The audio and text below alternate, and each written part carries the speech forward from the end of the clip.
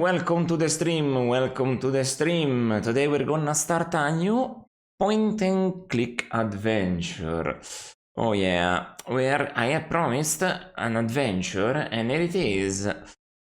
So, this is Deathgate, a fantasy adventure that says to be quite deadly, which I like because you can save anytime you want. Also, it gives you some stakes. Also, stakes. Anyway, I will be starting this today. Then, of course, I don't expect to finish it. It's supposedly gigantic, so we'll see. We'll see. I'm ready to take notes. I have my yellow book of hints already open. And as soon as we have something to write, I will. So, I'm interested in this. For the same people that made Companions of Zent, apparently they iterated on that engine. It felt like a game that had good potential, but wasn't too much explored. This game seems like it goes much beyond that. So I'm hopeful. Alright. We are about to decide our sound drivers. You know how it is. You know how it is. It's MT32 all the time, every time. Whoa!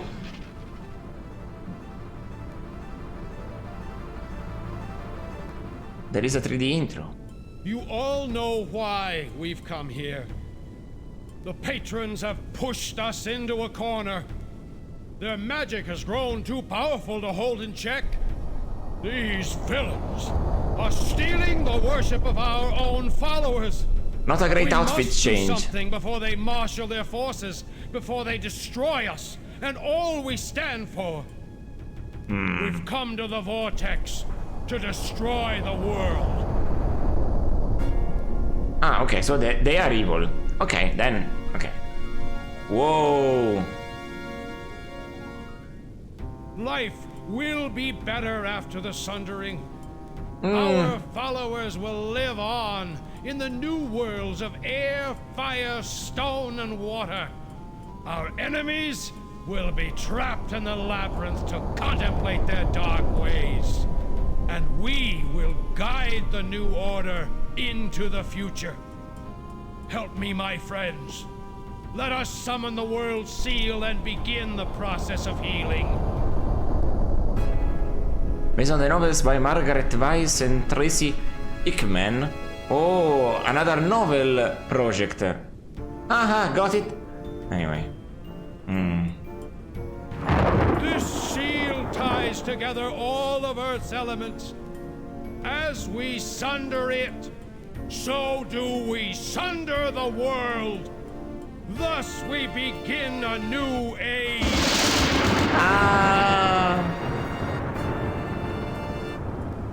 We are fucked. I guess.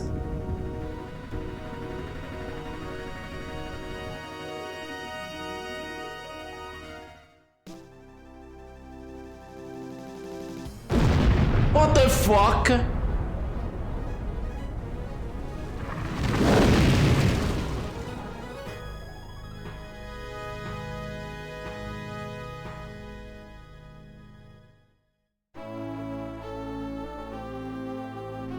They exploded the world.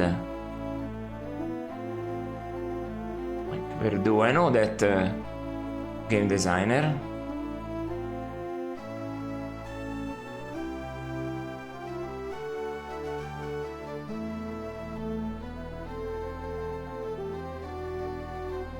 Cool illustrations.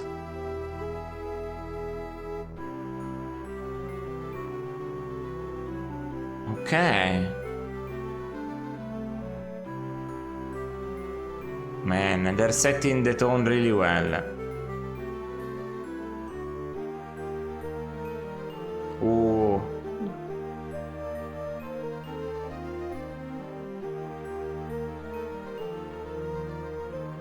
Oh, some of the developers are also testers. They didn't, they weren't snooty about it, cool. Alright.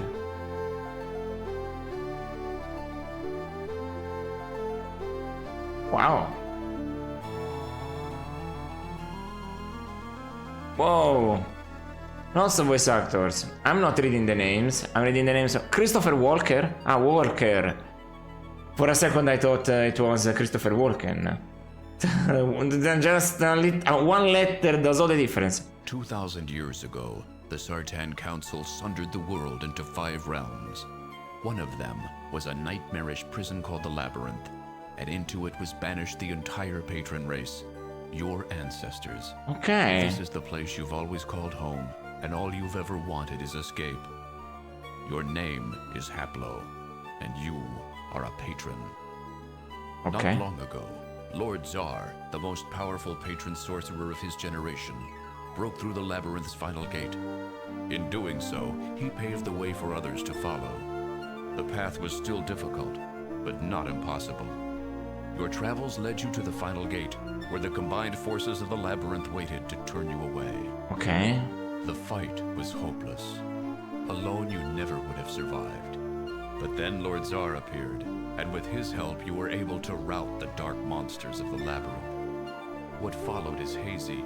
You remember stumbling out of the final gate, but then you collapsed on the ground, and Lord Tsar's concerned face faded to darkness as you lost consciousness. Okay. Then we wake up.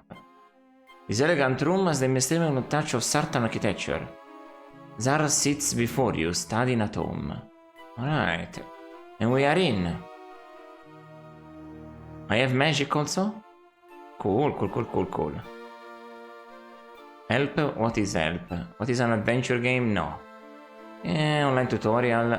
Online tutorial? Online? What does it mean online? Welcome to the online tutorial for that gate. During the next 5 minutes we will show you how to play that gate using a series of non-interactive demonstrations. Skip past text at any point, simply press the spacebar. You can also support the tutorial by pressing the S key. Okay, no tutorial. Help aborted. Alright. Yeah, no, maybe there's music, voice. Oh, there's everything. Upload? What is upload? I have to figure that out. This is... Can I look at... This? No.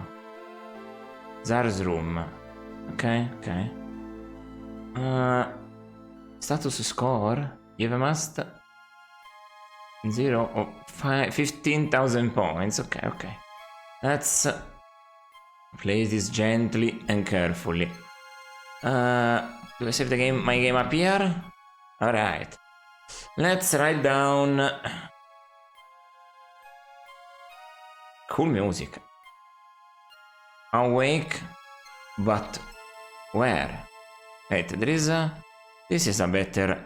Oh, this is a modern keyboarding controls. Very, very nice for 1994. Very, very, very, very nice. Okay, let me check here. Does it have restore? Yes. Cancel. Okay, so we have this music here. Hopefully, I cannot look at this. This is my one spell that I have. Okay. So, I'm going to check if the manual is cool to look at. Why not? Okay. Close this. Alright. The manual. Okay, we're gonna have a quick gander at the manual, no?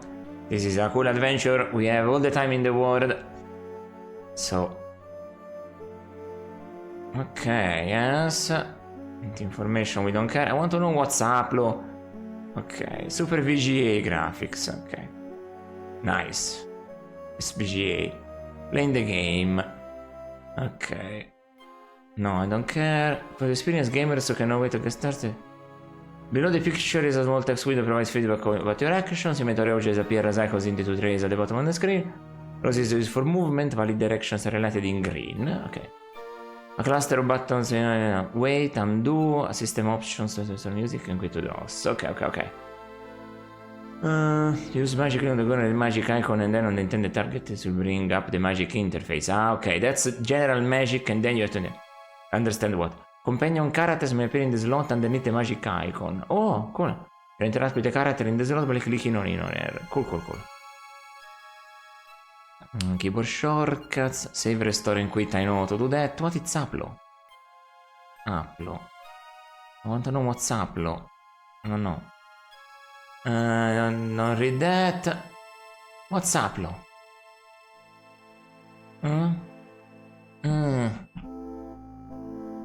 What's Aplo? Oh well. Maybe it's their name for the speech system. Okay, it's not a complicated manual. I'm happy. Did it come with an accompanying book or anything? Let me see. Extras. There is a prologue story, Forever Falling, called, written by the original authors of the series, and an int book. We'll avoid that kind of material here. So, let's look at that stuff. Tsar's room. Let's look at the history book.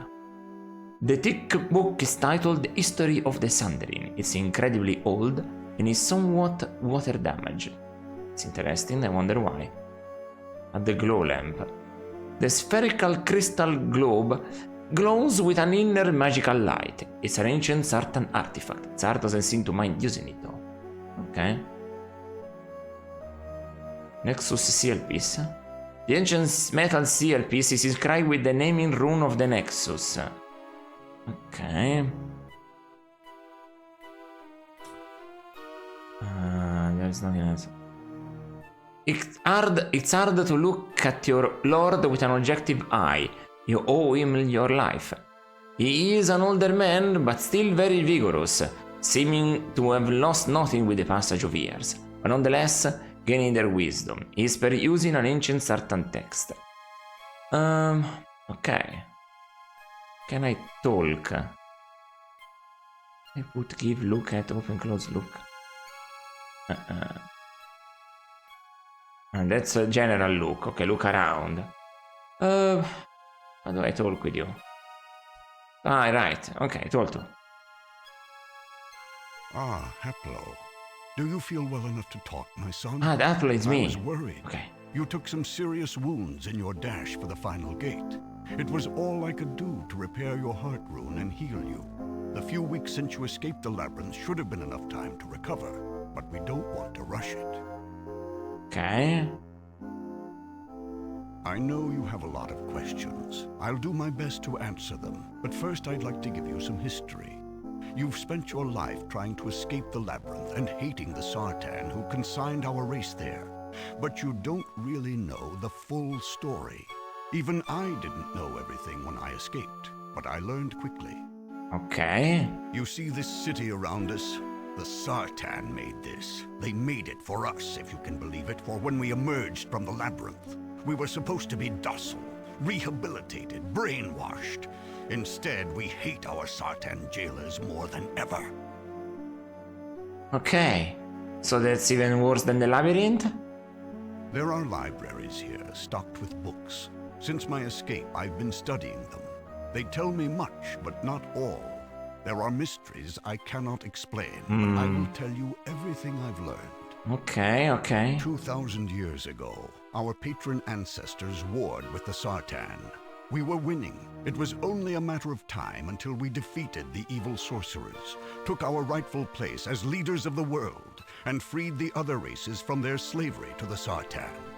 In desperation, a Sartan named Sama hatched a fiendish plan. He intended to sunder the world into 5 realms. 4 of these realms would be homes to the Mensch races, elves, humans, and dwarves. The 5th is here, the Labyrinth. It was supposed to serve as a prison for our race. Okay. This is starting off strong. They created a magic artifact called the World Seal. With it, they succeeded in sundering the world. Our ancestors were trapped in the labyrinth, and the rest of the world was broken into the other 4 realms. They planned to lord over the realms and administer the labyrinth as we were rehabilitated. But something happened. They just disappeared. and with them, all of their good intentions. Something up and they appear with them all of their good. Okay. Without the guidance of the Sartan, the labyrinth became a slaughterhouse. Its magic made it aware, intelligent, and it wanted our blood. Ah, Life shit. was a living hell for our people. But instead of breaking us as the Sartan wanted, the labyrinth has made us stronger. Many of us have escaped, despite the labyrinth's best efforts. I go back in every day to aid others in their way. I only needed to take you a few hundred feet. You even demanded that you cross the final gate on your own, without any help, before you passed out. You should be proud. Okay. Now, my son, I need you. Since my escape, I have been devising a plan to restore our people to our once glorious position. It is our birthright. To this end, you must carry out a very special mission for me.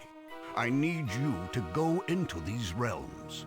You'll not only be gathering information, but searching for the seal itself. Okay. With it in hand, I plan to reform the world from the broken pieces that the Sartan left us. So this is an alternate reality, basically of the planet Earth. Of course, dripping in fantasy. Okay. But here I've been dominating the conversation. You must be very confused. I'm sure you have many questions for me. I'll detail my plan later. Okay, whoa. How did exactly the Sartans under the world? Okay, so they said that there is a seal. Okay. I should keep it as a keyword. So I can ask that gate. So to that's a phrase, to put the word back together. Together.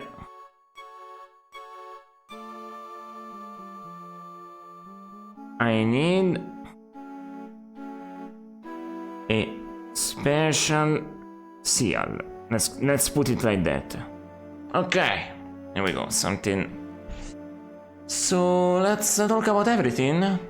Why not? How exactly did the Sartan sunder the world?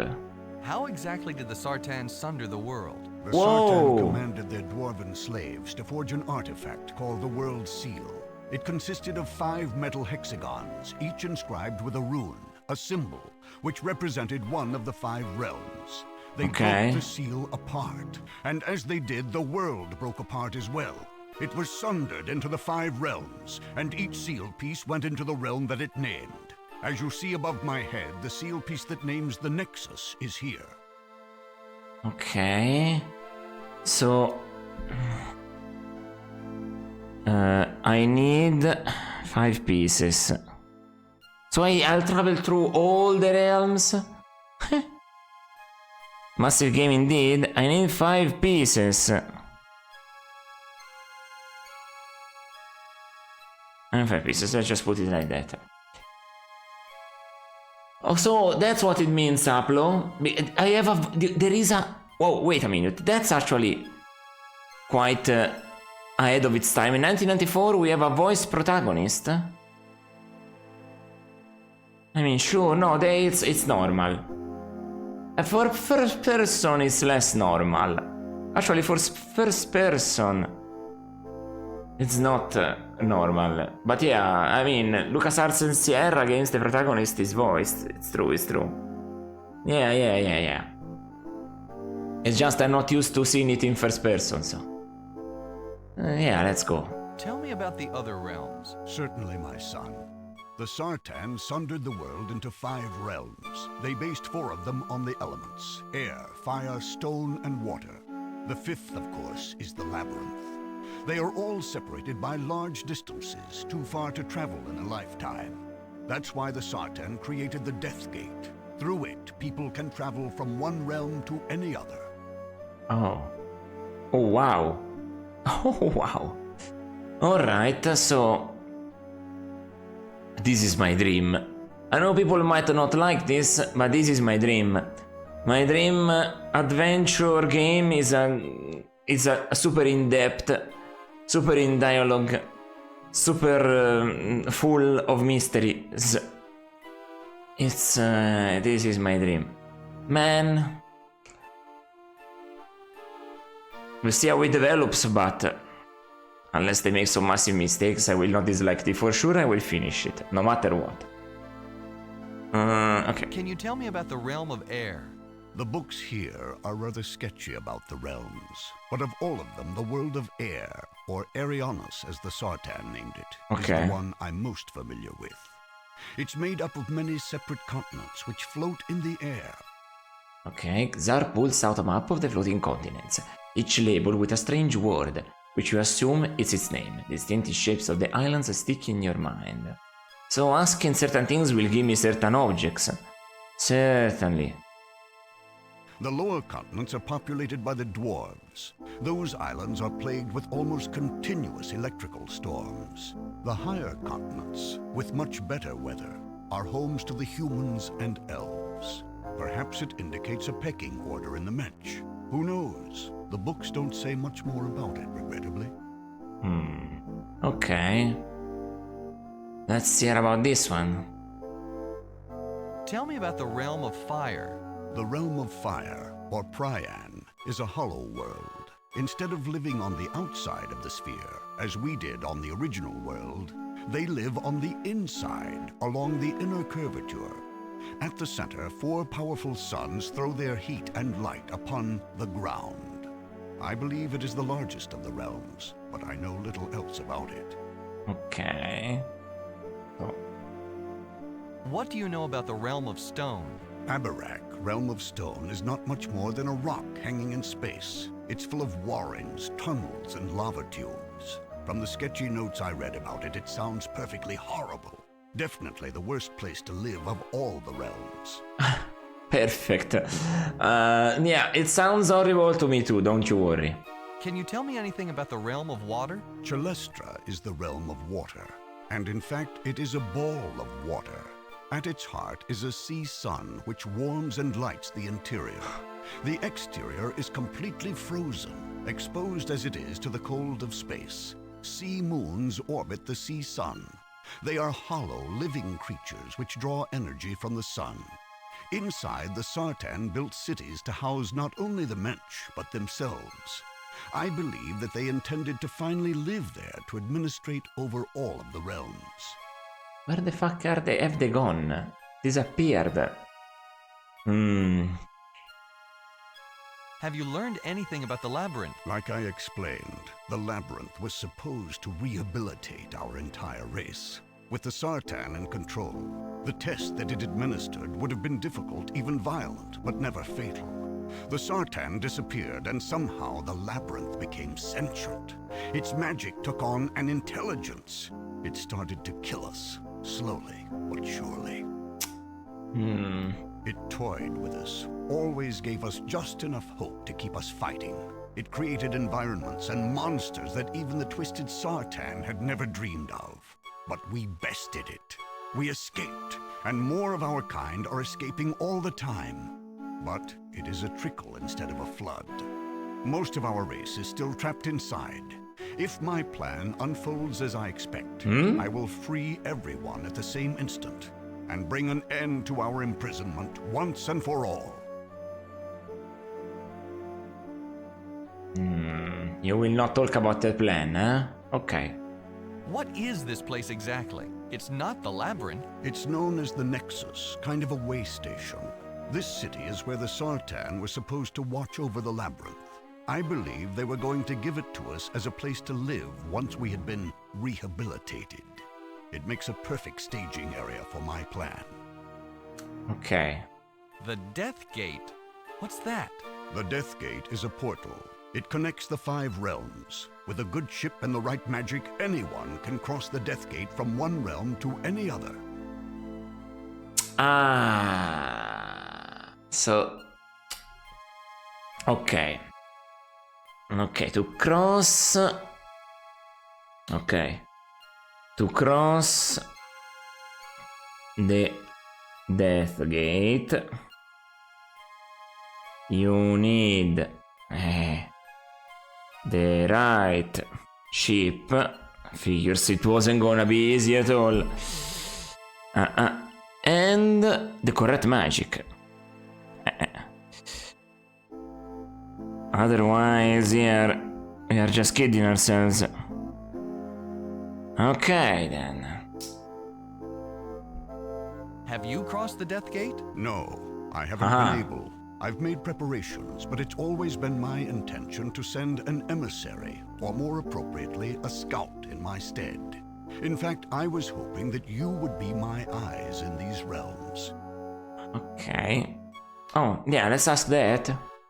What kind of magic is needed to cross the Death Gate? It's very simple, yet infernally unattainable. The books describe the necessary preparations. You need a ship, one powered by magic with the ability of flight. You need a steering stone magically treated to guide the ship through the portal. Okay. Flight magic. Okay, flight magic. Steering stone.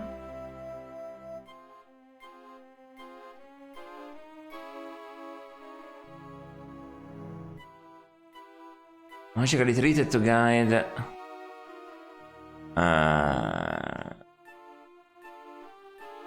Steering stone, a magical one. Okay.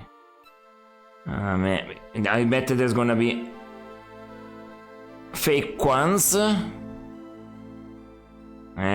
What can we do? It's how it is. Okay. But upon the stone, you also need the naming rune of the target realm. The books state this, but neglect to actually show the runes, as if they were common knowledge. None of the books depict these runes. For years, I've been researching the subject, reading every document, poring over every scrap of parchment. And I believe I finally divined one of the runes. That of Arianos, World of Air. Okay. Cool. And the runes of the realms. Okay, just to keep it in mind. Otherwise I say, why can't I go there? No, let's just write it down. It's the only one I've been able to reconstruct, and it's taken years. I don't even know if it's possible to produce the others, given the pitiful research materials I have. It's my thought that the other runes might lie somewhere inside the realm of air. For some time, I've been planning to send someone there to look for them. Makes sense, because if I think about this right, it was supposed to go, basically every realm was supposed to travel between every gate. Yeah, so every realm should have all the runes, but it's been a long time since then. Do you have a ship? Yes, the Sartan were kind enough to leave one for us. It didn't have the steering stone that such a ship requires, but I was able to reproduce one. Without the naming runes of the realms, of course. Okay, let's go back a step. Let's go back a step. Certainly. Can we talk about something else? Of course. What do you want to know? So, do we know anything about this? Where did the Sartan disappear to? I don't know. I don't think their disappearance was planned. All of their documents indicate that they expected to be around for a long time to enjoy the fruits of their labor. It seems that one day they just vanished. That's worrying, I'll say. I have a few theories. It's possible that they did plan to vanish. They might be hiding somewhere in the realms, using the disappearance as a smokescreen to make us careless. When the time is right, they will return with our deaths in their hands. I don't know about that. In any case, I take nothing for granted. I must know where the Sartan went to. I must have vengeance. Our people cry for it. Somewhere in the realms there must be signs, clues. Eventually, we shall discover them, and the trail will lead us to the Sartan. Then we shall destroy them. What were the Sartan like? I've pieced together a picture from the books I've found. The Sartan were the opposite of us, even physically. As we have black hair with white ends, the Sartan have white hair with black tips. The runes that we place upon our bodies for protection and to enhance our magic, they shun. Interesting. Interesting. I believe that while the Labyrinth has forged us into a harder, stronger race, the Sartan have grown softer in their luxurious realms. They will be no match for us. They will look into our eyes and find the mercy they gave us, the hatred we've kept burning for thousands of years, and their own deaths. What is this? I have a heart rune? You repaired my heart rune? Yes, as the Labyrinth continued to attack you, the magic rune tattooed over your heart became weaker and weaker. When I discovered you, it was actually broken. Oh, does it mean I could die? As you know, heart runes must be complete to function. They sustain us, protect us. They are like circles. The magic of your being continually flows through it. If it becomes weak, you cannot cast spells. If it ever becomes broken, you fall ill. Okay, this feels important. So, I have a heart rune,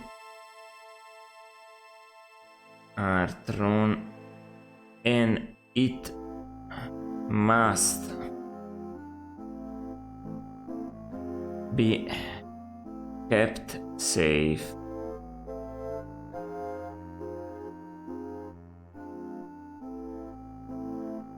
Or risk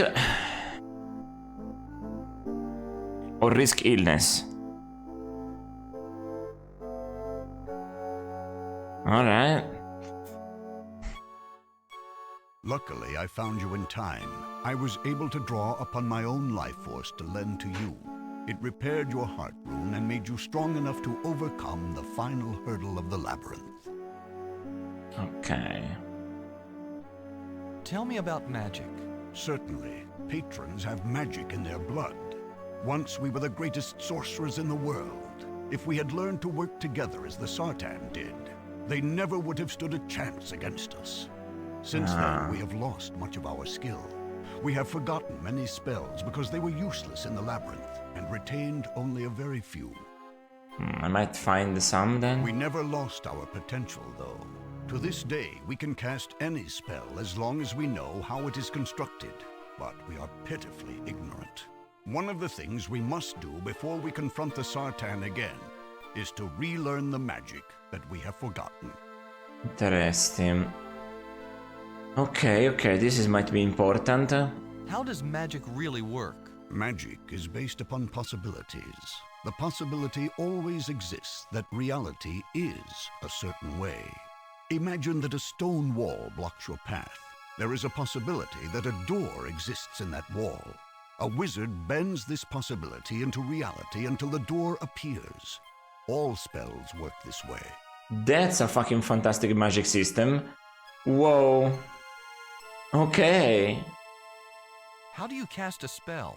Spells are made up of runes. You build a spell by putting these runes together to form a rune construct.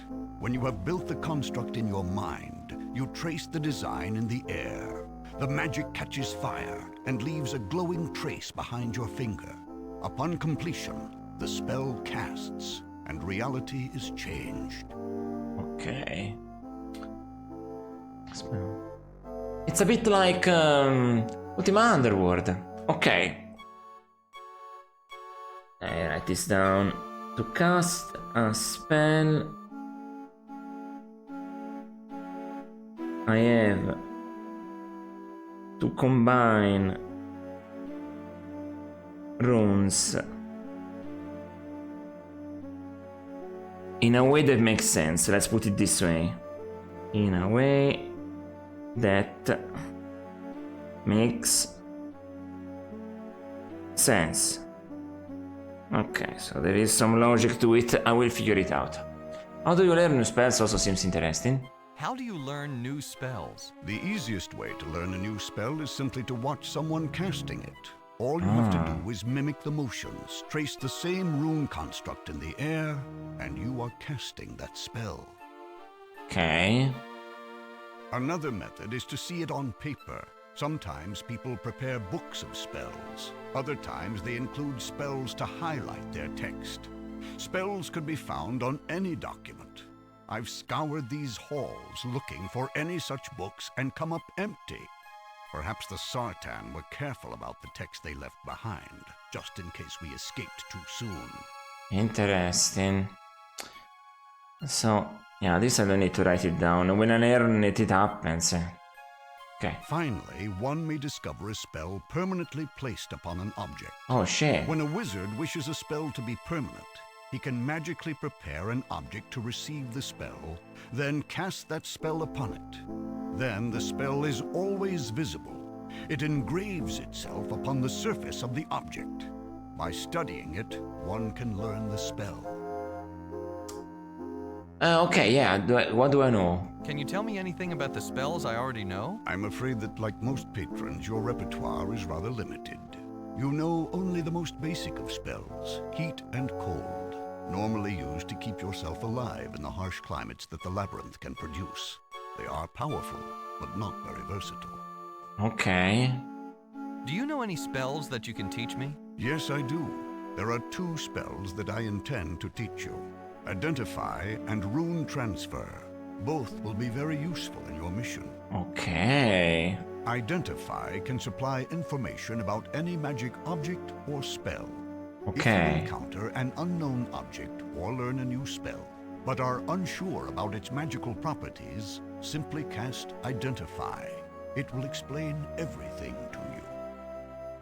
The second spell, Rune Transfer, is very specific. With it, you can transfer a rune symbol from any object to a magically prepared surface. This will be necessary to place the naming runes of the 4 realms upon the steering stone. Oh shit, it's important, okay.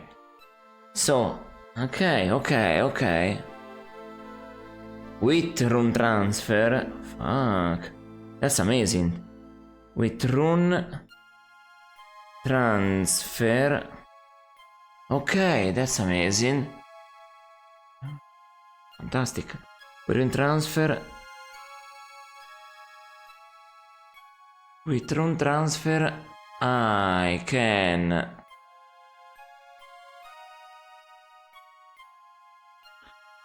place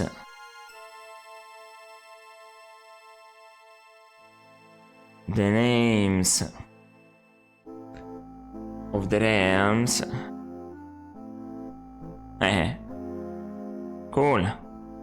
The realms on the steering stone. Fantastic. After I teach you the spell, I will give you a marker with the naming rune of Arianus upon it. You must take it aboard the ship to the steering stone. There, cast Rune Transfer upon the marker and transfer the rune to the stone. Following that, the ship will be able to take you there, to the realm of air. Okay, cool.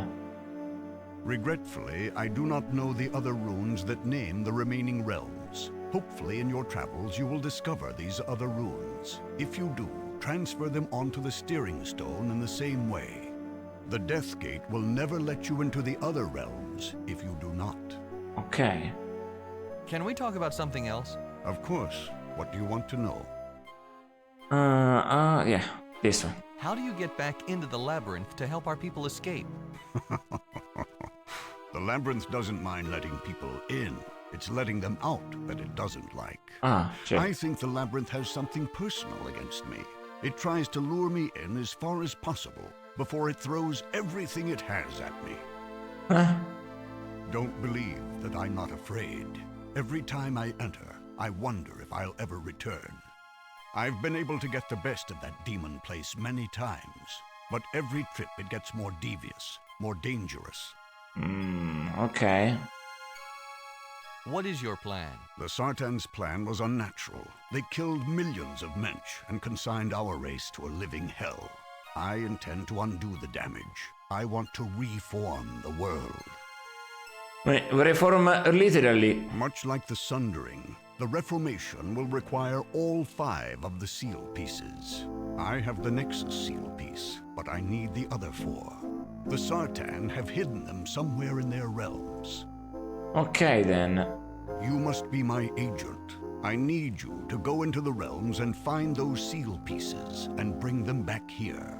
When I have them all, I will reform the world, free our people, and bring the Sartan to justice. Now I know the naming rune for only one of the realms. I will give you a marker with the rune upon it. Use the rune transfer spell to place it upon the steering stone on board your ship. The stone will then be able to transport you to Arianus, the realm of air. Since I don't know the runes that name the other 3 realms, I can only hope that you will find them somewhere on Arianus. I also wish to know what happened to the Sartan. Their disappearance mystifies me. Finally, I want you to learn any new spells that you come across. It's Okay, only yes, I through have the written this infusion stuff of new down. spells that we will be able to build up our arsenal of magic. We need a So, lot. do you understand your mission? Take your ship to Arianus, search for its seal piece and the other realms' naming runes, and gather any information you can about the missing Sartan and new magic spells. Ok. When you have finished, come back here, deliver the seal piece to me, and give me your report. Now I shall teach you the 2 spells you will need. Ok. Watch me closely. Ok, ok. Zar and rises. One finger extends and begins to move against an unseen canvas. It leaves a glowing line in the air. The design follows the graceful movement of Zar's hand. Finally, Zar draws his hand back, but the spell remains, floating in the air. This is the rune transfer spell. Study it. Remember it. This next construct defines the identify spell. Watch me again. Ok. The first spell fades, and Xar traces a new design in the air. This one is very simple and quick to complete. You stare at it and commit it to memory. That's all, my son. I am entrusting the fate of our race to you. Do not fail me. It tosses you a stone marker with an intricate symbol upon it. The naming rune of Arianus, you guess. And returns to studying the tome laid on the desk before him. That's impressive. We have also a map system? Cool. Cool. Okay, so let's look at this. The stone marker has the naming rune of Arianus word of air etched upon it. We have a map system, just like previously. Hey, awake but where? Let's save on the same save system. For spots, it's easier. Can I take this? That gives you a look that says, that's not one of the sealed pieces you're supposed to collect. Okay. Use magic on Aplo. What magic will I want to use? Spell identify. Spell. Identify it called rune transfer. These are the runes that I know for now. Identify. This is an unknown spell. How do I... Okay. Help. This is the interface for constructing and casting magic spells. Spells are made from root patterns. The rune stones at the top of the screen are the building blocks for these patterns. Construct spells in 2 different ways. Click on the spell button and select one of the listed spells. The spell will construct automatically from the available runestones. 2. Click on the runestones at the top of the screen, one at a time until you create the spell that you want. Use undo to remove the most recently added stone, reset to start again. A valid spell, one that is ready to cast, will glow bright red. The identify button at the right will tell you about the effects of any of the spell that is ready to cast. The cast button casts the spells. Okay, so first, spell. Select. I do identify. The spell gives you information about anything magical. It can be cast on the objects affected by magic or other spells. Okay. It. Ah, they form a pattern. That's what they mean with the pattern. Okay, identify. The spell causes target object's temperature to rise. Depending on the caster's intent, the spell can do as little as slightly warm something or as much as cause an object to smolder. Very cool. Cold. Okay. The spell causes the target object's temperature to drop. Depending on the caster's intent, this spell can do as little as send a chill through someone or as much as freeze an object solid. Okay, okay. Spell, rune transfer. It is... Okay. Identify.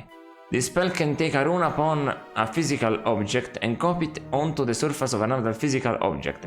Target surface must first be magically prepared to receive the rune. Ah.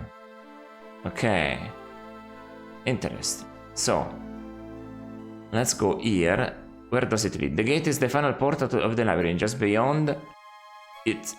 It's the hell you called home for most of your life. Fuck, that scared me. And the mountains. The mountains that border the labyrinth are exactly what you would expect. Harsh, pointed peaks that remind you fangs completely unscalable. There is a map that says you can go further in that. Interestingly. Look at... Gateway. Gateway? Gateway. Okay, yes. Okay. Labyrinth gate. Just looking at the gate gives you chills. The labyrinth beyond calls to you, inviting you back to his cold embrace. All it wants is one more shot at taking your life. I don't think so. Help me save. Let's say... Labyrinth. Labyrinth. Dreams. I'll try to go in it. But yeah, let's take it easy first. I got an important message. What do you mean?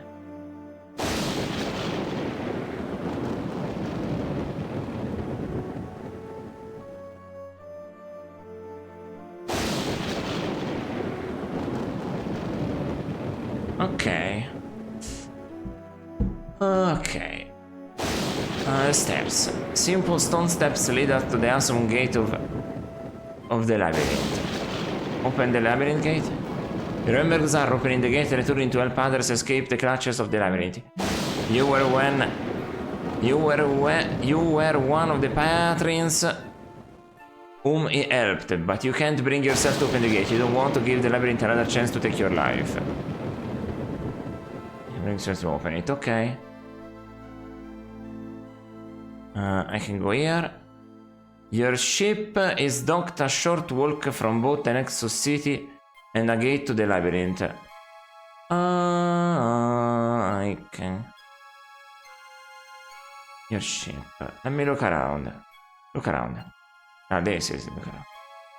Nexus City. The city of the Nexus is beautiful. It was created by the Sartan thousands of years ago to await the arrival of the patrons. After the labyrinth had molded you to fit into the new society. Even so, it remains very impressive. Okay. The labyrinth gate. Yeah. Nexus Landing. This is the look here. Yeah, okay. Look at your ship. The wooden one-man ship is shaped like a dragon, an ancient mythological beast. The gangway door is open.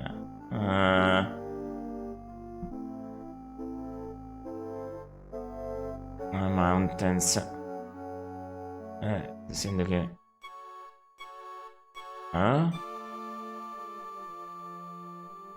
This is all that we have here. But yeah, can I take this book, really? You do not need this book for your quest, Aplo. I am researching the Reformation, and as this book is very damaged, it's quite difficult. I certainly don't want it damaged any further. Sorry about that. Sorry about that. Sorry about that. Honestly. Okay, I tried. You told me to read books. What can I tell you? Hey. Okay.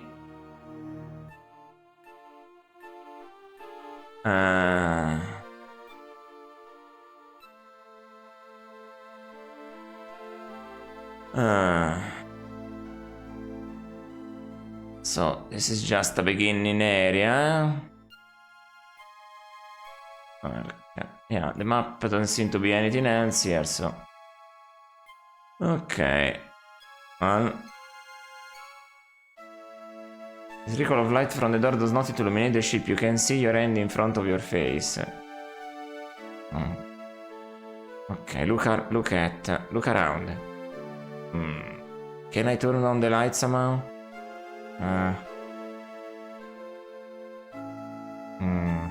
Maybe use magic on the room. Can I do that?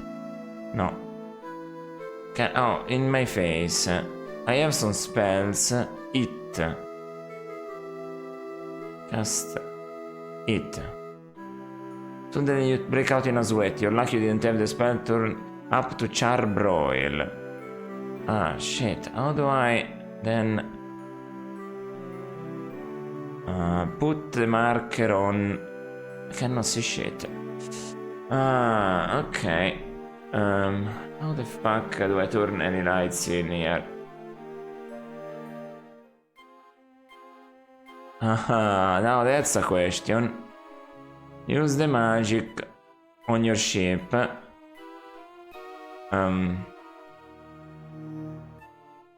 Spell it. The water of your ship gets quite hot, but after a while the spell wears off and its temperature returns to normal. I told to you. Yes? Was there something else you wished to discuss? No. That's enough for right now. I'd like to talk to you later if you don't mind. Very well. I'll be here. Yeah, nothing I can talk to you about.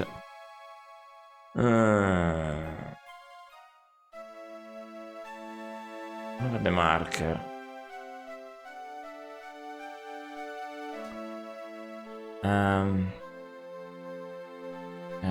Cast magic on the marker. Spell, rune transfer. Yeah. Transfer the marker onto.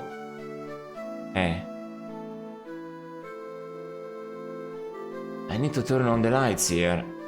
How in the fuck do we go about it?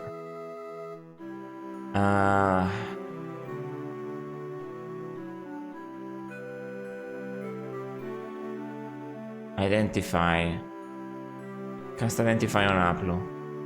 You are a patri with an immense natural talent for magic. Only your lack of knowledge limits you. And the fuck? There is a lack of light here. That indeed there is. Look.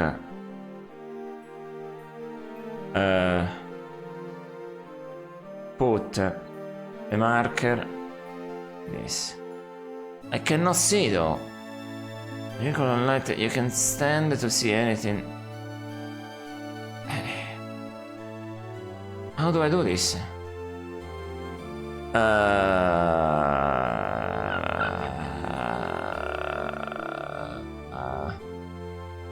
That is complicated. I have to figure this one out. We are already semi-stuck.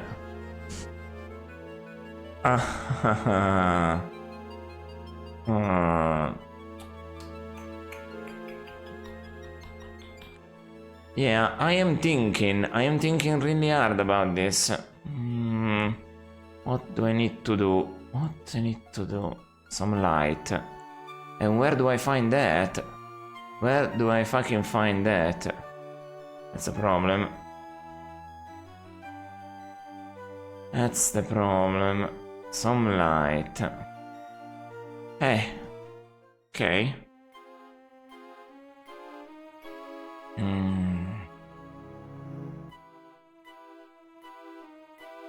Oh shit.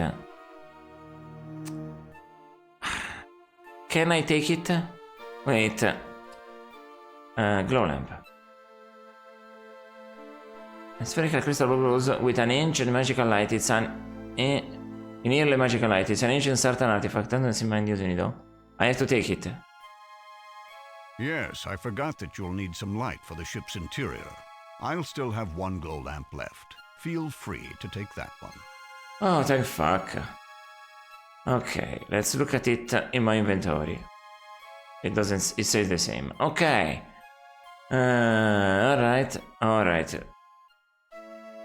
You carefully place the glow lamp on a mount by the door. With the new light, you look around your ship carefully, identifying the navigational tools provided. In the center, you see the steering stone. It has the power to guide your dragon ship through the Death Gate and into the other realms, as long as that realm is represented by its naming rune on the surface of the stone. Okay. To the front of the ship, you see the steering wheel. Once you travel to a new realm, this allows you to navigate your vessel to places within it. Oh, wow. Okay. Let's first look at things here.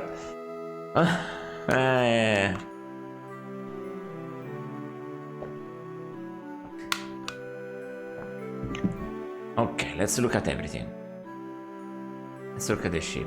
You stand in the cramp bridge with your one-man dragon ship in front of the navigational wheel and steering stone.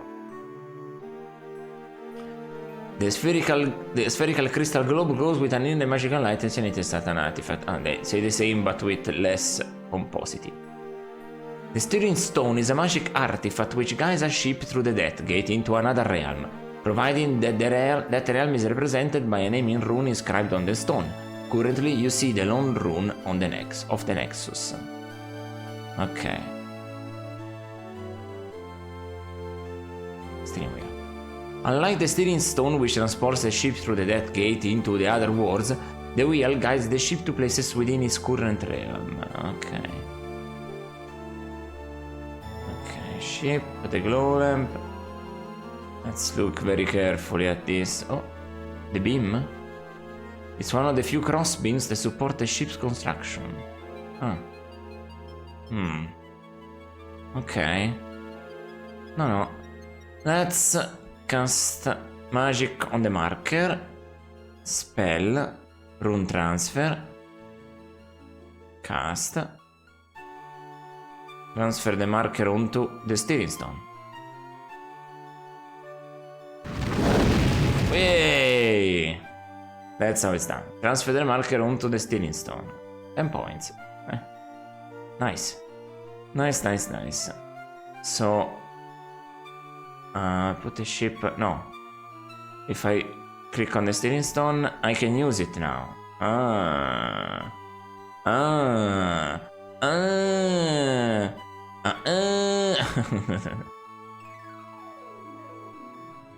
So, you hold the power of the steering stone to take you through the Death Gate and into Arianus, World of Air. Okay. Whoa.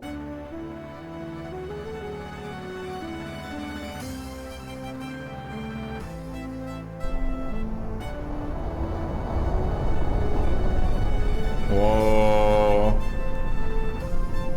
Yes.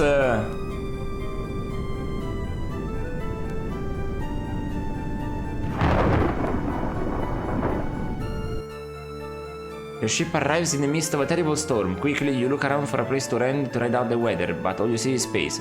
There's no ground anywhere. Suddenly, through the lightning, rain and wind, you make out a floating island as big as the continent. You pilot the ship towards it and land it on bare rock just outside a cave. Okay.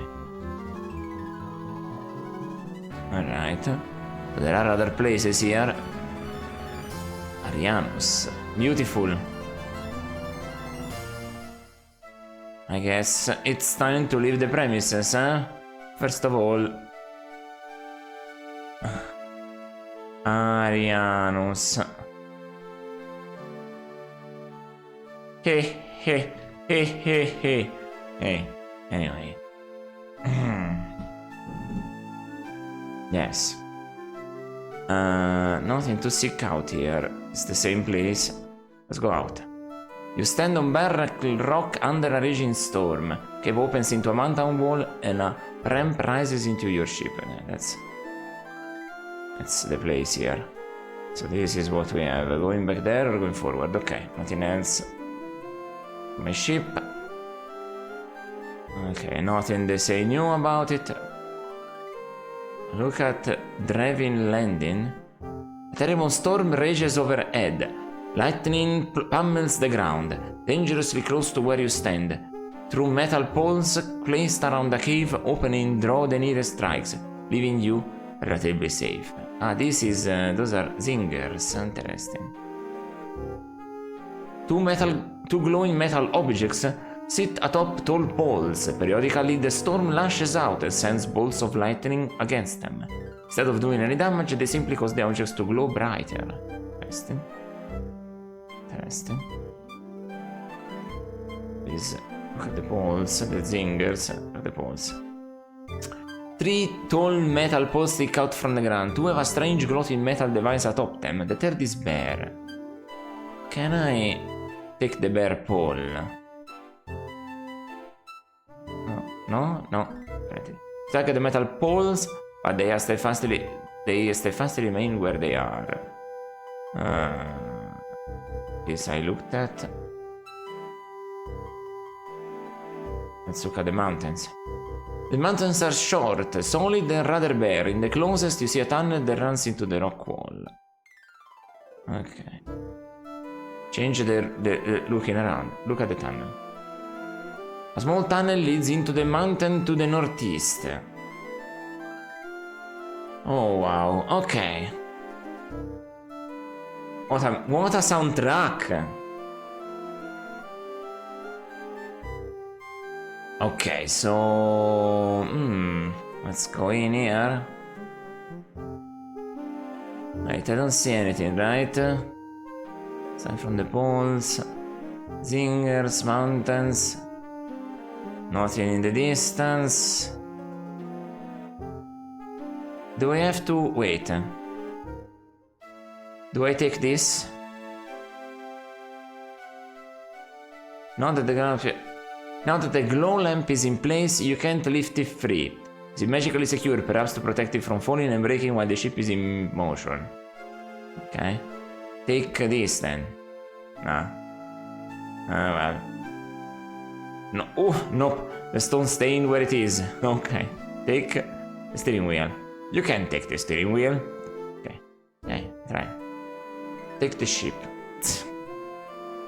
You can take your ship, okay. Alright. The small cavern contains a control panel, several pieces of furniture, and a female dwarf. Dwarf looks up at you in surprise. Oh my!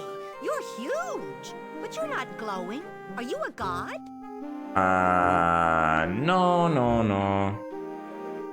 I'm not god, just a traveler. Right? What would I want to say? A god, sort of, perhaps. Why would I be glowing? I'm not so huge, you're just small. Of course I'm a god. Where are my offerings? No. That's a rather unusual greeting, and hello to you as well. I'm not god, just a traveler.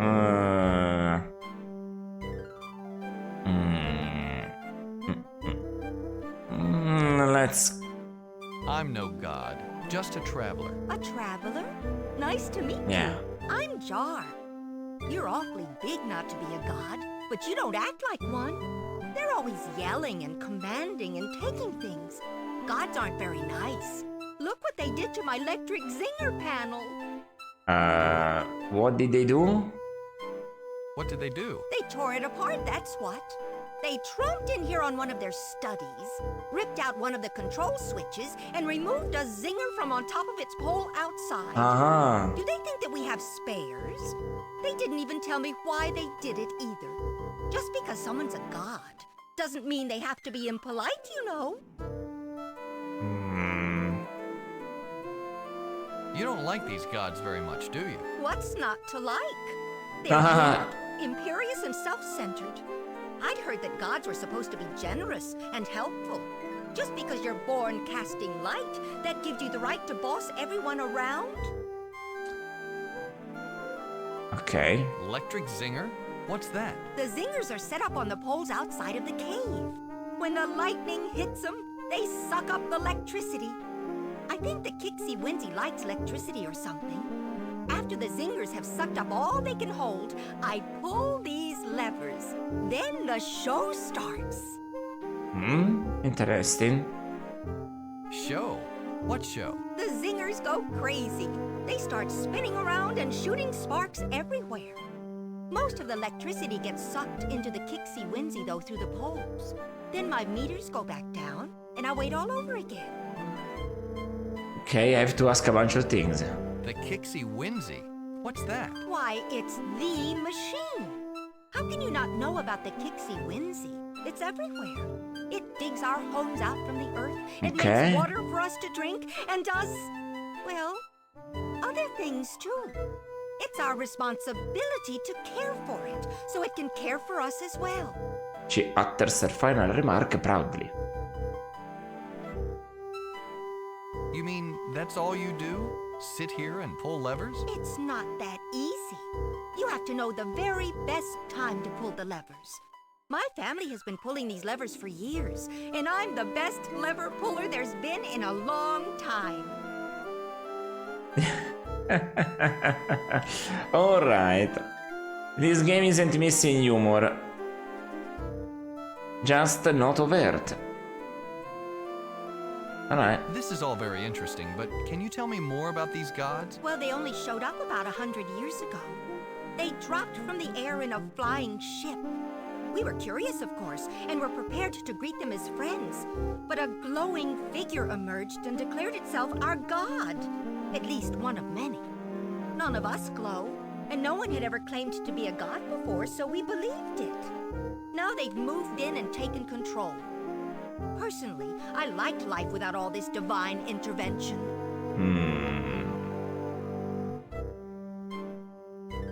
When it arrived, your glowing figure came to without you bought it. If the figure didn't glow, would you have believed it? Let's see. If the figure didn't glow, would you have believed it? Probably not. If they looked like you, I would have just thought that they were big, but not gods. A few extra feet of height doesn't make you divine. Okay. When it arrived, your glowing figure claimed to be a god, and you bought it? Why would someone lie about that? I wouldn't claim to be a god if I wasn't. Besides, he glowed. The way they explain it, you can't glow if you're not a god. If I can glow, I can demonstrate there are no gods that might rebel against them. We'll see about that. How exactly have these gods taken control? They moved into the Kixie Winsy control room and kicked everyone else out. They're always doing tests and things to it. I don't like them tinkering with the Kixie Winsy as if they didn't know how to work it. I mean, if you're a god, aren't you supposed to know all that stuff? Yeah. Anyway, they've also kept us away from the north exit. That's where their ship is. They've always got a guard there to make sure, like they don't trust us. If you're so upset with the gods, why don't you just drive them off? They're gods. You don't just tell gods to go away if they get inconvenient. I might not like them, but they're ours. If they weren't gods, though, you can bet we'd have gotten rid of them long ago.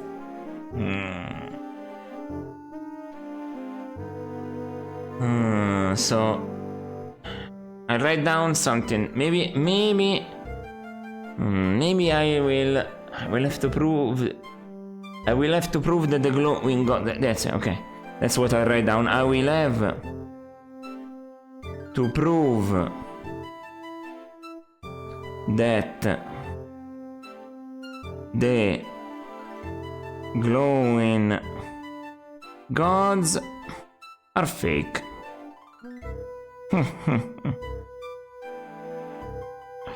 Okay, let's see.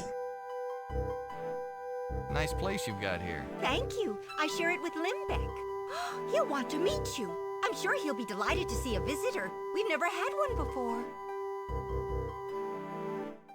Limbeck. I take it that he's another dwarf? Of course he's a dwarf. What else would I be sharing my quarters with? Okay. Is that his shirt hanging on the wall? Yes, he never picks up after himself. I made that hook specifically so he'd keep his clothes off of the floor, but I still have to do it for him. Does that mean you're attached? Well, yes. Someone's got to look after my Limbeck. He'd fall apart without me.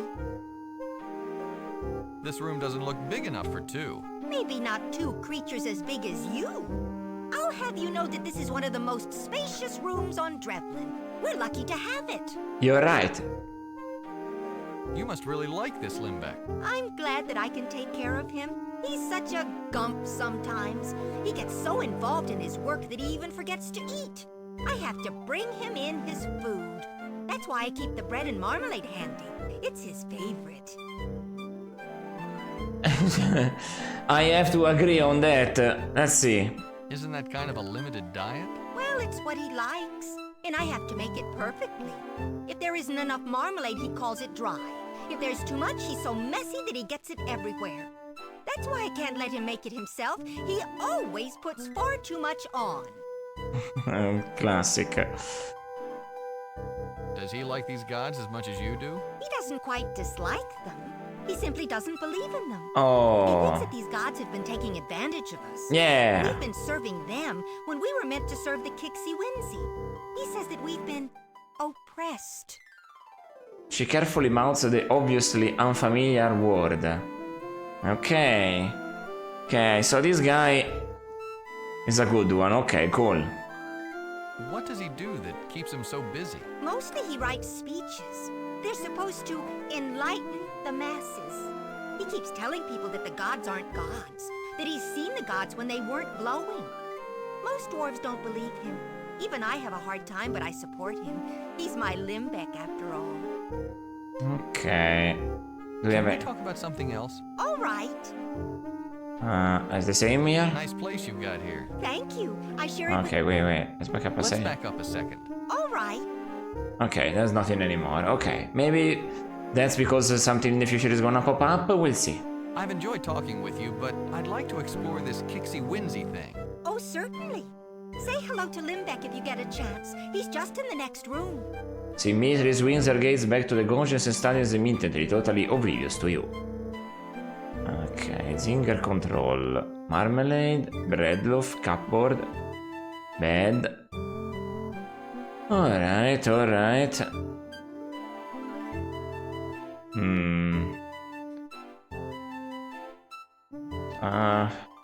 Let's save on this. For now. So, the small control panel. Okay. Look at. Jar is a dwarf, stocky, short, and strong. The fact that she is female is only apparent by the lack of a long, flowing beard. Suppose that she might actually be attracted to another dwarf, of course. Classic 90s writing. It's a simple quote, not complimentary. Look at the tunnel. The exit leads back to your landing outside. And small white t-shirt hangs on the wall. I take it.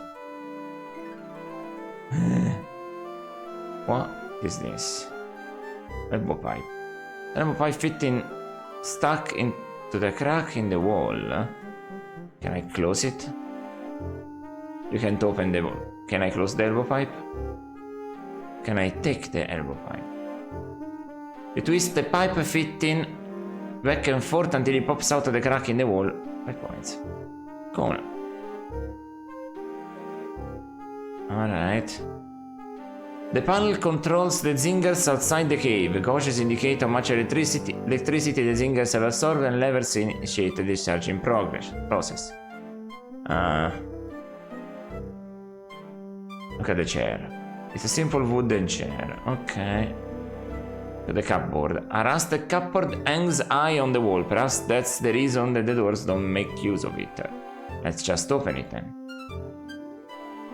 The doors of the cupboard have rusted shut. You can force them open. Look, put elbow pipe in the cupboard. Doors are rusted shut. You can get anything into the cupboard. No. Wear the white shirt.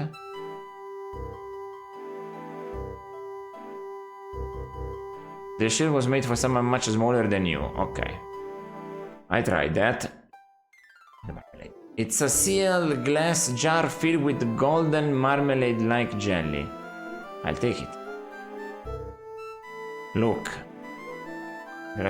Although the loaf of bread has been cut to slices, it's so hard and stale that you can't imagine an instrument that would have made a dent in it. Okay, interesting. Take one. You grab a slice of stale bread from the counter. Look at it. It's a slice of hard, dark bread. It is so stated it feels like it could be used to pound nails. That's interesting. I'll take that into... We got the bread slice, okay. So... Can I use this? Zinger control. Open the Zinger control. Can't open the Zinger control. Okay. Zinger control. Levers. Oh no. Put the levers. Oh. Put the elbow pipe. The Zinger control. The elbow pipe slides right off. What do you expect? It's vertical. You pick up the elbow pipe. Okay, okay. There's a missing. Look at the levers. 2 levers stuck out of the panel. One socket shows where a level was ripped out. Ah, that's what they did with the third one. We can fix that. We'll see. Papers and parchments are piled everywhere. In the middle is an intent but confused looking dwarf. Upon your arrival, the dwarf looks up from his scribblings and gasps. My word, what are you?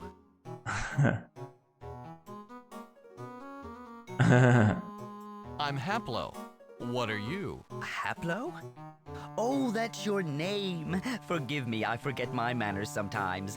I'm Bolt Tightener. Welcome to my home. Bolt Tightener. You're not a god? No, you can't be. You're not glowing.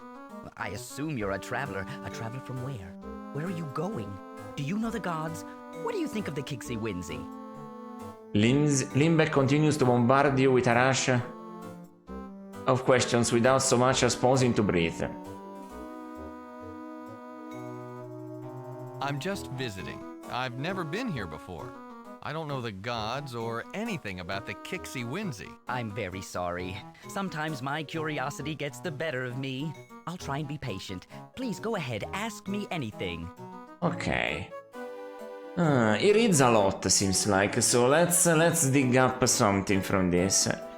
So I will have to prove that the glowing gods are fake. Especially in this place. The other stuff is all contingental to doing everything, I bet, in every place. Even if it has a point system, so there might be a lot of extra secret stuff. Interesting. Ever heard of the Sartan? The Sartan? Is that a place? I'm sorry, I've never heard of it. Okay. Let's go straight for the point. Maybe we'll find something that we need. I'm looking for a piece of something. It's metal, hexagonal, and has a symbol on it. It's very old. Do you know where I might find it? I wish I could help, but I'm afraid I'm not familiar with anything like that. If it is very old, there's only one dwarf that might be able to tell you something. Old Grapple Rock Digger has been here forever.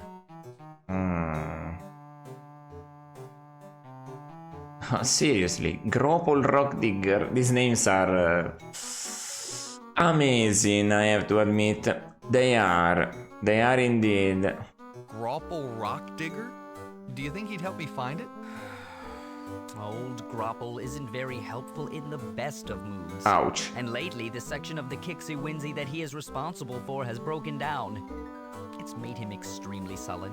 He won't talk to anyone except in insults. Okay.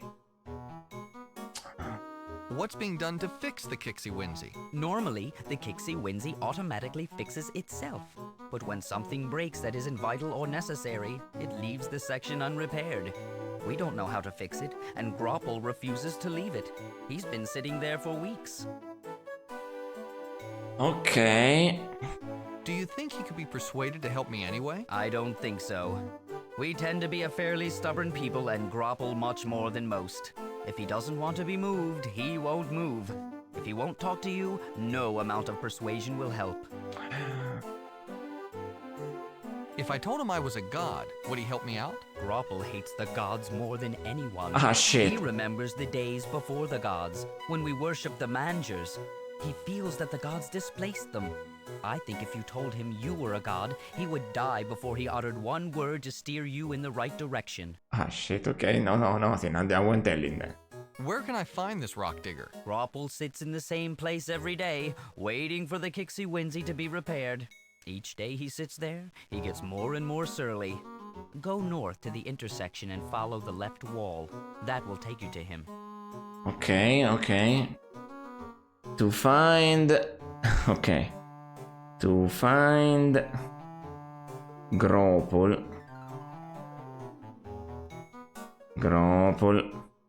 Rock digger, great name. Grapple, rock digger. I have to go north. Okay. This I write down. Go north at the intersection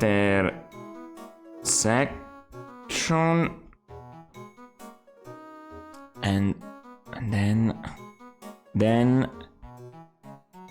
follow the left wall. All right. How old is Grapple Rock Digger? He's been here for as long as anyone remembers, long before I was born. He'll tell you he remembers when the Kixie Winsey was built, but that was thousands of years ago. I think what he forgets, he makes up. Okay.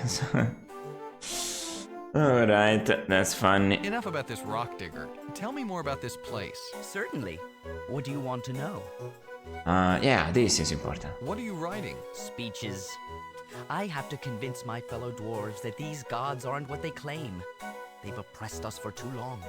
We must break the chains and take back our freedom. I'm just not very literate. I can't put my ideas down on paper very well, but I'm determined.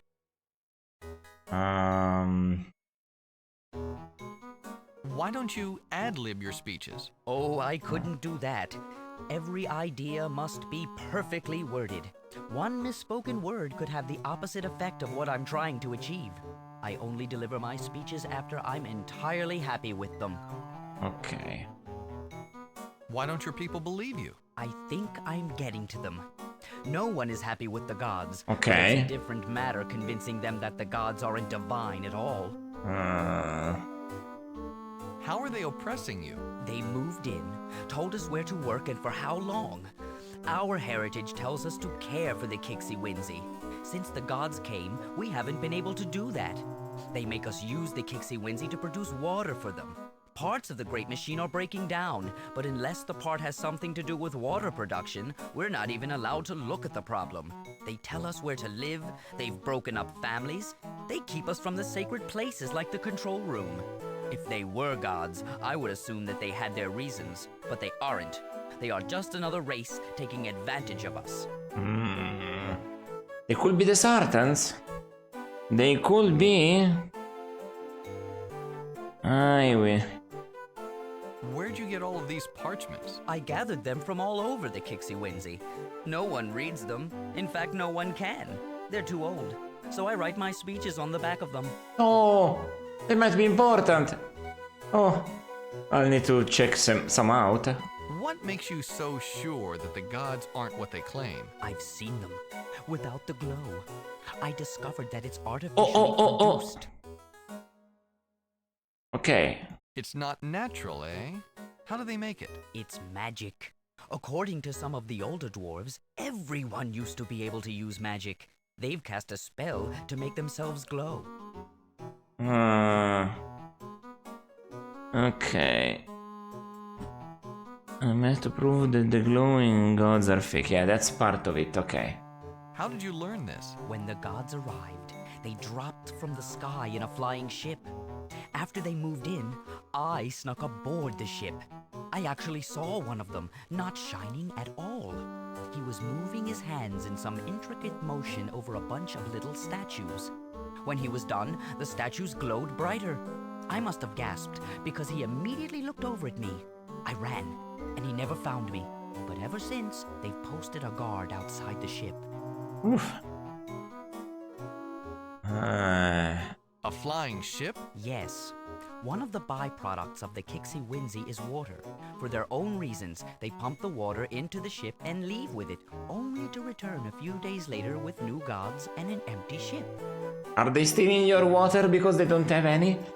They might come from the Fire Realm. They might not be the Sartans. Okay. They're guarding the ship now.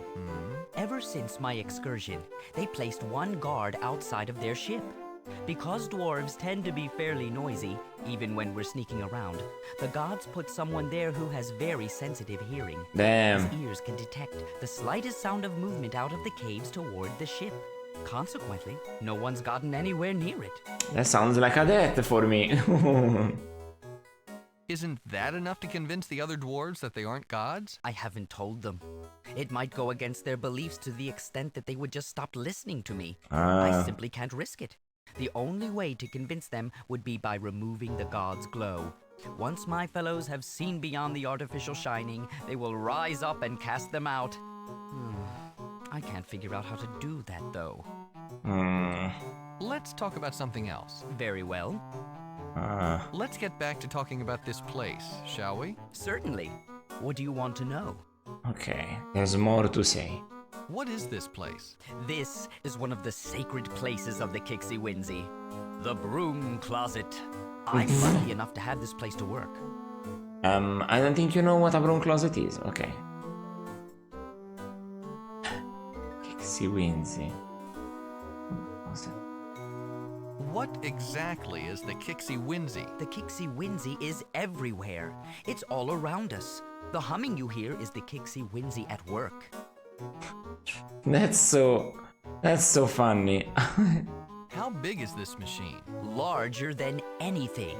No matter where you go, the Kixie Whimsy has been there first. It digs tunnels and fills them in according to its own whims. We live in the chambers that it builds. If it fills up our homes, we find somewhere new to stay. Its controls and instruments are scattered throughout the entire continent. Yeah, but okay. What is in this sense, I What does mean? it do? It serves the purpose of the mangers. Long ago, the mangers built the Kixie Whimsy and asked us to care for it. We have done so ever since. Yeah, that's what I'm In thinking. other words, you have no idea what the Kixie Whimsy does. Well, no. It isn't for us to know. Our purpose is to monitor and care for the Kixie Whimsy. The gods don't seem to know what it does either. Ever since they moved in, they've been running tests of all sorts on it. They've restricted everyone from the control room where they've based their tests. These mangers, are they still around? No. The mangers have been gone for many, many years. Some of the young ones don't even believe in them anymore. Only stories and legends keep the memory of the mangers alive. Okay. Let's talk about something else. Certainly. What do you want to know?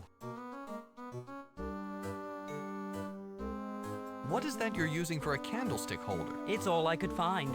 If I had a better candlestick holder, you can bet that I'd be using it. That's a mighty big jug of ink you've got there. I found that jug of fast-drying ink quite a while ago. Despite the amount of speeches I write, I've only used a small portion of the ink the jug contains. I believe it will last indefinitely. Infinite ink. That's all. I have to go. Very well. I must get back to my speeches. Feel free to look around. Okay. Quick drying ink. This is a long pipe. What if I give you the elbow pipe? And I get the long pipe? Wait, I got some ideas about it. Okay. Yeah. So, I couldn't look around earlier. Papers and parchments are piled everywhere. In the middle is an intent but confused looking dwarf. Dwarf squints through a pair of thick glasses at a parchment rolled out in front of him. Appears lost in thought most of the time, but occasionally scribbles something down. At the desk. The desk is well used and shows its age. The metal is thoroughly dented. It's of metal? Interesting.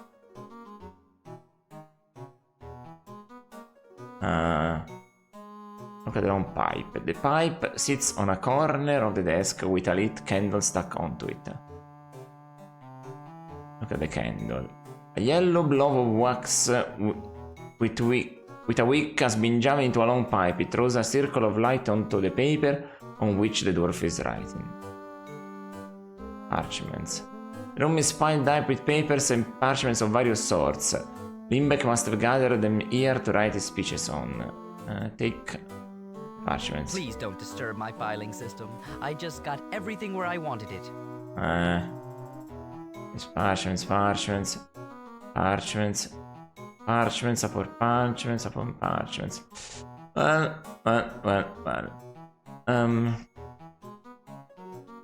Give elbow pipe to Limbeck. Yes, that's very nice.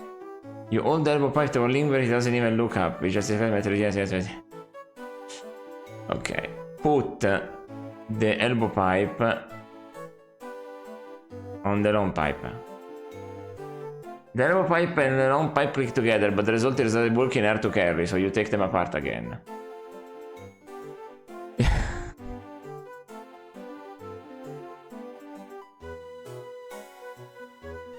Take the quick drying ink.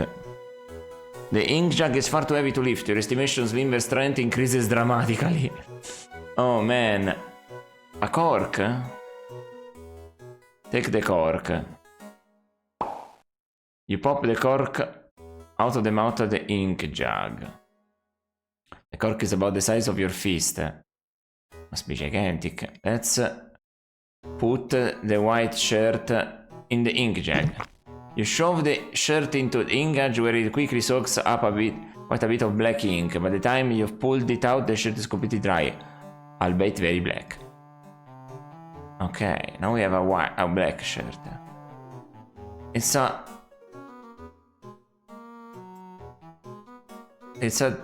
dwarf-sized t-shirt. The stains aren't quite as visible now that it's black. Ah, so I give you this. Look. That's a very nice shirt. I've got one just like it, only it's white. Wait, what do you tell me if I fix it's not a stained anymore? Give shirt to... Interesting fashion statement, but kind of morbid, don't you think? What? Okay. Put this elbow pipe... I cannot put it back. The jar's room is a big place. Where exactly do you intend to put the elbow pipe? No. I close the cupboard. Cupboard is closed. Okay.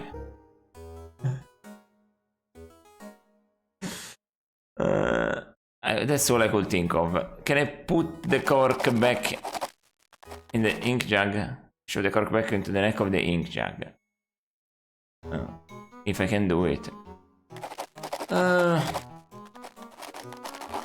Can I put the marmalade on the bread slice?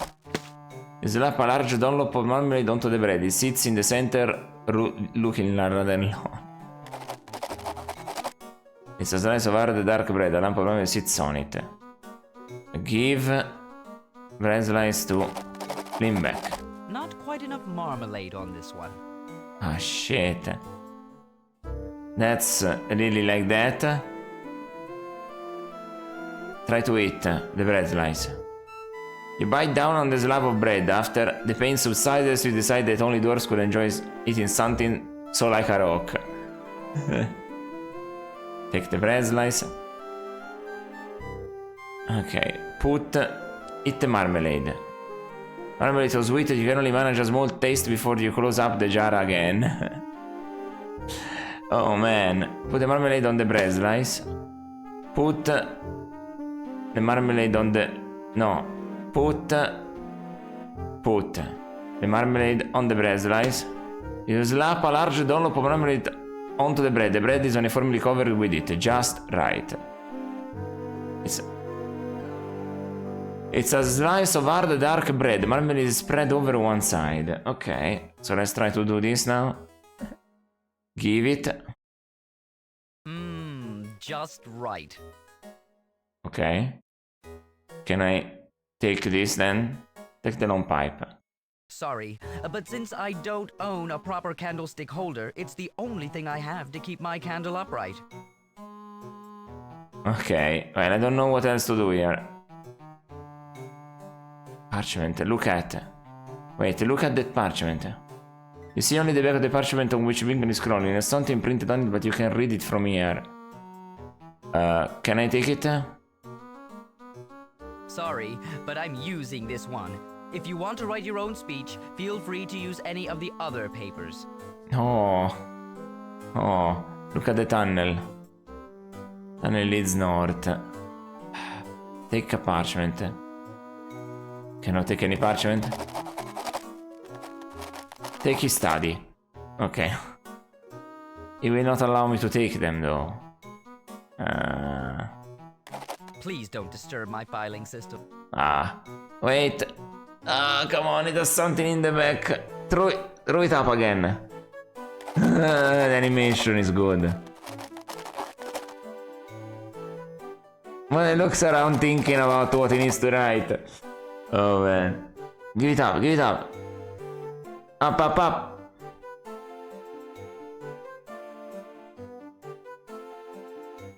Come on. Upper. Let me see. Don't put it down.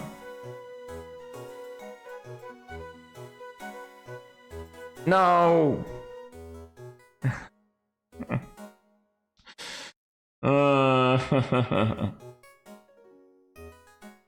No. Come on, pick it up again. Here we go. Upper. Upper, upper, upper, upper.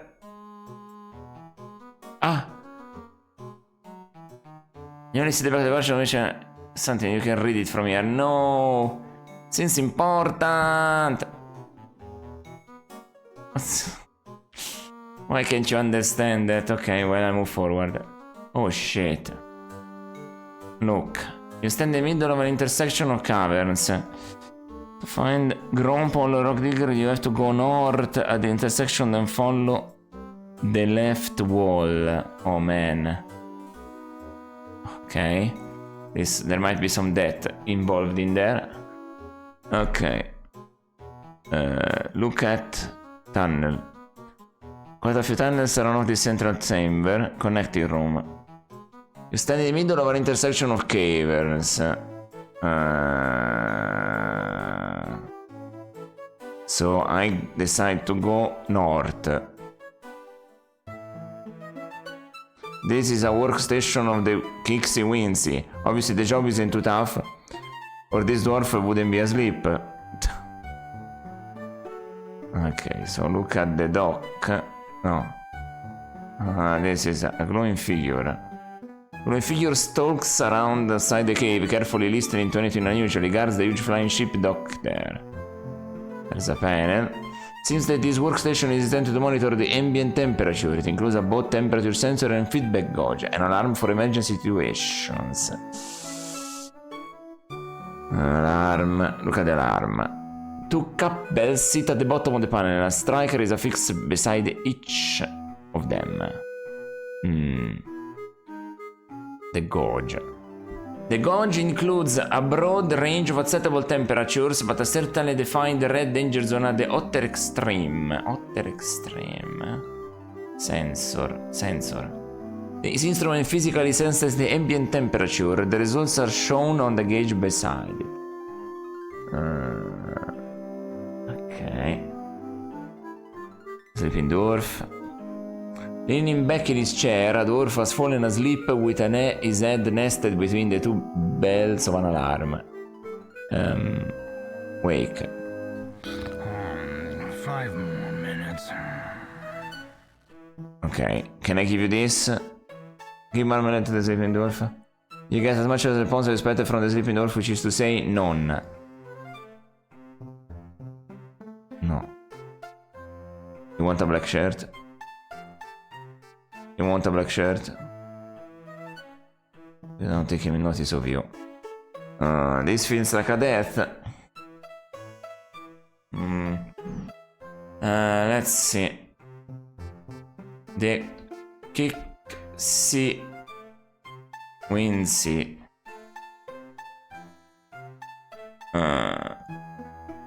Can I talk with you?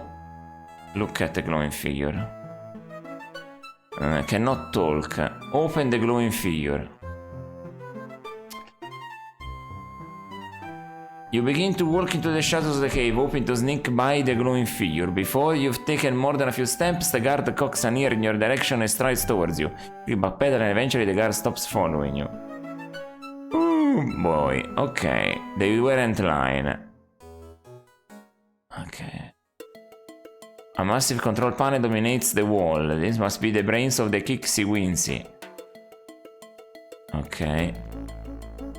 Look at glowing figure. Two glowing figures stand around the huge control panel. They tinker with it and study results, but don't seem to be getting anywhere. Look at Digger. The bizarre object sits idle on the floor. It has a giant drill-like front end. You don't see any way to control it. Aside from this. You can get a good look at the controls from here, and you dare not show yourself with the gods in the room.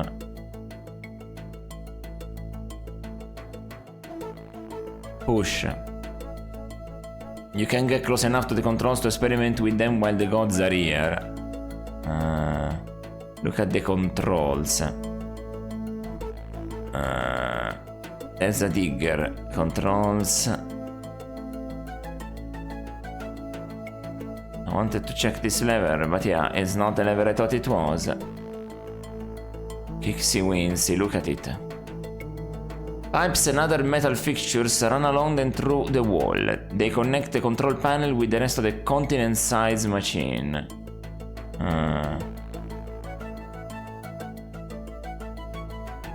Compartment. One section of the control panel has a small closed compartment. Alright, alright.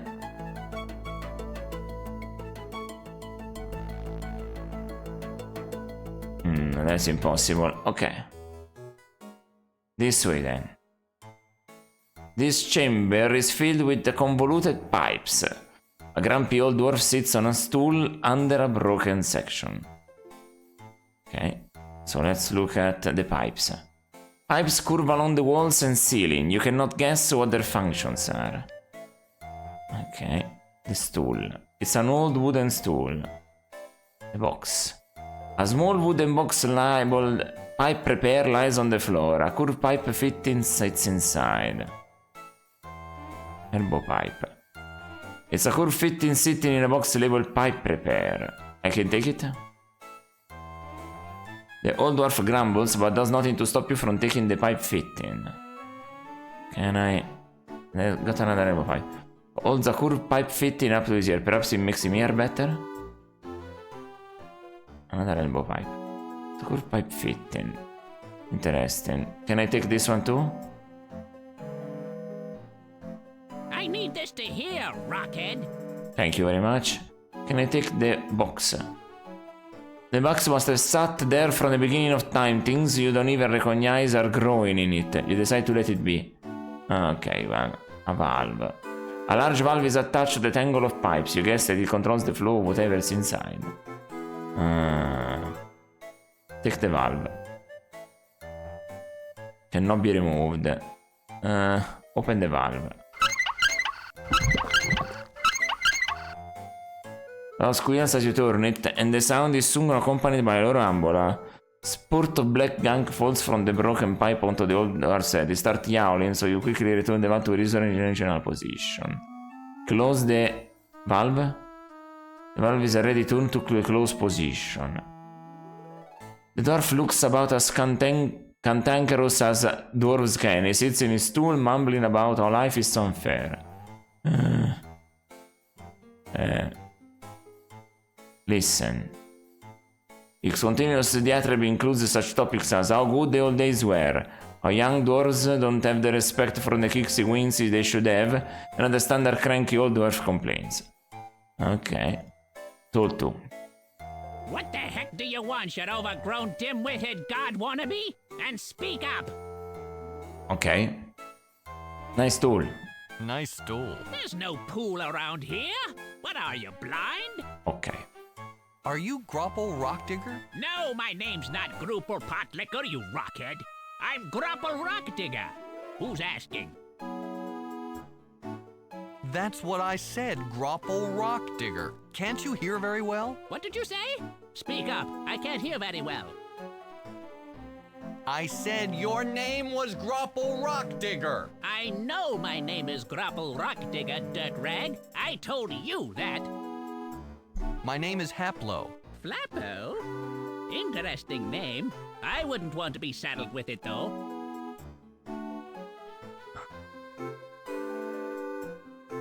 No.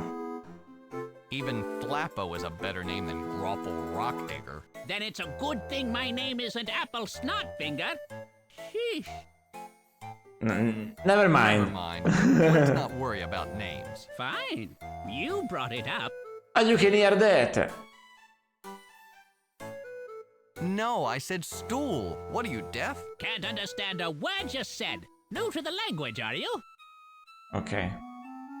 Why are you sitting beneath that dripping black gunk? I'm not moving until the Kixie Winsy is fixed, and that's final. If dripping gunk isn't going to make me move, you sure aren't.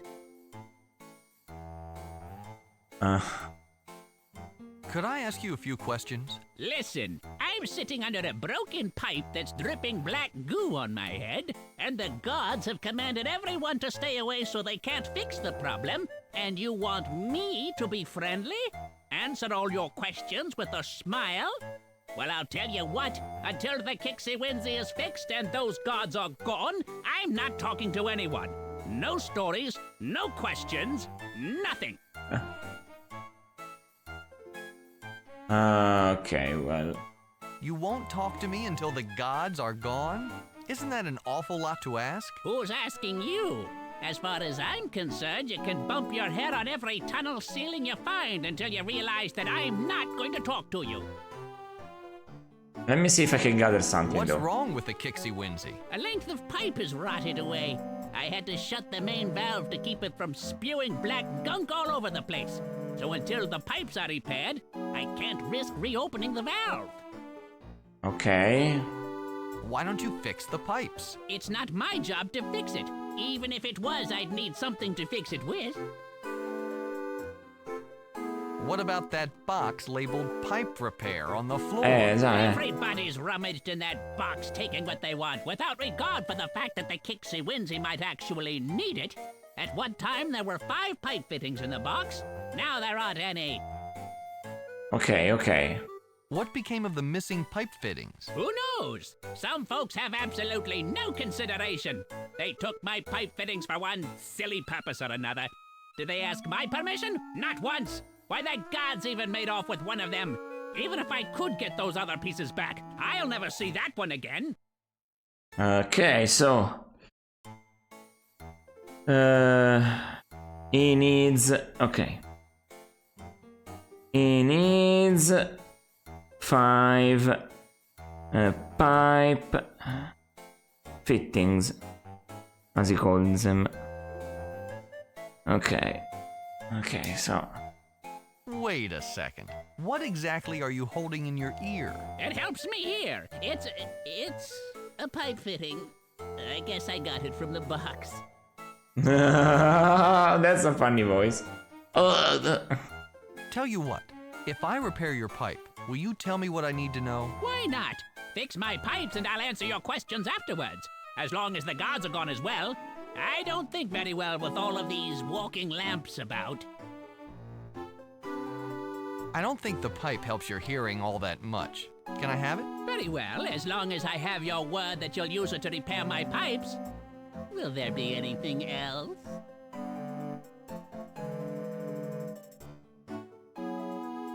Who cares about your private problems? I think you're personally blocked up. Constipation will answer a lot of the questions about you personally. Let's not go with that, I might die. Let's start over. We seem to have gotten off on the wrong foot. Have you looked at your overgrown feet lately? Wrong feet are all you have.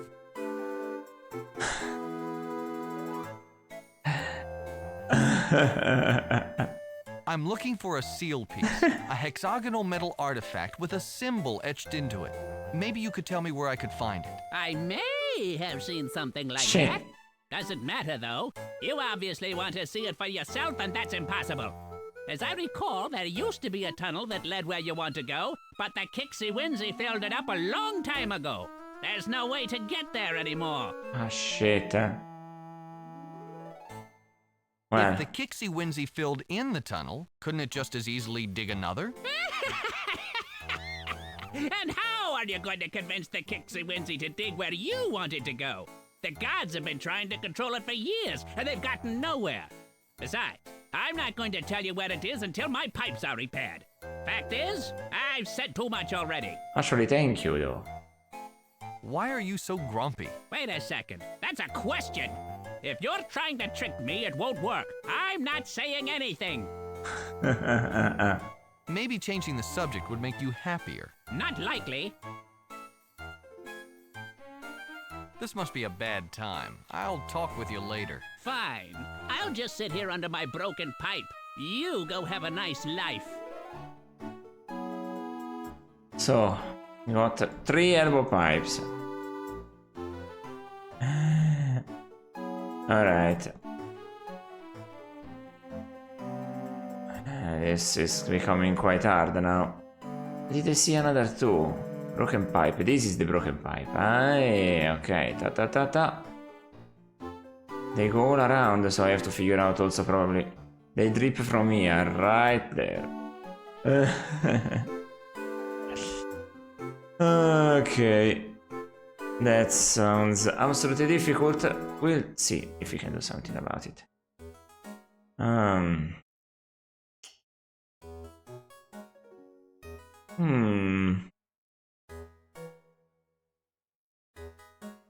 Okay.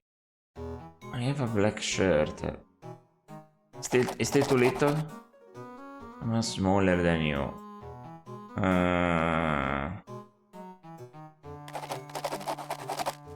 Hey, lean back. Can I take this? Sorry, but since I don't own a proper candlestick holder, it's the only thing I have to keep my candle upright. Right, you need a candlestick holder. What the fuck? Wait a second. I have magic, right? Wait, where is the correct room here? This one up here. There is... Is this the sensor? Look at that. Instrument physically senses the main temperature. The results are shown on the gauge beside it.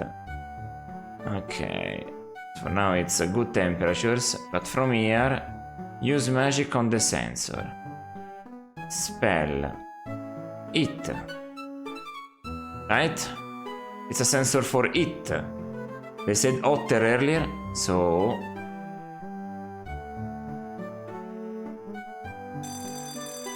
Ah!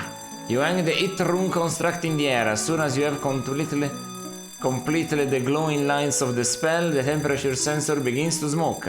The gauge needles jumps into the danger zone between bell alarm sounds. This rudely awakens the sleeping dwarf, who immediately panics. The commotion attracts the glowing guard, who is covering his ears in pain. He screams at the dwarf to stop the alarm, but the dwarf appears as helpless as the guard. Oh, wait. Can I go further from this?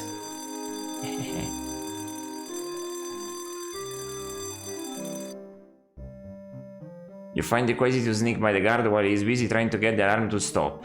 Ship's deck overlooks the dwarven caves. A rope ladder drops to the ground and stairs leads airways on the ship. Alright. The ship deck overlooks... okay. Look at the glowing figure. The glowing figure is trying in vain to quiet the alarm on a dwarf spawn, and as attention completely focused, a dragon could walk by him without his noticing. Good. Mountains.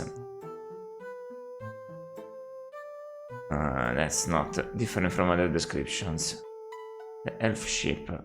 The ship is a quite bit larger than your one-man craft.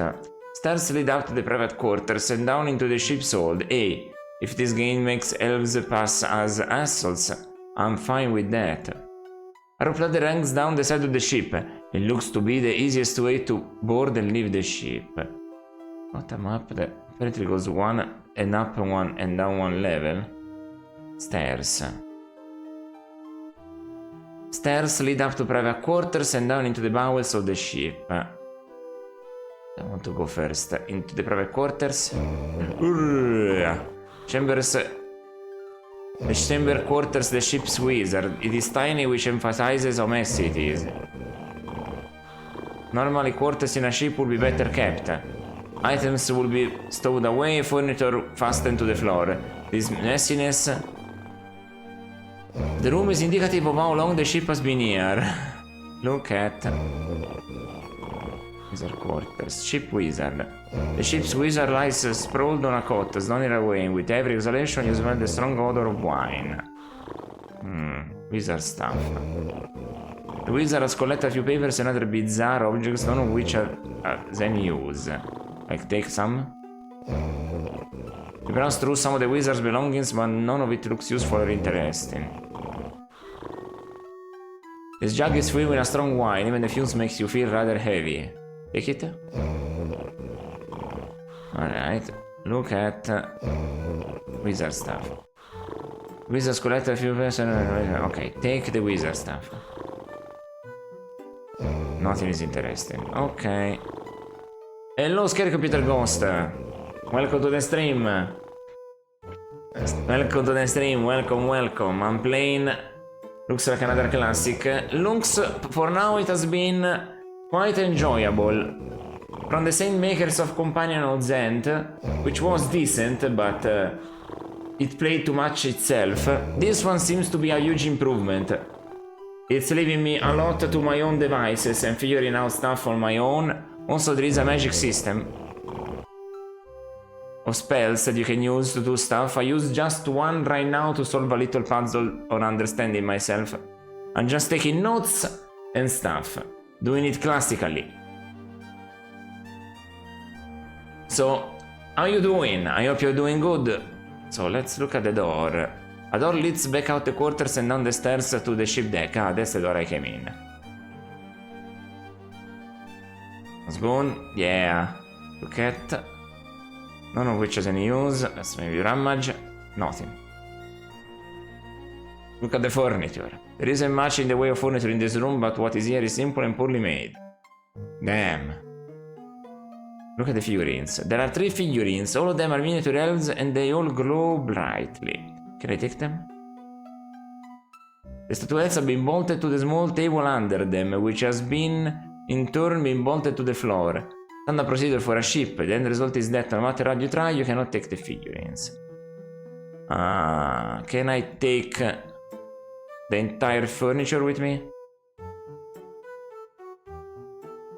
You push the furniture around a bit, but ate the end result, so you move it all back again. That's hilarious. Can I use the elbow pipe? Can I open the figurines? You can't open the figurines. Can I use the black shirt on the figurines? Can I use the black shirt? Can I use the black shirt on the ship wizard? The wizard keeps right on snoring and impolitely ignores your gift. Okay. The ship deck is overdone with a case. A rope ladder drops to the ground and stairs lead elsewhere on the ship. The clanging alarm goes silent, and after a moment the guard reappears at the post. Ah, shit. I cannot go there anymore. Dang it. Oh, fuck. Slaves in this room power and guide the ship with the help of magic provided by the ship's wizard. Dang, if I can free them. The slaves are the first you've seen of the mensch race called human. Yes, we're trying to help. Apparently elves are trying to enslave dwarves and humans. So, as per usual, elves suck. Let's go. And you're a little taken aback by the similarity they have with your own people. I am apparently a weird tall race called Patrins. As you can see, aside from their mongrel hair colors and their lack of earth runes, humans appear almost identical to Patrins, also called Patrons. We are a kind of tall race that has tattoos that are magical on us and allows us to use magic. That's what we are. That's Aplo is the protagonist. Yeah. You might even be able to pass yourself as one of their kind. Okay. So, let's look around. Slaves in the room, power and with the help of the ship's wizard. Okay. Stairs lead up to the ship deck. Look at the oars. The wooden devices poking from the hull are not exactly oars. They control the attitude and position of the ship's wings, which navigate the vessel when afloat. Look at the chains. The chains are thick and sturdy. They do their job well. Sits. The benches are made of rough, unsanded wood. Clearly no pleasure to sit on for any length of time. I love that when you were asking the question, the game was promptly answering you though. That's funny. That's one. The names in the back. The only named one is this one. Okay. Haggard-looking humans are chained to the benches on which they sit. Most are slumped over, but one holds himself upright and meets your stare, which is this one. One slave comports himself with a touch of dignity. His clothes may have once been fine, but have long ago worn into rags. Okay, so... Galley? What's this? The galley. No. Okay. Talk to the slaves. The slaves don't even look in your direction. Perhaps they're afraid of elven reprisals. More likely, they're just too tired for conversation. I talk to you instead. Who are you? Are you a slave? I don't recognize you and you aren't chained. I certainly hope you aren't an elf sympathizer.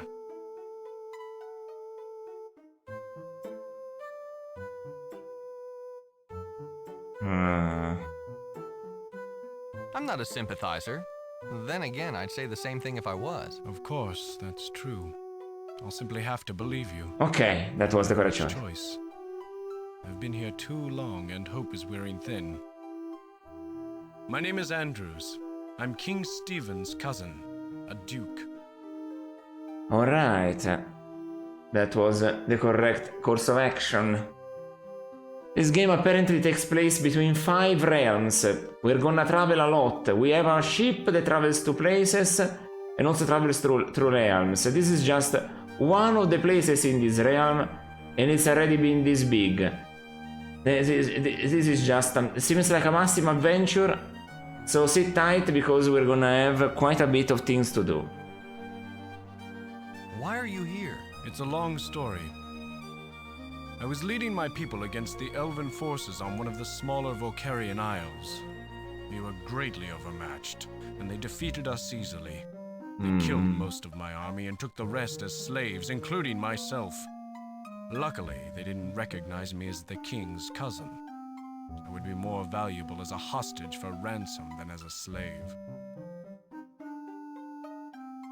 Why haven't you been rescued before now? When elves capture humans, they divide them into small groups aboard their fleet of flying ships.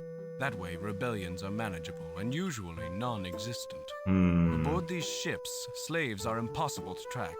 Even if there was a plan to rescue us, they'd never be able to single out this particular frigate. If King Stephen knew you were here, could he rescue you? It's possible, I suppose. If you can get to my cousin and tell him that I'm being held prisoner here on Drevlin, he would do everything in his power to rescue me. You'll need something to convince him, though. Okay. Go to Yollandia, the 4th island. Give this to the king. The ring should be enough to convince him to believe you. Okay, we got something. Okay, we got something extra to do. Okay. Go to Yollandia.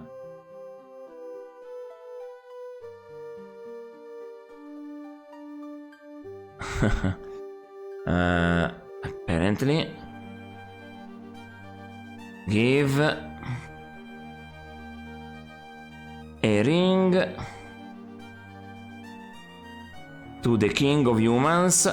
Okay, I write it like this, so of you. The problem is sneaking back out of here.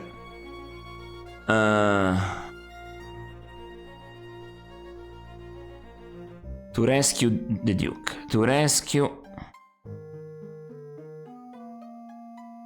The human slaves. Yeah, let's write it like that. Yeah. Human slaves. Elves. Always like this. Who are these other people? Members of my army. Now, like myself, slaves to the elves. Although the ship is powered mostly by magic, it requires manpower to steer it. Following the elves' commands, we manipulate the ropes you see here, which change the attitude of the wings. That's what we do. That's all we do. What's the story behind these gods? Drevlin is important because the Kixi Winzi, as these dwarves call it, pumps out water as a byproduct to whatever else it does. Water is scarce throughout the realms. In order to control this water source, the elves have convinced these gullible dwarves that they are gods. Their claim is based on a simple glow spell dreamed up by the ship's wizard. The crew is fairly small, only about 4 or 5 elves, but they are spread thin throughout the caverns. In order to maintain the spell, the wizard has created miniature statues that he uses as substitutes. He keeps them all aboard the ship in one place. As long as the glow spell lasts on the statues, no matter where the elves are, they continue to glow, and the dwarves continue to believe that the elves are gods. Okay, so the way to make it stop is to stop that glow that I saw in the upper floor, but how is gonna be difficult to do.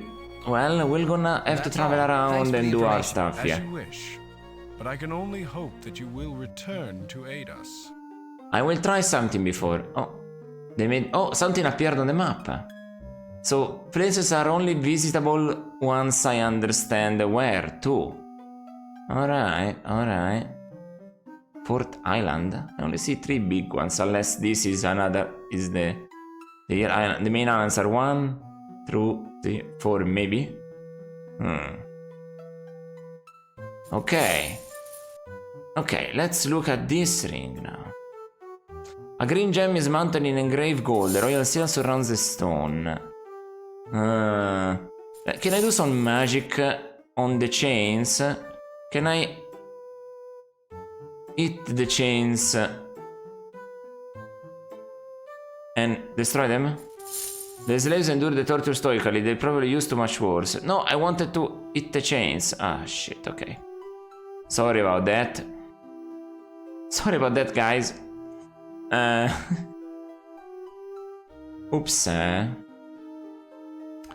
Can I froze the chain? No, oops. A chill run down. So I cast the cold spell on myself. A chill runs down your spine. You hug your cloak tightly around you. Sorry about that. Note of myself. Cancel. Cast on the chains. I'm trying to do something, but let's do cold.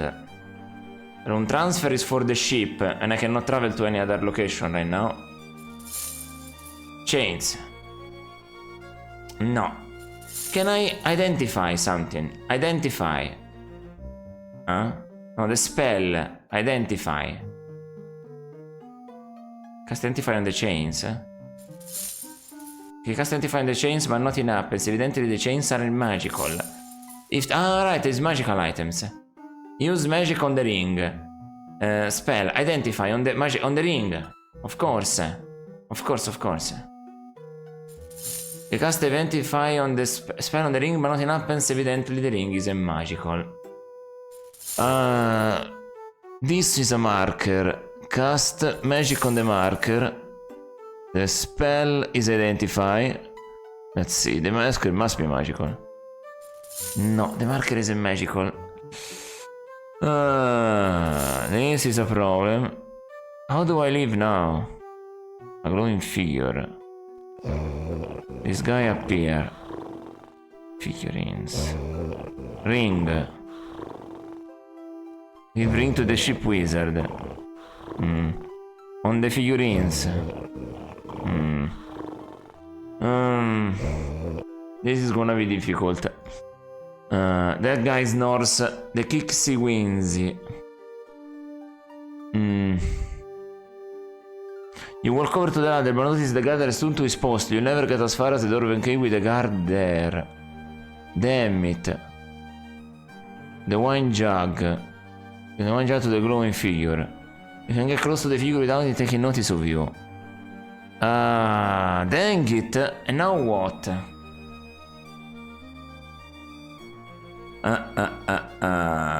That's difficult.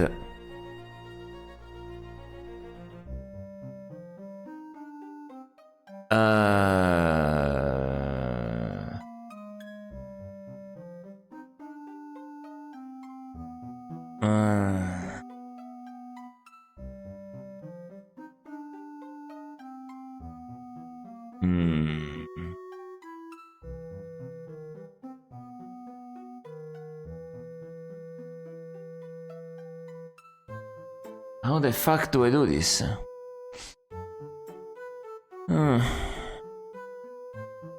I'll have to come back to this place, but how the shit?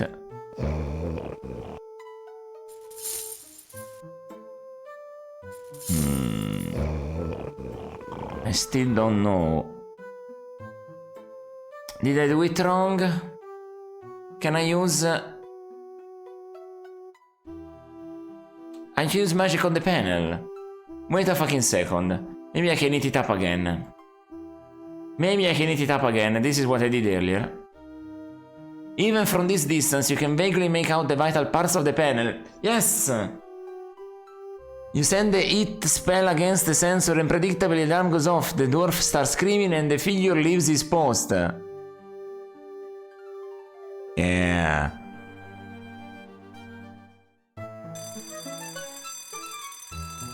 Frantic dwarf. This is about as awake as you ever see anyone. Okay. Oopla blah. There we go. Nice, nice, neat, neat. Wait. Let me see again. Okay. Oh, this is still going on. Okay, I need another 2 pipes. I need to find a way to get this parchment. This is another pipe. I cannot get in because I don't... Look, I tried. And this is what happens. Sorry, but since I don't own a proper candlestick holder, it's the only thing I have to keep my candle upright.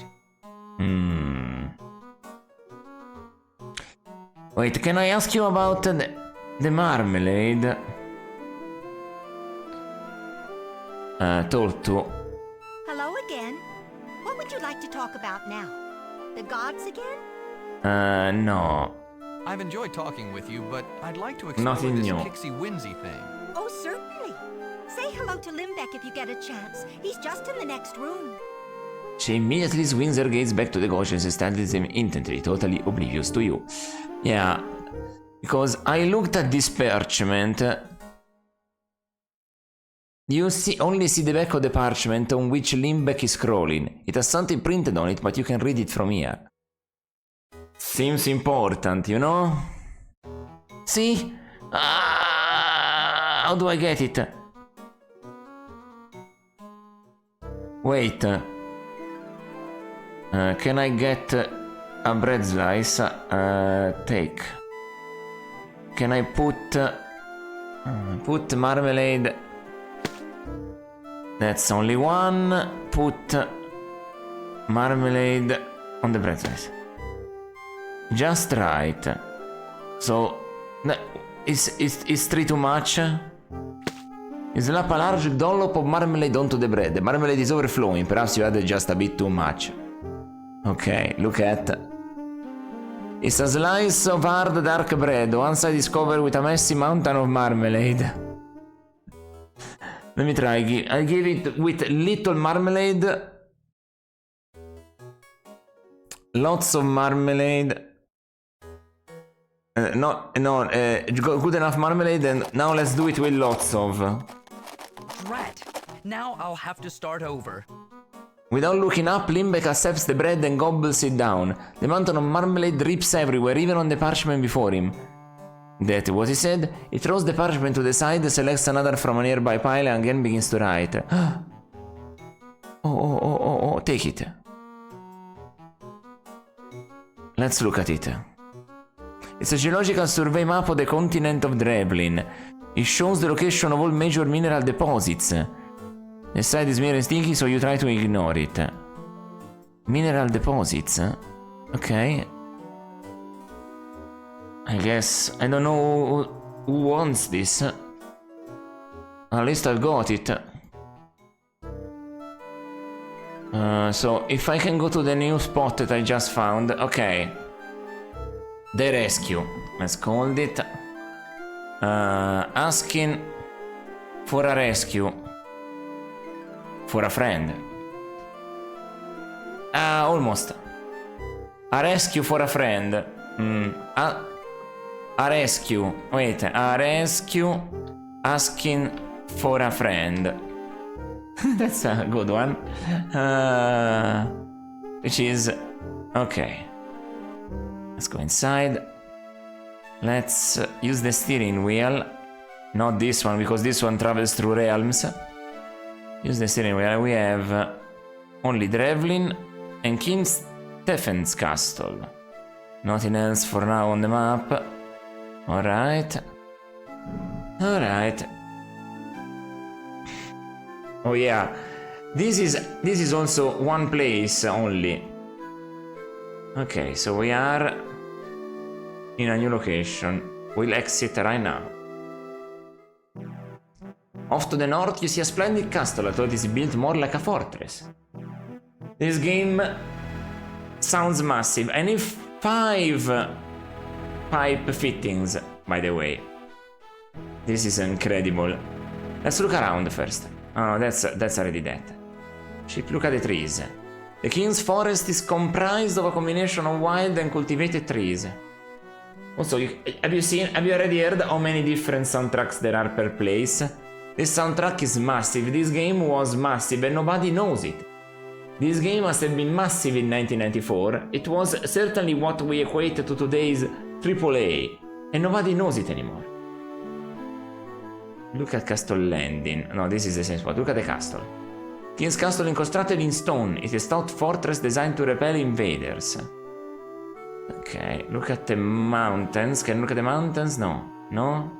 No. No. My ship is the same description every time. So, just because in this game apparently we can die according to the manual, save often, they recommended it. And you can see also this map to see if there are exits that you're missing on the 90s that just had so many good games. It's true. It's true. It's true. Between Super Nintendo, Mega Drive, Game Boy, Game Boy Color, just then MS-DOS, Windows 95, Windows 98, arcade games. Then we go into the lesser known stuff, and there is still a lot of good games like Amiga, TurboGrafx 16.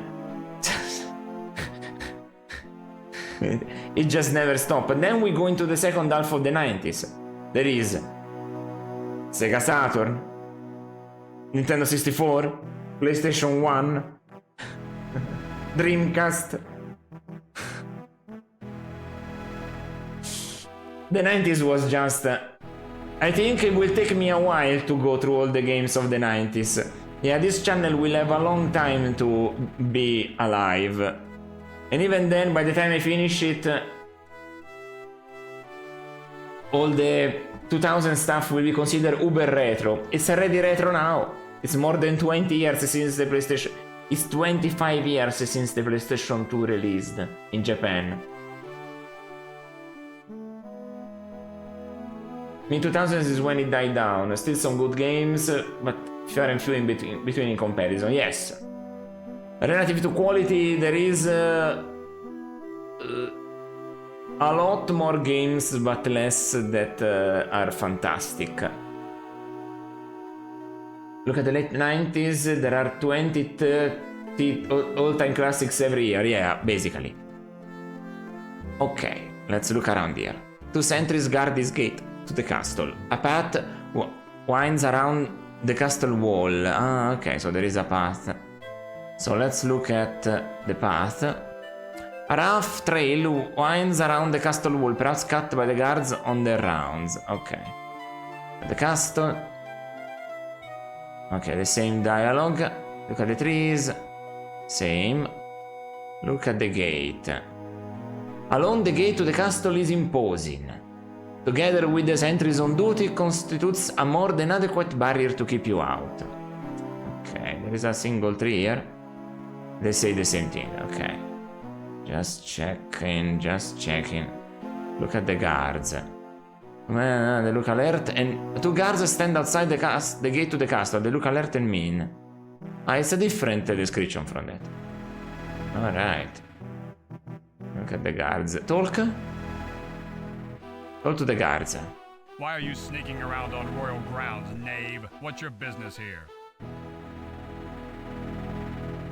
Here to see... Okay, never mind. Okay, I'm here to see the king. Will you tell him I'm here? I'm here to see the king. Would you tell him I'm here? You and everyone else in the kingdom. Now, if I start making special trips to tell the king you're here, I'll have to do it for everyone else. If you had real business with the king, you'd have an appointment. Now just turn around and go back the way you came. Okay. I understand. The king isn't expecting me. Let's try. You don't understand. The king isn't expecting me, but I've got to see him. His cousin is in danger. Is he in danger of running out of money? He must be pretty desperate if he's enlisting help from the likes of you. Do you have any proof? A signed note from the Duke? Anything? I show you the proof, maybe? Okay, let me think about it. Let me think about it. Sure, you do that. If you pull anything out of the air that supports your story, you be sure and hand it over. Until then, you'd better be on your way. Okay. Okay, because in this game you can die, eh? Unlike other point-and-click adventure games, in this game you can die, so... So, ring. Give... Ring to the guards. You hand the Duke's ring to the nearest guard. He examines it carefully, then eyes you with suspicion. Somewhat forcefully, he offers to escort you inside. It doesn't seem that you are a choice. Soon, you enter the royal throne room. Alright. You stand in front of King Stephen himself. Once a renowned warrior, he is older now, but remains a powerful and formidable man. He shines royal robes in favor of battle armor, as if he's ready to lead his troops to war at any second. He sits comfortably on the throne and looks at you with a light smile. Beside him hovers a brown-robed wizard. He casually introduces himself as Trian, the royal magician, but at the same time, he watches you warily. What do we have here? A brigand who's stolen my cousin's signet ring? Someone who has kidnapped the Duke? What do you want from me, ransom? I must warn you, I don't deal with traitors to the crown. It's hard to talk business with someone who's missing a head. Now that we've dispensed with the preliminaries, tell me why you're here. Accusing give it to me to switch my story. Okay.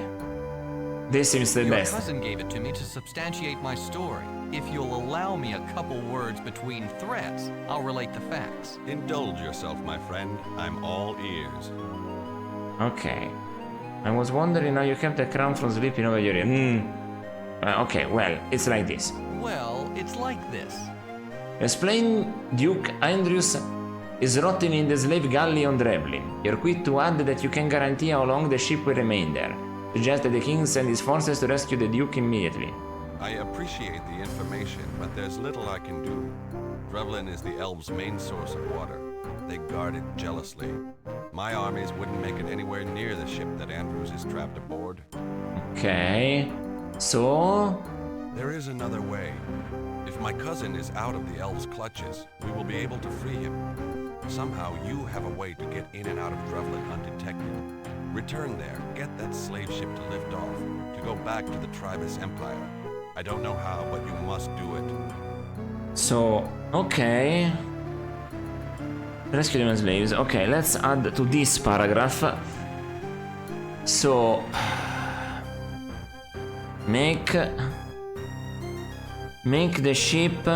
Okay. Make the ship travel back to the Tribus Empire.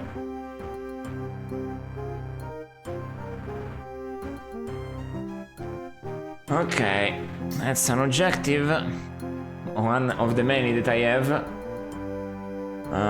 Okay. Their ships traditionally follow a route through space that I control. We will set an ambush for it.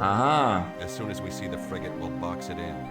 Those ships are usually manned by skeleton crews.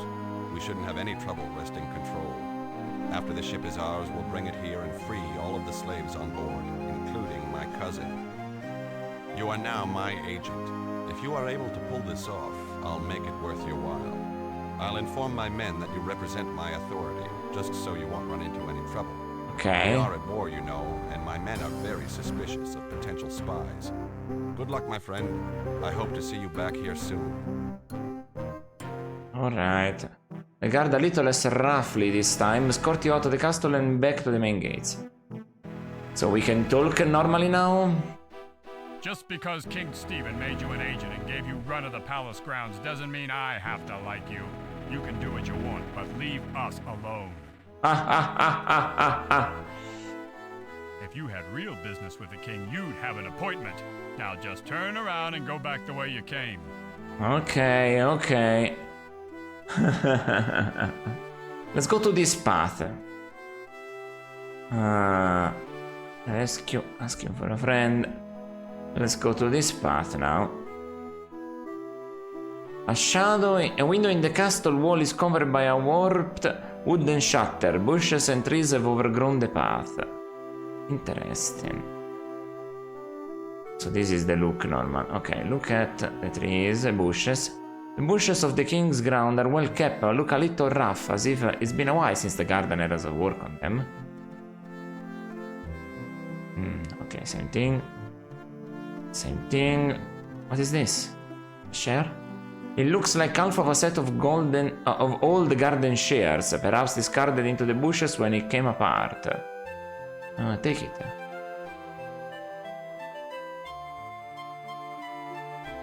It's a half of a set of old rusty garden shears. The connecting bolt sticks out at the center. Connecting bolt, eh? So? I can only look at it. I can connect it to something. So, the window. Let's look at the window. A window has been cut in the stone wall of the castle and covered with a warped wooden shutter. The shutter. Shutter has been warped by the elements. Through a crack you spy a bar on the other side, holding the shutter closed. Here it is. When the shutter has warped away from the stone wall, you see a stout bar on the other side. It holds the shutter closed. Open the bar. Open the bar. Can't open the bar. Take the bar. Reach to the crack. Maybe I can reach with this.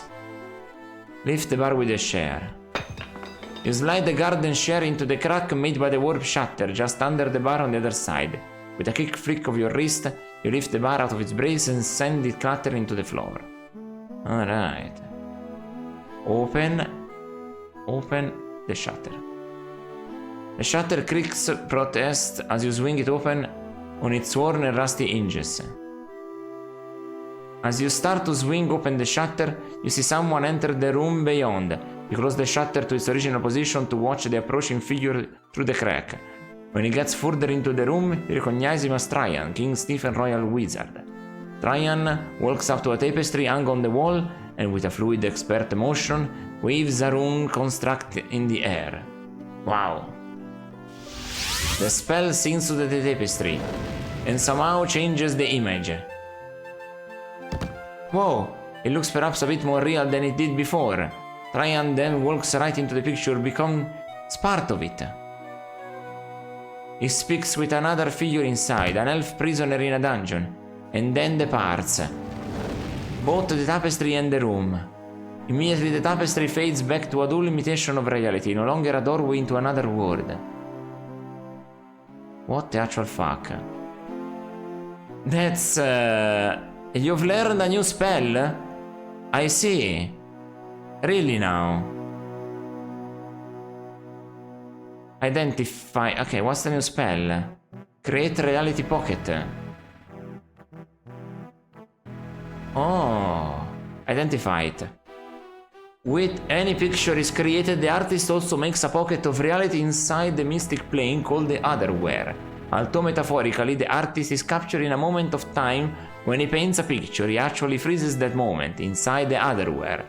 The Create Reality Pocket spell, when cast upon a picture, forms a portal to the captured moment. People can enter it, interact with the subject of the picture, even place objects inside it and take others out. As soon as the caster exits the reality pocket, or he leaves it unattended for a period of time, the spell will wear off and the portal will disappear. Okay. So, we got a new spell and some new runes. Okay. In case we need to figure some for ourselves.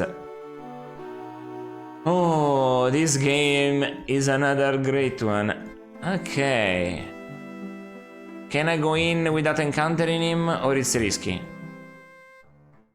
You slip through the half-open shutter into the chamber beyond. This living chamber is reminiscent of a library. Obviously, it belongs to someone of learning. Okay. So. This sneaky music. I love it. Look at the furniture. The furniture is tasteful and expensive. Look at Trion's room. No. Same thing. What is this? Candle holder? It's a simple silver stick candle holder. I can get the other pipe. Let's take it. This is what I need. This is what I need. Look at the glow lamp. A magic glow lamp sends a warm glow throughout the small chamber. The glow lamp is a permanent part of the room. Can I open it? No. Now let's look at the tapestry. An expertly woven tapestry hangs on the wall, depicts a dungeon cell containing an elven prisoner. So, first of all, let's look at the books. There is a singular different book in here. Let's see, books. Okay, let's go. You scan the collection of books, but find only one that interests you. A tome entitled Tower of the Brotherhood. I automatically got it. Alright. Let's see, what does it say? An ancient book. It speaks about the building of the Tower of the Brotherhood. Let's open it. Open the book? No? Okay. Whoa. Okay, Tower of the Brotherhood. I didn't expect this. The Mysteriarchs. There is something immodest. Okay. No society of wizards since the ancient Sartan. Here we go, the Sartan. We have to find, by the way, our final objective is to find the Sartan and free ourselves from their slavery ourselves. So because yeah, they have greatly reduced our magic. I'm trying to get knowledge of this magic again. Okay, the Rix of Sanden immodest, no society of wizards since the ancient Sartan has gained more knowledge or commanded such power. We are unequaled. Indeed, other wizards have begun to view us as a threat. Because of this and for other reasons as well, we have decided to move into the High Realm. There we will be able to focus our attention on learning. We'll be free from the petty concerns that dominate the minds of those who have enslaved themselves to war. To this end, it was necessary to construct ships, procure cargo and supplies, and obtain building materials for our new cities. Some of the needed supplies were scarce, others were illicit, or under the control of the elves, with whom we ourselves are currently at war. Oh, elves really cannot make any friends. I love it. Accurate elven lore here. Thus, we were forced to rely on the trade in contraband. The smuggling trade is regulated by an organization called the Brotherhood, which rules over the trading routes with an iron fist. Our decision to make use of the Brotherhood was a difficult one, but we were left with no alternative. For the first time in our history, we needed help. Okay, so, a couple things I need to write down. So, people are at war in the realms, and we need to find the Sartans. They decided to move to the High Realm. I need to write that down. It might be important. The Spartans have escaped. Where that is, I don't know. To the High Realm. Cool idea. Alright. So they are helped by the Brotherhood. Let's write that down also. They are, oh, that's cool, helped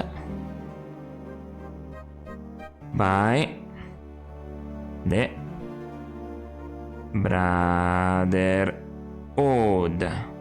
Alright.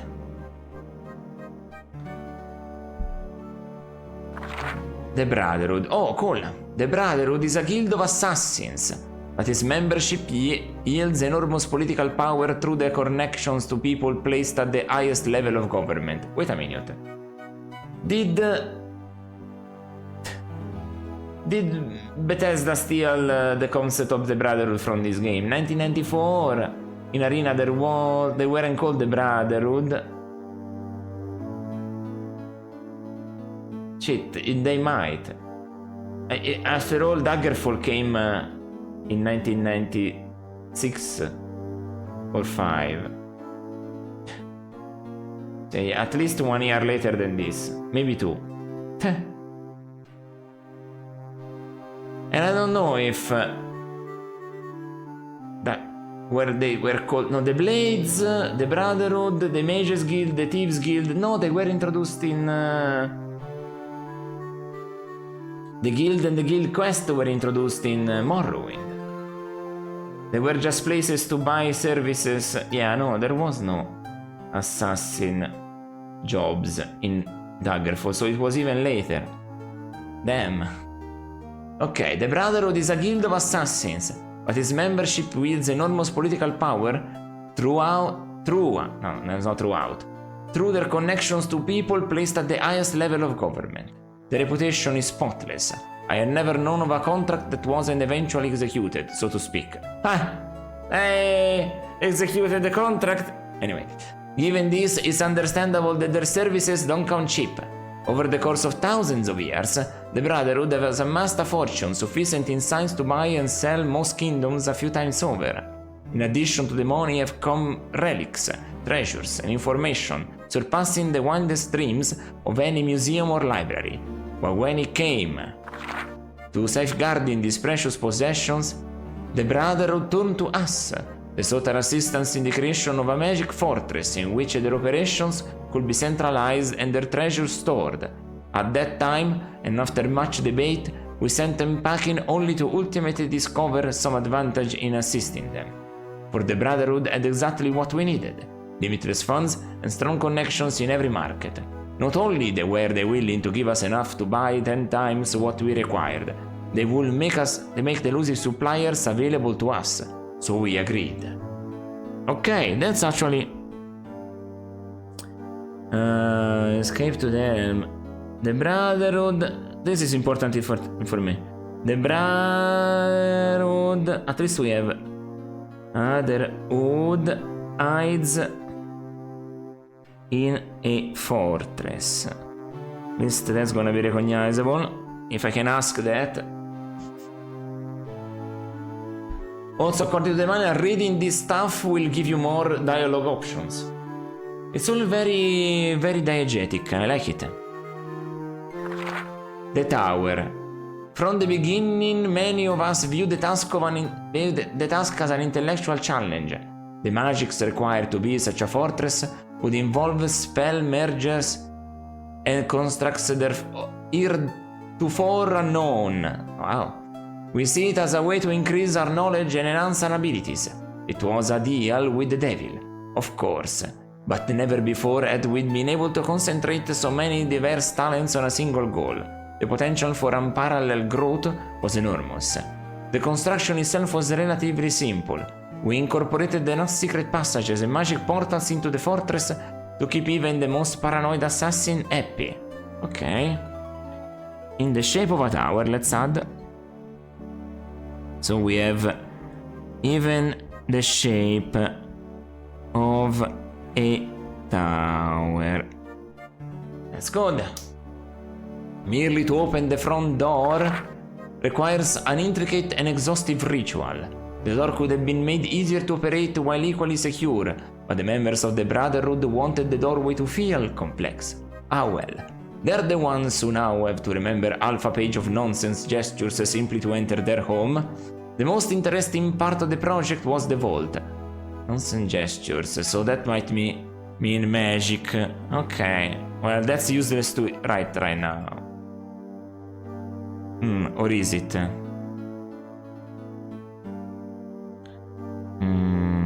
Multiple magics. Multiple magic spells are needed to open its door. Let's write that down too. Its door. I think this is what it means. The most interesting part of the project was the vault, the Brotherhood's ongoing quest to gather all of the Sartan artifacts in the realms had left them with a number of priceless pieces. One of our top priorities was to build a storage room to house them, something completely secure. We thought long and hard about the best way to protect their treasures. Sartan artifacts, there might be where I find the things to get to the other realms. This is important. Eventually, we all agreed that the safest place to put them was the Otherwhere. What the fuck? Okay. The Otherwhere is a place between realities, okay? A place of possibilities only. Every possibility exists there, however remote. That's what a wizard draws upon when he casts a spell. Say, for example, that he wants to create light in a dark room.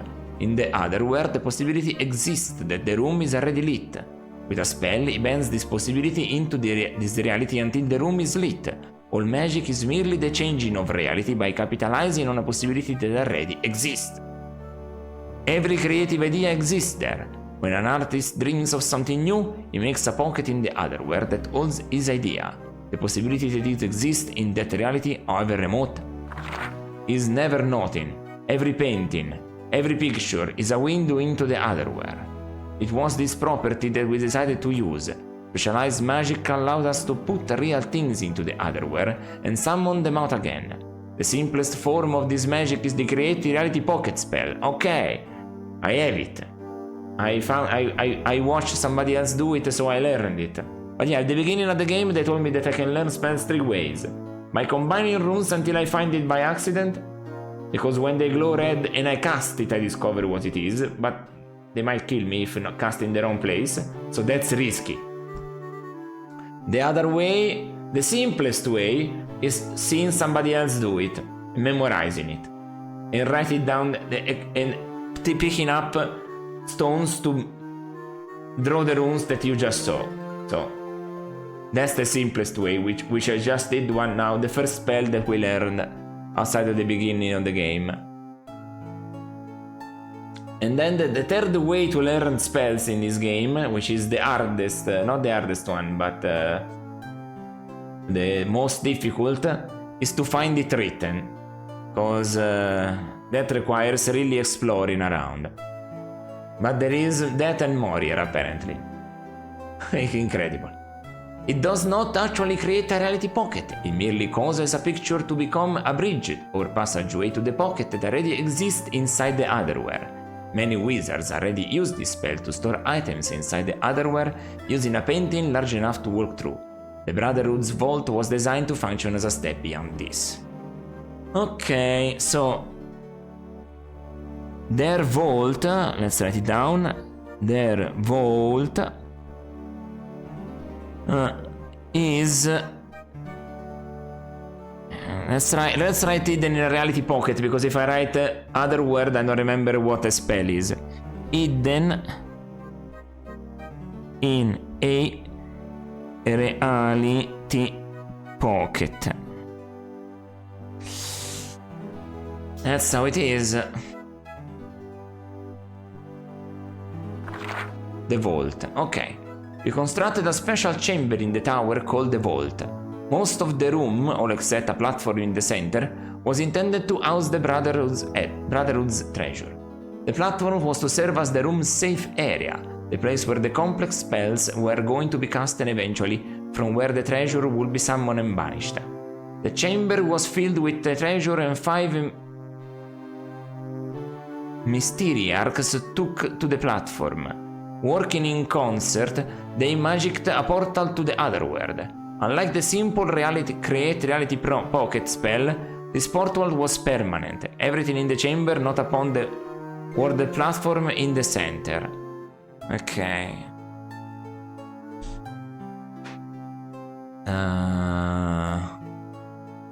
Mysteriax took to the platform. It requires 5 spells cast at the same time. That's what I'm gathering. But it requires...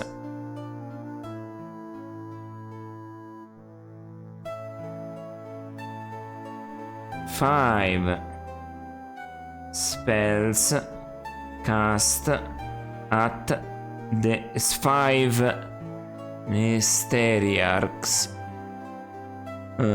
working in concert, the magic portal to the other world. So 5 spells cast at the same time. Okay, okay. Good info here. Good info here.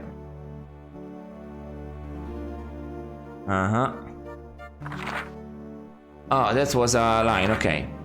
Everything not in the chamber, not upon the worded platform in the center, was transported into the other world. Naturally, the Brotherhood wanted to be able to retrieve their treasure, and they lacked the magic ability to summon it back themselves. So we created a link in the spell, a set of key crystals. While these crystals are in place, they break the spell, much like a hand can interrupt a beam of sunlight. Everything previously banished to the other world will materialize and remain until the crystals are removed. We constructed a pedestal inside the worded platform. When the crystals are placed on this pedestal, they will unlock the spell and summon the treasure. Okay. Or, okay.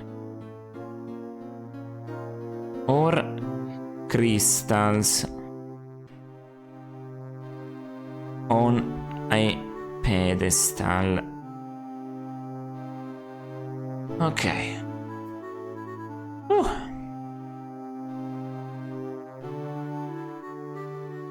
The Brotherhood found this solution acceptable, but decided to add a further level of security as well. Their treasure chamber was hidden behind a wall covered with carved handprints. Each handprint was inlaid with a different material, usually gemstones, to distinguish them from each other. When these handprints were pressured in a certain order, the wall would open. Hey! I wonder when this is gonna happen, because it might be an early hint and then happen far away. It's all, so let's write this down. It's all behind a wall. That's all. Wall will open. We constructed the wall based on their further specification and made some further recommendations. Wait a minute. The correct sequence that will open the wall did not have to be the same all of the time. We added a method to change the sequence based on the time of the month. Of course, we left the actual entry codes up to the Brotherhood. They wanted the entry codes to remain a secret, even from us. So I guess this is a randomized puzzle. We're gonna find what day, or month at least. Time of the month. Yes, day and month it is, and then we're gonna find another document with the randomizations, and then we're gonna discern from there and do some detective work. This is actually detective work. I love it. Not games that call themselves detective work and then put a map marker, go there, and I'm like, I'm not doing anything. I'm not doing anything. It's all behind a wall with gemstoned handprints. Okay, let's write it like that. Gemstone on handprints. What a game. Handprints They need to be pressed in a certain order. They need to be pressed in a certain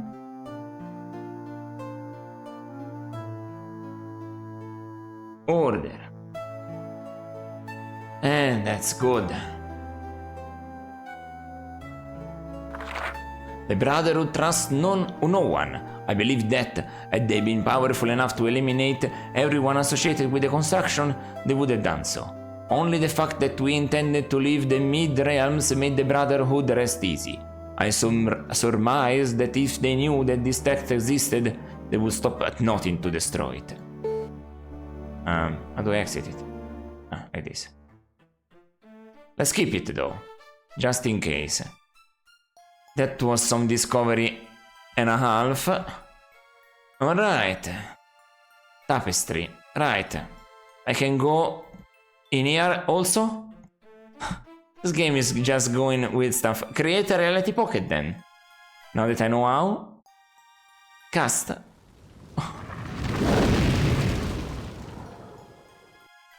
You weave the spell in the air. Suddenly the tapestry becomes a window into a scene, instead of just a picture of it. It appears if you could walk right into it. You step through the tapestry, into a dank dungeon cell. This is the archetype of a dungeon cell. Spartan and devoid of any unnecessary furnishes. So look at the cell. No, the same stuff. Glow lamp.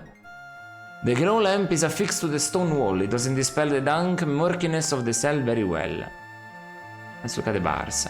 The metal bars are narrow but incredibly strong. I wonder if it's magical. The bench. A wooden bench is attached to the stone wall, but you can't determine precisely how it is supported. The prisoner is definitely an elf. He's tall, thin, fair, and has the telltale pointed ears. His lips are thin and dry, and he licks them often, mumbling about the inhospitality of humans. He wears traveling clothes, but they can't hide the magical aura you sense.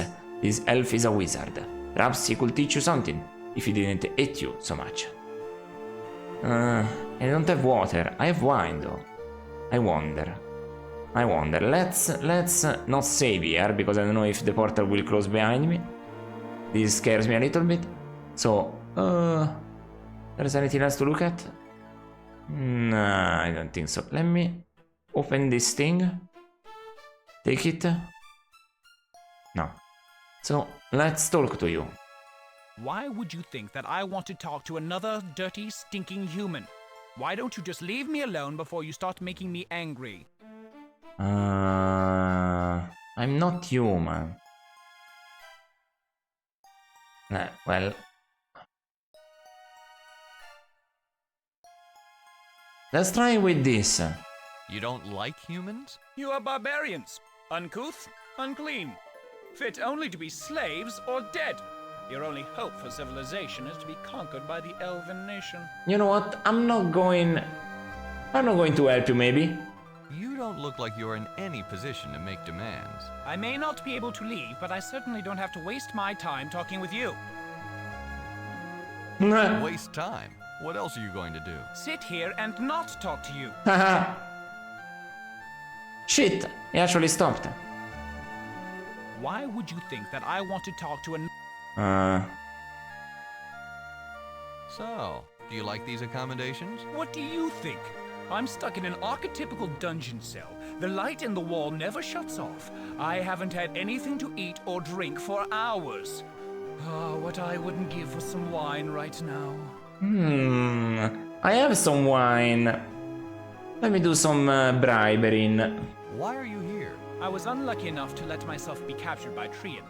I suppose it's better than if the king caught me. He would have executed me for sure. Trian's keeping me alive to get whatever information he can. So far, I've told him nothing, and that's just what you're going to get as well. Alright, I'll leave you alone. Good. Bugger off. Haha! No, hey, come on. Do you want it? Do you want it? Do you want it? Come on. I know you want it. I want a jug. I want a wine jug. I want a jug. Am I a slave yet? Take this fucking jug. Ah, it's gooseberry wine. The wizard warily accepts the wine jug from you. He sniffs it and takes a tentative sip. He tilts the jug back and takes a few hearty slugs. Afterward, when he has placed it on the bench, he regards you with much friendlier expression. Oh, I'll take the jug back now. This is funny. Let me take the jug back. You can reach the wine jug through the bars. Fair. Fair, fair, fair.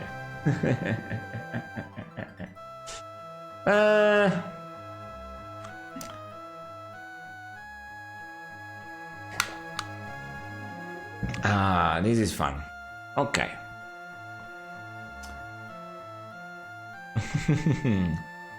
So, what does he say? Okay. He seems much friendlier now that he has imbibed from the gooseberry wine. That's funny. I wanted to know if he changed the description. They did. Let me look at the wine jug from here. It sits on the prisoner's bench. Okay. Really, just that?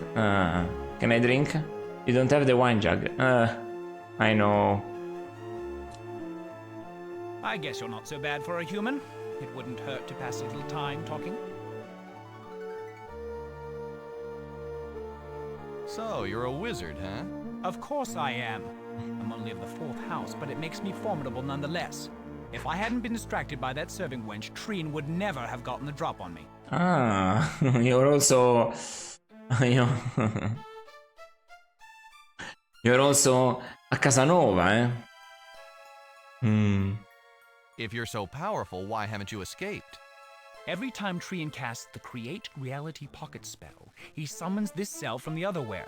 After he leaves, the cell is cast adrift back into the otherwhere. Okay. It's impossible to make that connection from this side. Even if I could break through these bars, I wouldn't be able to leave the cell until Trine returned and reestablished the link. At that point, he would keep me from escaping. That's fair, but can you teach me any other spells? Can you teach me any spells? Interested in magic, eh? I don't reveal my secrets to just anyone, you understand, especially not to humans. He gives you an appraising look, as if hatching a devious idea. You decide to say subjects. If you hate this dungeon so much, can't you use your magic to change it? Well, if I could get out of these bars, I'd probably douse that glow lamp on the wall. It's impossible to get any sleep with the lamp always shining in my eyes. In order to remove the glow spell that's on it, I'd have to create a shroud of darkness and place it over the lamp, and it's out of reach. Maybe I can get this. How exactly does that shroud of darkness spell go? Come here, I'll show you. He shows you an impish smile, approaches the bars and stands. Recently you two approach the bars. Now first you need a black cloth. Color is important because black absorbs all light. When you place the prepared cloth over the glowing object, the cloth is going to do just that, absorb the light, albeit to an even greater extent. Then you cast the Shroud of Darkness spell upon it, like so. His hands cut gracefully through the air, tracing a glowing magic rune structure. You watch, entranced as the spell takes place. The wizard completes the structure, it hangs in the air and you study it intently. Focus on memorizing the spell, you fail to stir the wizard's hand slipping into motion again. Suddenly his hand grabs yours and he jerks you out of your trance. Another spell hangs in the air. Benignly the first spell fades away, but the new spell begins to take effect. You are staring at the new rune constant in confusion, your hand locked in his iron grip, when you notice a tingling sensation spread through your body. A thunderclap later, and you notice that you are looking at the floating spell from the other side. Immediately the wizard releases your hand, and through the bars you see him race out of the room, laughing. The spell fades and you realize that the wizard used his magic to swap position with you. You are now the prisoner in the cell and he is free. You drop heavily to the bench. After hours of waiting, Tryon walks into the cell. Seeing you sitting on the bench stops him in his tracks. You clear your throat and explain what has transpired. He listens intently. After a moment of thought, he decides to free you. I missed the other dialogue. Traian escorts you into his personal chamber. He explained that he was keeping the wizard's secret from the king, so he cannot report the escape. He tells you to forget that you ever saw him, and asks you to leave the same way you entered. Traian walks out the door and locks it behind him. Shit. Shit. Did I learn that spell though? I did though. I learned swap and create Shroud of Darkness. Ah, man.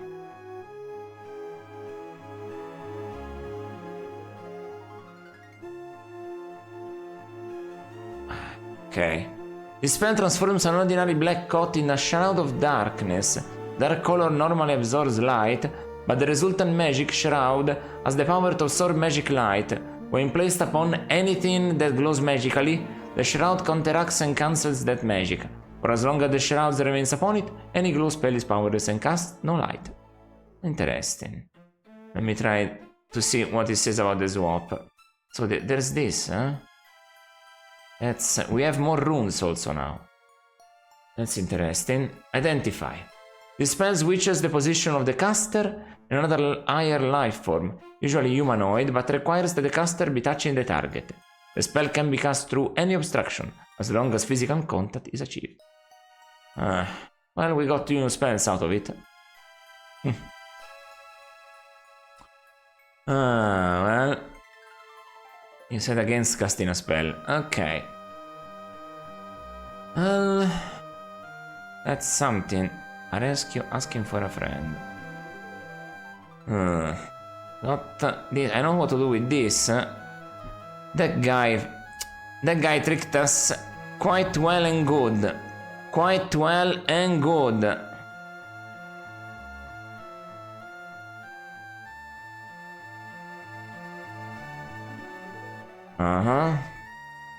Wait a second,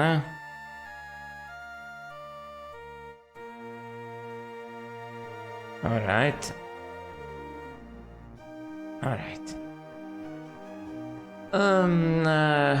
Sorry, there was some messages. I need to check. I'll check them. Otherwise, it keeps vibrating, this stuff. Okay. So, I don't know if this is alright. Or I have missed stuff. That's a problem. Very interesting game, exactly. I think this is fine. After all, I might have missed some extra points. That is right. Yeah.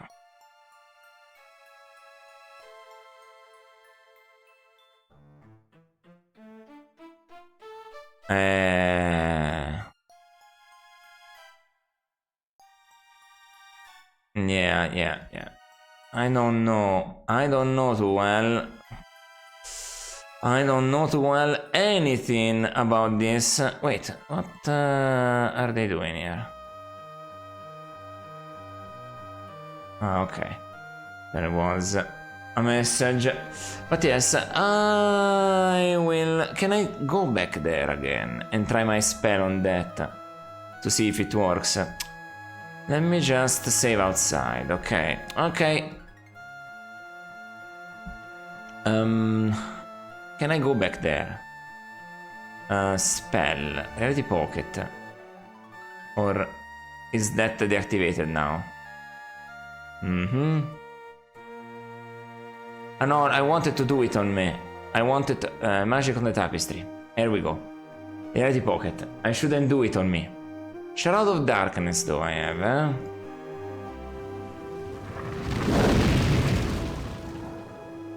You will walk right through it. Alright. Necessary furnishing. Look around. Look at the bench. Well, let me try to put the black sheet on the glow lamp. You drape the sheet of assembly because your fabric is so thin, the glowing light filters right through it. You reclaim the shirt. So it's not appropriate for that spot. But maybe for others is. Can I close this? Ah, okay. Just in case that is a death. If you had real business with the king, you'd have an appointment. Very Now just interesting. turn around and go back the way you came. Alright. Yeah, the magic that I have... use magic on the gate, even if I don't. Let me just check. Swap, huh? Swap, identify. It called... Identify also works for magical objects in case I have them. Is this book magical? Let me try. Cast magic on book. Identify... No, spell. Identify... Cast. Although the book discusses magic is not magical. What? We got a unique interaction for that? Okay. I didn't expect that. That's amazing. Is this parchment magical? Spell identify. You cast identify spell on the parchment, but not in happens. Evidently, the parchment isn't magical. Yeah, when something isn't magical, usually gives you this. The sheer. Well, okay. I will go back. So let's use the steering wheel. We have not. It's not in this realm, the tower and the fortress. Then we might need to go to a different location. Oh wow. So let's go back here for now.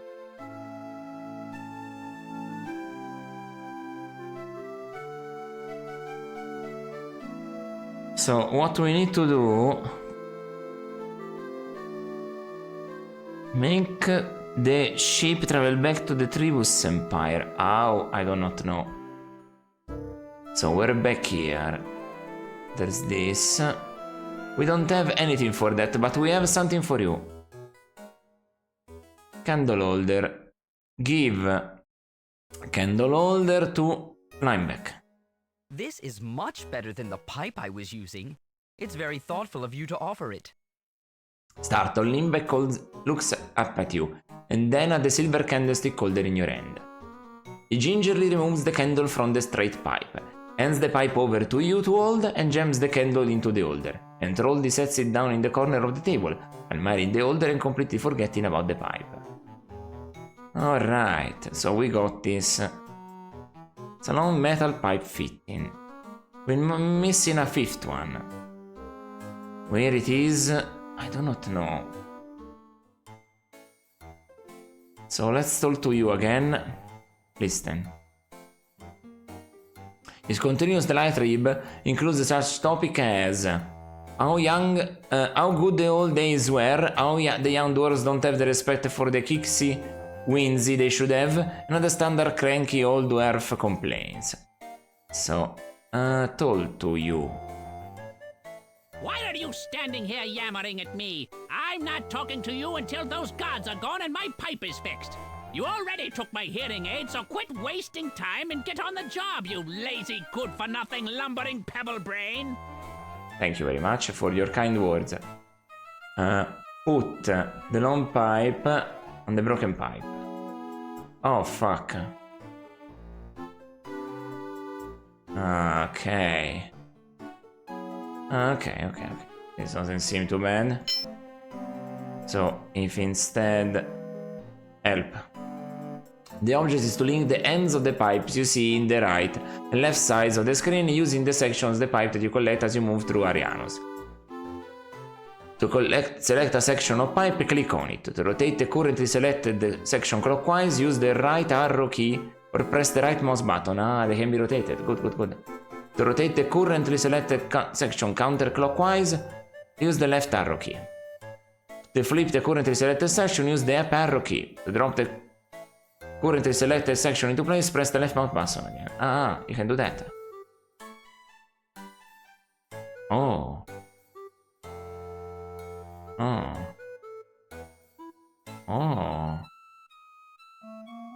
Okay. Is 4 pieces enough? I wonder. That's what I wonder.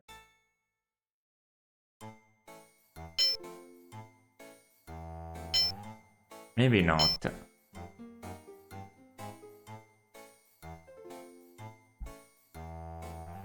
No?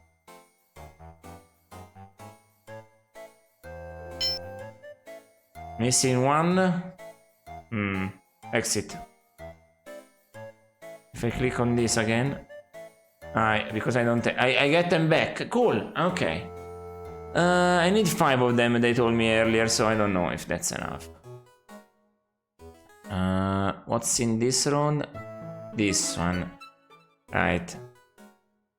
They are still here. Kixie Winzy. What do I do then?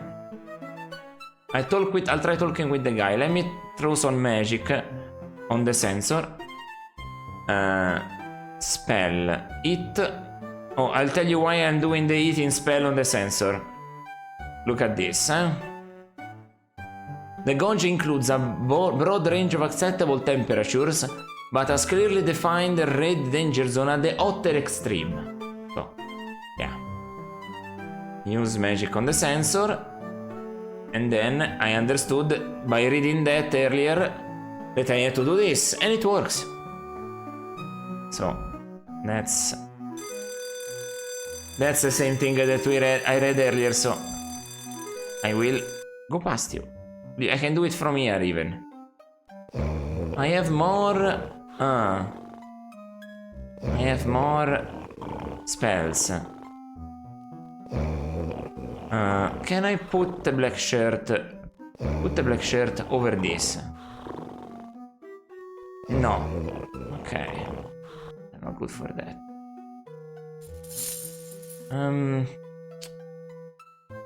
I can swap places with them. I can swap places with you, maybe. Do I do this and pass myself as a slave while you escape? And you go tell them what they need to be told? So that they... Let's talk with you a sec. Greetings again, stranger. Can I help you further? No. That's all. Thanks for the information. As you wish. But I can only hope that you will return to aid us. I'll try to swap. See if they... rescue. Let me try. Magic on Duke. Spell. Swap. This works. Thank you, my friend. Rest easy. I will do all I can to save you. Yeah. You cast the swap spell. In a flash, you've changed places with the Duke. He stands free and you see change on the bench. Those words stick with you for the years that you serve the elves in slavery. Shit! The years, I was like, oh. Oh, you can also just undo? You can also just undo the last move. Alright. So if it's not a time puzzle, you can just undo the last move. Told you. That's very friendly, I love it. Okay. So, yeah, I guess the restore is for time puzzles. But you can just undo the last move. That's friendly enough. That's more friendly than I would have believed.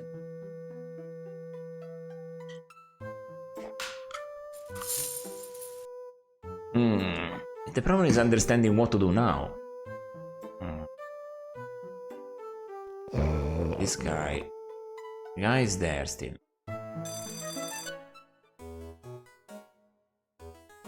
I'm missing one piece of the pipe. They brought him with them on the ship, somebody else said. I have not seen it though. Am I blind in it?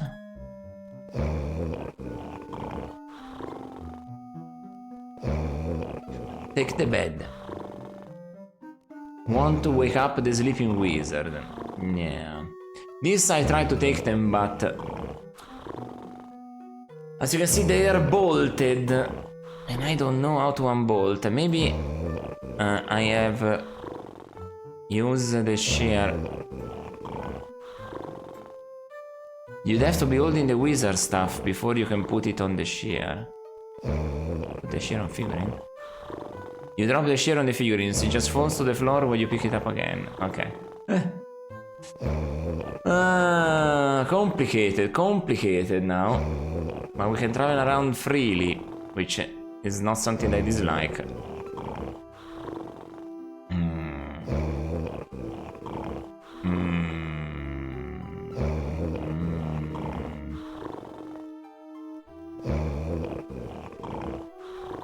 Wait, maybe I first cast the spell Shroud of Darkness. Cast. As you weave the spell around the shirt, the light around you dims, as if the shirt was drawing it in. The spell has been completed, you can only make out the vague shape of the shirt, but not its features. It looks like a hole in the air. Whoa. Let's look at it. You can barely make it out, it sucks up light like a sponge, if a sponge could suck up light. Okay. Put the black shirt on the figurines now. You drape the black shirt over the glowing figurines. The magic of the shroud draws the light from the statuettes into itself until they remain dull and grey. Since it's the magic of the figurines that maintains the glow effect of the gods, the instant the magic disappears, so does the elves spell. This we knew, I'm not drawn by chance, whatever happened there, I knew this was it. I have been told by the guy with all the parchments that he saw the people use those figurines that way. It was a hint. I wrote it down. I will have to prove that the glowing gods are fake. So. Okay, since it's the magic on the figurines that maintains the glow effect on the gods, the instant the magic disappears, so does the elves spell. They quickly realize the situation and bolt for the ship. Because yes, the elves are more magic than humans, but dwarves are immune to magic and are stronger. Really, there was a bottle I tried to pick up earlier, and I was so fatigued that I grew appreciation for the strength of one of the dwarves. It was hilarious. It was like, oh, this bottle is a bottle of ink that looked really much less. The dwarves, seeing their gods without their glow, quickly form a lynch mob. They chase their hapless elves out of the caves, bellowing rather imaginative and graphic threats of violence. That's a funny image. The noise caused the sleeping wizards to stir. To keep from being discovered, you dive out of his quarters onto the ship's deck. I wonder if it's timed, this part now. I am afraid to save. Hide in the storeroom. They'll kill you if they find you here. Okay, thank you. From the deck, you hear the scuffling of the elves as they board the ship. The Duke whispers to you that he points out a hidden door in the back of the galley off to the west. Okay, I'll go. You hear some scuffling and shouted orders from the galley, soon as the ship breaks away from its moorings and lifts off. Lifts off. A deep voice booms from somewhere near the door that the ship is entering human-controlled space. All lights must be doused and all noise cease. If the humans discover the ship's exact position, it could be taken. So I have to help them discover the exact position. Wait a second. Let's cancel. Let's not save here yet. So let's... The ship's hold is fairly barren. Okay, only a few boxes and bundles lie on the floor. Wind whistles through the open portals as the ship portals through space. So, may the ship travel back to the Tribus Empire. So we have to make us discovered, as we have been told. The portals. Wide open portals are set into the walls. Look at the portals. Portals set into the wall. I cannot find the other pipe here though. Look at the supplies. Miscellaneous supplies are piled around the room, but aside from the notable exception of a chest, another flimsier box that include nothing of interest. Is this a flimsier box? No. Look at... No, look at. I say. Look at the supplies. Flimsier box, ok. Put supplies, no. Look at... No, look at the box. Arrange flimsy hostings on the floor. Open. You rip open one of the largest boxes. Inside you find a strange device with 3 metal prongs, which crackle with electricity. A switch has been wired to its base. You shove the flimsy remains of the box to the side. Ah. Look at. A strong box. The strong box looks heavily and strong. It's held closed by a thick lock. Okay? Look at the lock. The lock is well made and effectively keeps you from opening the strong box. Wait a minute. Let's use the shear. Break the lock with the shear. The shear is too rusty and thin to withstand such an activity. If you try to snap open the lock with the shear, chances are it won't be the lock that breaks. Okay. Let me try. Break the lock with the long pipe. You can fit the thick pipe into the lock. What you can do is bash the pipe against the lock. Cause more damage to the pipe than to the lock. Okay. We have some magic on the lock. Unlock the lock with... No. No. Magic. Use the magic on the lock. I have a spell of...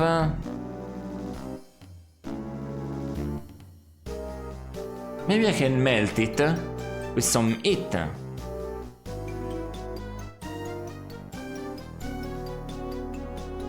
Let's try. The lock gets hot but not open. Unlock. With... he asks. With... marmalade. The jar of marmalade doesn't do a very good job of unlocking the strong box. Okay? Look at...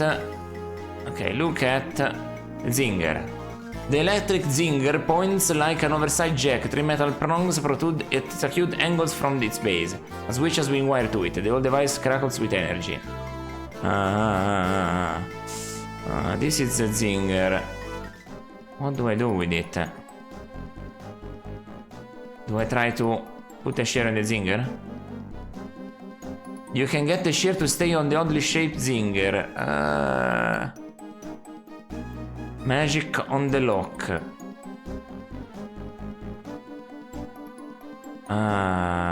Can I put it cold and then break it out of the coldness of it? The grounds get cold but not open. Oh man. Box. Take the box. Grab the box but it deteriorates further with the handling. You give up as a lost cause and drop the remainder on the floor.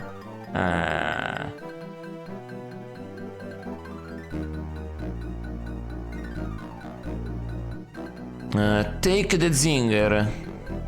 Carefully you pick up the electric zinger. It tingles a bit but it doesn't deliver the shock you expected. Okay. Activate. Put the zinger on the lock. No. Activate the zinger. You pull the switch attached to the electric zinger. As soon as the connection is made, the whole contraption flies off your hands, bouncing off the walls and throwing sparks everywhere. Oh. Okay. Evidently the light and sound pouring through the portals was enough to attract the attention of King Stephen's forces. They surround the ship in mid-flight, board her and take the captured vessel back to the castle. Congratulations. Alright. You actually succeeded. I didn't expect it, but I am pleased. Andrews and his men are safe. My thanks, friend. Oof. I wanted to open that lock though. Oh man.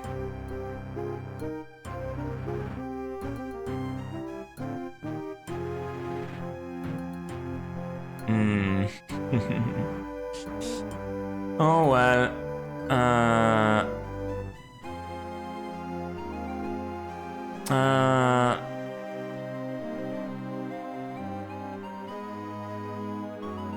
Let's try and say this. Not only did you get your cousin back safely, but now you have an elven ship. I think you made out pretty well. Very true. That elven ship will certainly come in handy. especially to infiltrate elven-controlled lands. You've proven your worth.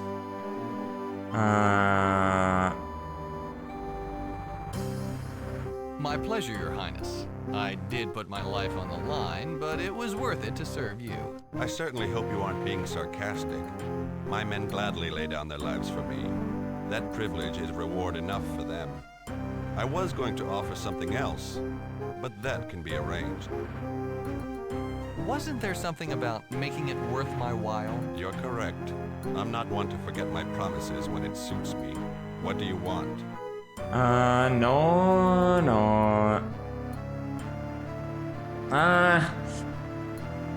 If you're a hero of a story, you cannot be weird about it. Perhaps you could just supply some information. Certainly. Tell me what you'd like to know. You relate to your experience on Drive, you explain that you're looking for an artifact that the Kixie Wincy might have buried somewhere. If that's true, only the Kixie Wincy can dig it back up. I'm not sure how I can help you there. Even my learned wizard knows precious little about the Kixie Wincy. There is something I might be able to offer, though. The Kixie Wincy is an ancient Sartan artifact. It is Sartan! Only the Sartan knew exactly what it is and how to control it. Oh shit. Since they disappeared ages ago, all that remains are the books and documents they left behind, but they are very scarce.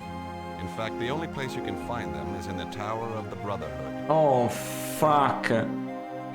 The Tower of the Brotherhood. Entering then is gonna be a mess.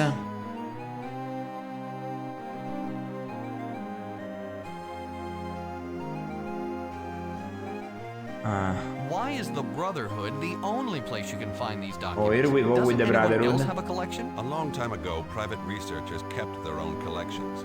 They soon experienced very fatal accidents and their collections were appropriated by the Brotherhood.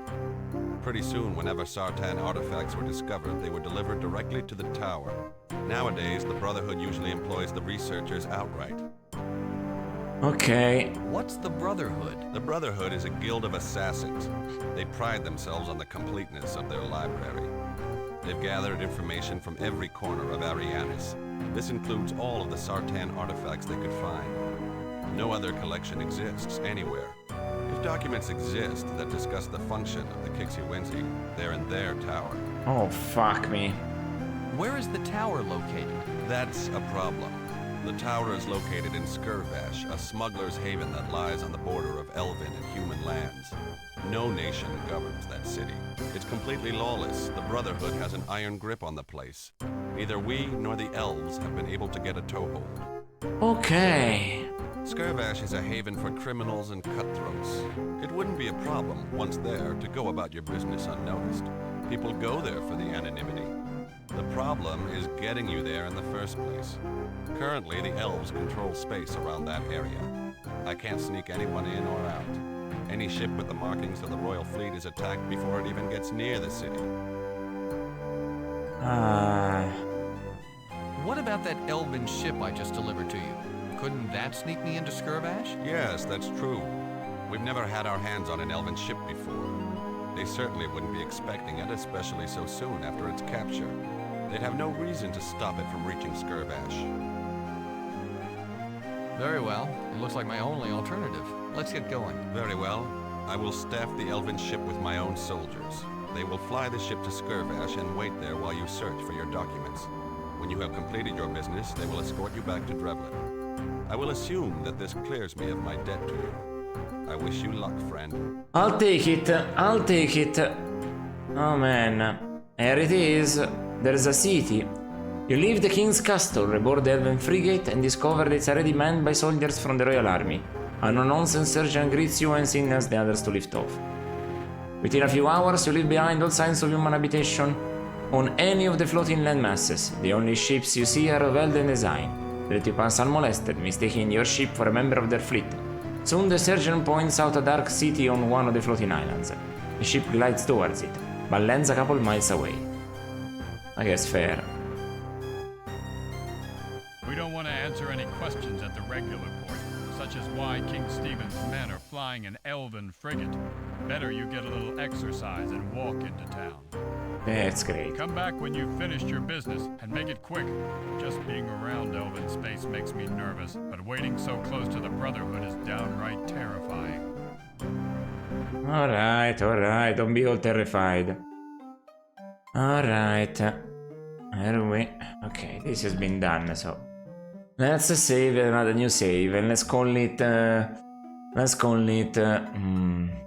that infamous... I'm glad I found that book. Infamous Tower. Elf ship is the same ship as before, right? The whole group of soldiers gathered in the small quarters to play cards. You can even fit through the door. I still have the zinger. So that means that I still have stuff to do on the other place. Downstairs. Chains. Can I pick up? Can I take some chains? Take the chains. Next to the floor, you can get them. Take chains, the galley, the horse. And there is still this. Take the fucking chest. You try to lift the heavy strongbox, but I can even try to get it off the ground. So this strongbox is available to me here. And I will manage to open it maybe one day.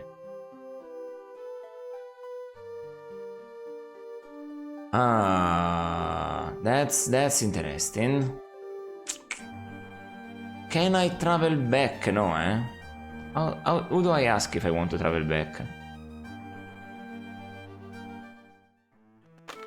The Tower of the Brotherhood looms over a plaza flanked by a tavern and a alley. A child plays quietly to one side. Oh my goodness. Oh. Scary. What's happening? The doll has decided to start walking. The boy watches his wooden doll walking in circles around the plaza. After wandering around, the priest runs into the dark alley. The boy steps toward it, but it stops, appearing terrified. He looks up at you with pleading eyes. Oh, sir, would you please get my doll back? I couldn't possibly go in there. It's far too dark and scary.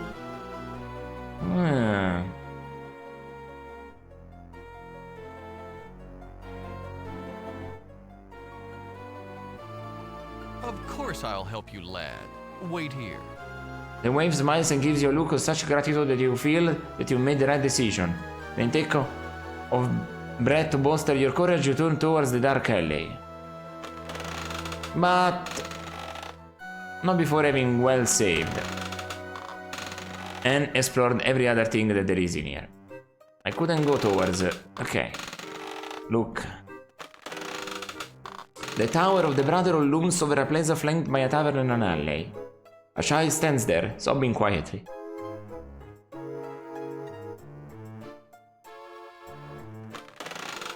Look at the buildings.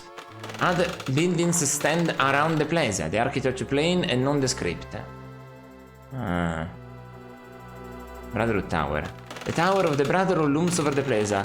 Much as is the Brotherhood influence is felt throughout this realm, there is no obvious way inside. As I figured. The small boy looks like he's about to cry. He's frightened and worried about his toy. A sign hangs over the tavern's only door. It leads the Devil's Workshop. Reassuring. Reassuring indeed. Reassuring indeed. The house looks expensive, more so than its even closest neighbors, but it's also abandoned. Is it?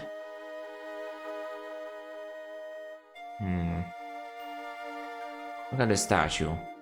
The statue is the kind of lawn ornament that you expect from someone with a lot of money to burn. Then again, who else would have lawn ornaments in the first place? Oh man. Look at the door. There's a lock. Although the door is sturdy and thick, the lock is what bars your entry. Wordplay. Lovely wordplay, by the way. Statue. Nothing in the cup. Statue. Window. The windows are narrow and recessed. Even if you could fit through them, the iron bars will keep you from getting inside. Okay. Well, I looked. Lock. Lock. Window. The windows are narrow and recessed. Even if you could fit through them, the iron bars will keep you from getting inside. Okay. Well, I looked. Lock. Naturally, the merchant who lives here bought nothing but the best lock he could find. This fits the bill. Open the door. The door is securely locked against people just like you. The share is no help in unlocking the merchant's door.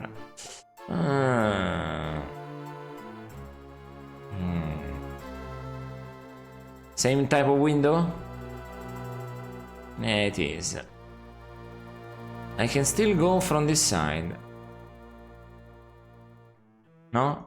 Ah, this is to go inside. Okay, okay. Oh shit, okay. Hello there.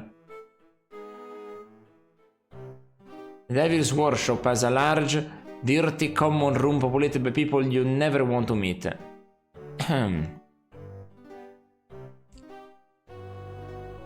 Hello, friends! No. Look at Toughs. These two men are like the most in the Devil's Workshop. Tough, dangerous, and mean. You? A man dressed all in black sits in a shadowed corner with his back to the wall, watching everything. Alright. Bartender? The barkeep seems to keep order by the sheer force of his presence. He's large, and most of his weight is muscle. A wooden bar stretches across the length of the room. A large, dangerous-looking bartender eyes you warily from behind.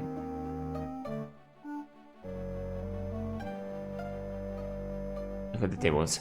Old stained tables are set up through the room. Told to the Toughs. The two men look at you, then at each other, then start laughing. One of them takes up a sharp knife and fingers it. You decide to leave them alone. Sto to the bartender. Yes? How can I help you? I'm looking for... give me a drink, maybe?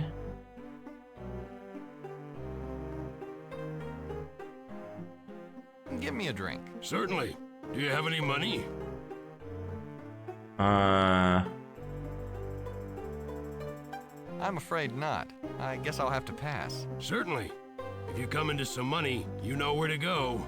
Okay, let's see if this also is paid. I'm looking for some information. Haven't we established that you are completely broke? Now, will there be anything else? Let's see. Nice place you've got here. Thanks. I certainly hope you aren't being sarcastic. This is the only tavern in town and I'm very proud of it. No, I am being serious. Run. Anyway. Who's that guy over in the corner? That's you, the Hand, a member of the Brotherhood. Oh, He's shit. been sitting at that table on and off for the last few weeks. I think he's scouting for prospective new members. A bunch of cutthroats have approached him about it, but he's turned all of them away. Some violently. I think he's looking for something special. Okay. Never mind, I'm not as thirsty as I thought. Very well. Stop back sometime. So, hey. Hello. Attack? No. Tolto. What do you want? No, cancel that. I don't want to know. All I want is for you to get away from me. I've no time for all of you amateur cutthroats and gutter snipes. Leave me alone.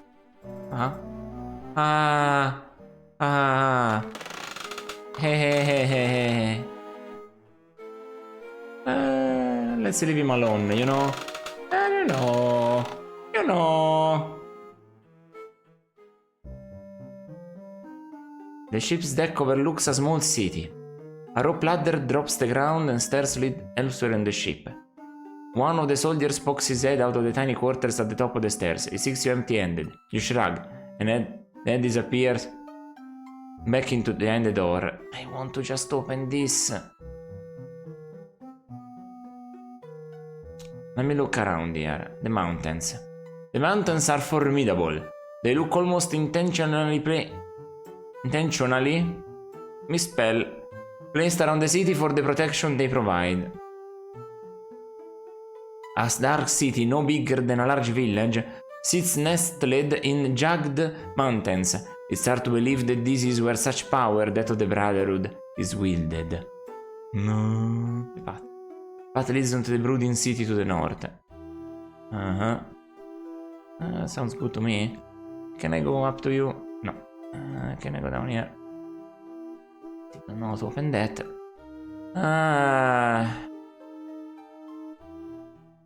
I'm back here.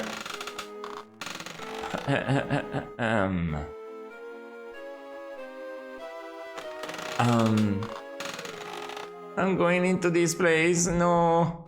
Oh well. Tower. No way to enter it. How the shit. Anyway. Oh well. This is all I have here. Oh, what the fuck?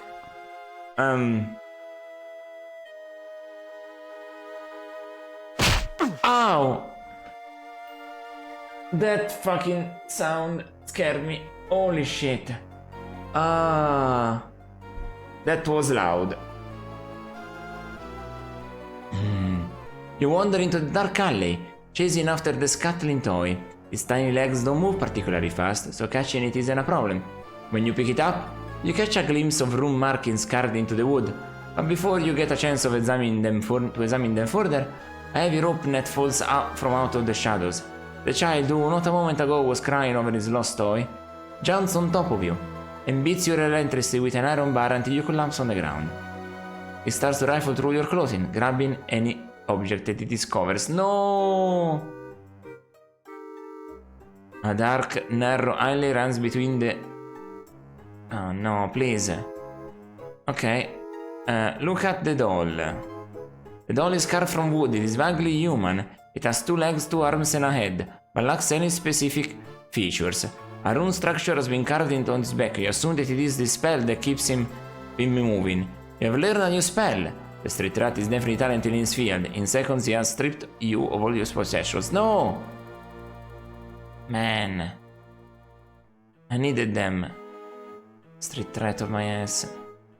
No. Use magic on street rat. I need to do this.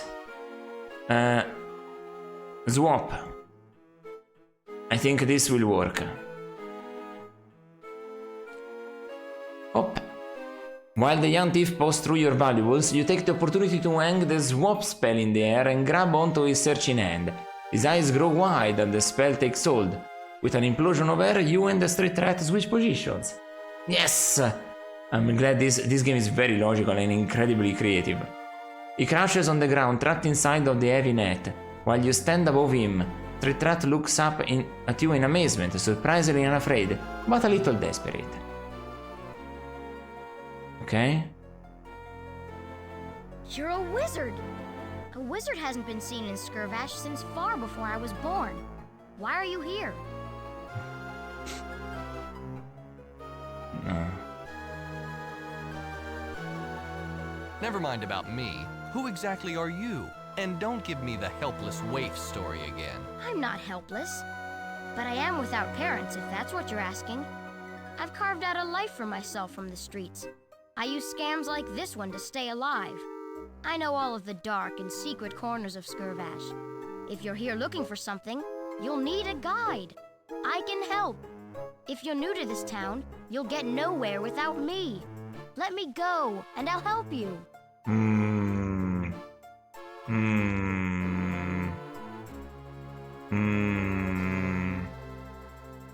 Well, let's go with this. All I want is the stuff you stole. Give it up, and I'll think about releasing you. Of course. But I'll have to get out of the net to show you where I've stashed it. Release me, and I'll get it for you.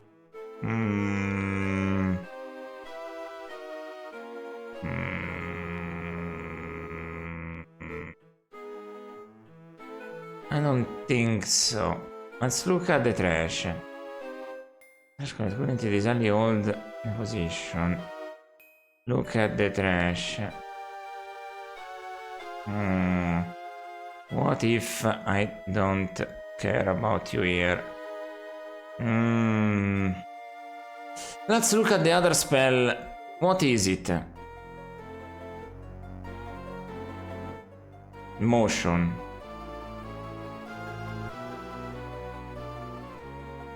Identify. This spell can only be cast upon things with at least a basic humanoid form. Okay. As long as the target object is touching the ground, The spell forces it to walk, usually in random directions. If the object is not suited for such an activity, such that it has no movable joints, serious damage may result. Oh. Oh, better save. I don't want to kill a child by accident. Alright. You know. But I want to try it on him. Maybe he goes... use magic on the street rat. I wanna see if it does something funny though.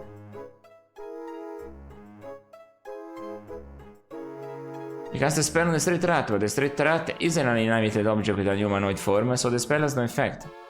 Ah, right, alright.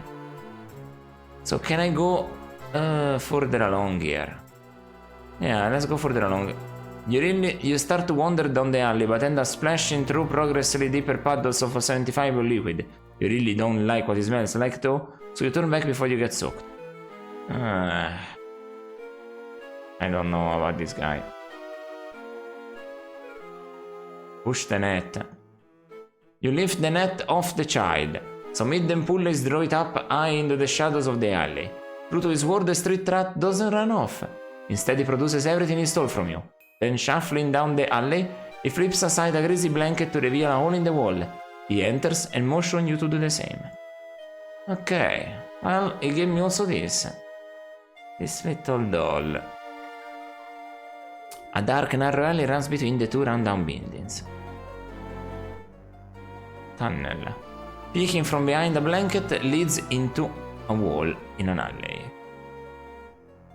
Oh man, okay, so this is the road there, There is nothing else, just a bunch of trash.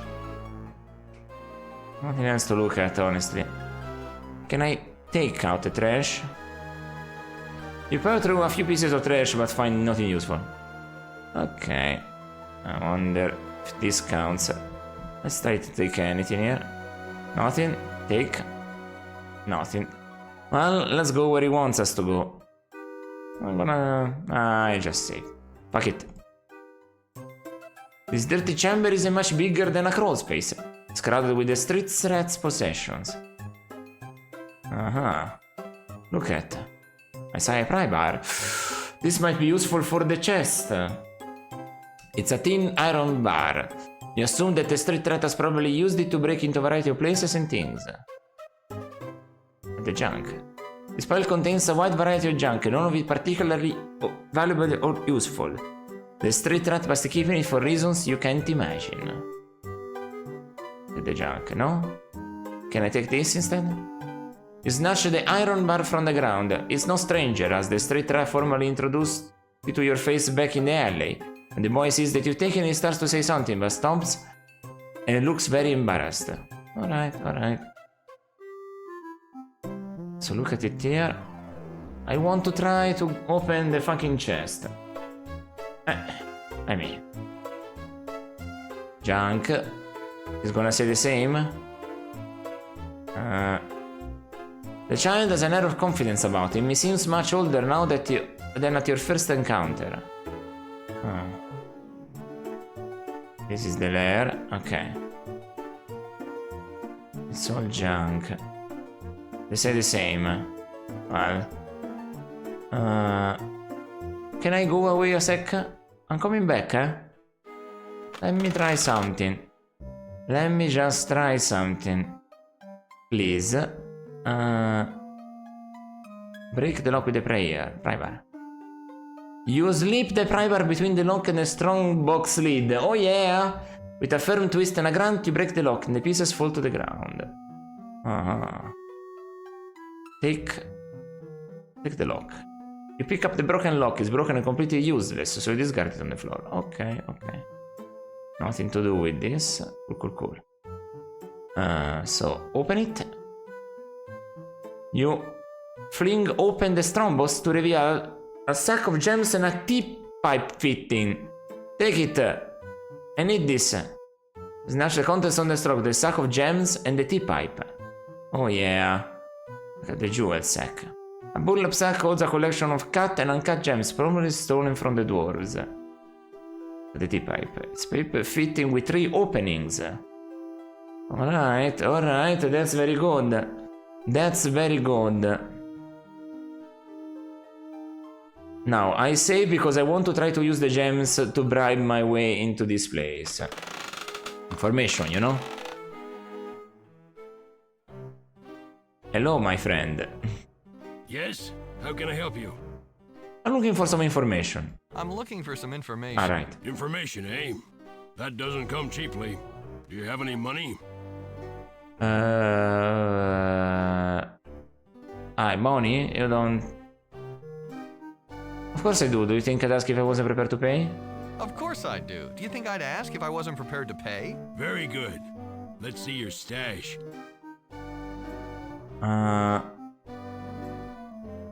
He doesn't want gems. He doesn't want gems. He wants actually hard cash. I want to be able to spend it immediately.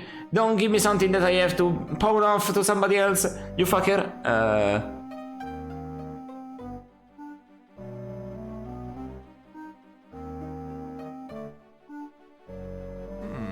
My last transaction must have drained my stash. It appears I have nothing left. Certainly. If you come into some money, you know where to go. Shit. Maybe getting a drink also is something that I need. Never mind, I'm not as thirsty as I thought. Very well. Stop back sometime.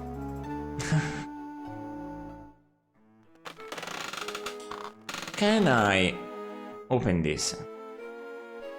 Maybe no, don't go in it immediately.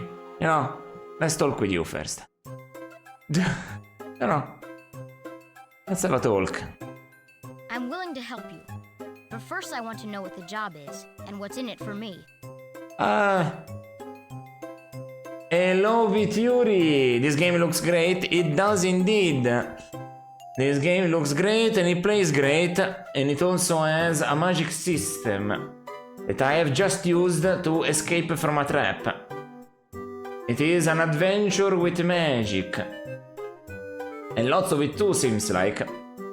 And I've just started it. It seems immense. So, this game will accompany me probably for at least 2 or 3 streams next week. At least.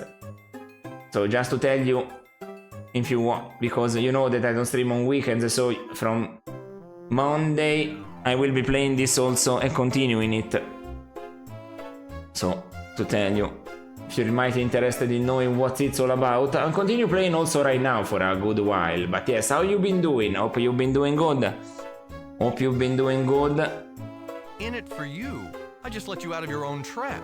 Don't you think that's enough? No. I appreciate you letting me free, but if I'm going to risk my life on whatever job you have planned, I need a cut. Damn it. And if you're going after what I think you are, there should be plenty to go around. What do you think? Well, nice. Oh yes, I've been alright. Just more busy this week, so I streamed a little less. Next week should free up some time in the afternoons here, so that's why I also take the weekends off, because so I can do the stuff that I need to in the weekends and more time for streaming. At least a few hours. So...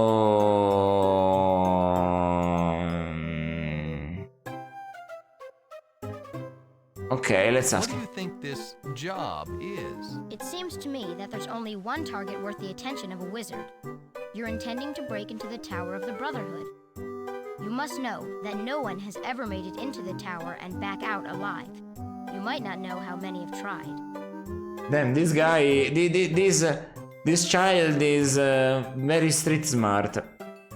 Rumors of the Brotherhood's treasure have spread throughout the realms. Thieves, from third-rate pickpockets to practiced artists, have attempted to steal it. Usually, the less talented ones are turned away at the front of the tower. There is no obvious way to get in. Only the members of the Brotherhood know how to enter. Okay. Some make it inside. Every few months, a new body is found in the town square, the result of another robbery attempt.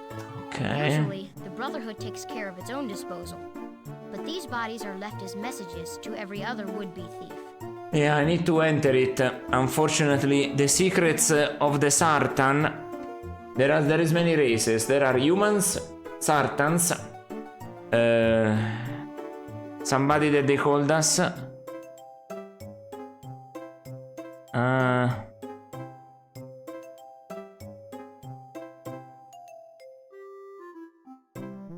Yeah, I don't remember. I didn't write down the name of my race. But yeah, there is dwarves, elves, and elves are assholes as always. Dwarves forever, obviously. But yes, and there's a lot going on. Elves, dwarves, yes. I was about to say, but as I was thinking about my race is a race of magical creatures that are bit lost magic because we were stuck in a labyrinth. Apparently, I'll have to go back to that and free my other brethren. But I have to discover the Sartans, because the Sartans are the ones that imprisoned us. So yeah, there is a lot going on. In short, no one has ever succeeded. If this is your plan, you're going to need my help. Even a small cut of the tower's famed treasure would set me up for life. I don't know what else there is, but that's all I've encountered for now. Is that all you want? Well, not exactly. You're not local, that's obvious. Therefore, you must have some way to leave once you're done. I want to go with you. I've lived too long on the streets of Skirvash. It's dangerous. We're on the borders of elven and human lands, and the war moves closer every day. I need to get out of here. Okay. This guy is not only street smart, he's actually smart. How much of a cut do you want? Whatever you think is fair. I need to start a new life, and I'm going to need money to do it. Any portion of what I think your haul is going to be will set me up. Let's see your part. That makes you worth all of this. I have contacts and information about the Brotherhood that all of the previous thieves lacked. If I was helping them, they might have succeeded. What the fuck? This guy. Okay. If you're so good, why don't you try and loot the tower? I'm not that good. I think you have a chance because you're a wizard. I figure your magic might give you an edge over the others. Alright. Alright, I'll give you what you want. What can you tell me about this town? How can you help? What do you need to know? Okay, so means that I can write down. Alright. What is the Brotherhood? What does it do? You must know about the Brotherhood. At least you must have heard about them. The Brotherhood is a guild, much like craftsmen or merchant guilds, only it is a fellowship of skilled assassins. Whenever you want someone dead, for sure, take out a contract with the Brotherhood. Their information network reaches into all the nations, human and elven. In fact, the Brotherhood is the only guild that employs all races without prejudice, even in times of war. How enjoyable. Everybody kills everybody. I mean, it's not much of a principle, but it's better than other people here in this game, for sure. So I guess is that the bar is low. How do you get inside the tower? I don't know the method that the members used to get into the tower. I've examined the exterior, and I haven't found any entrance. But I've thought about this. Only the members of the Brotherhood can get in.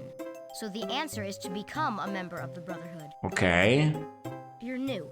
Nobody knows you. You might be able to pull off something like this.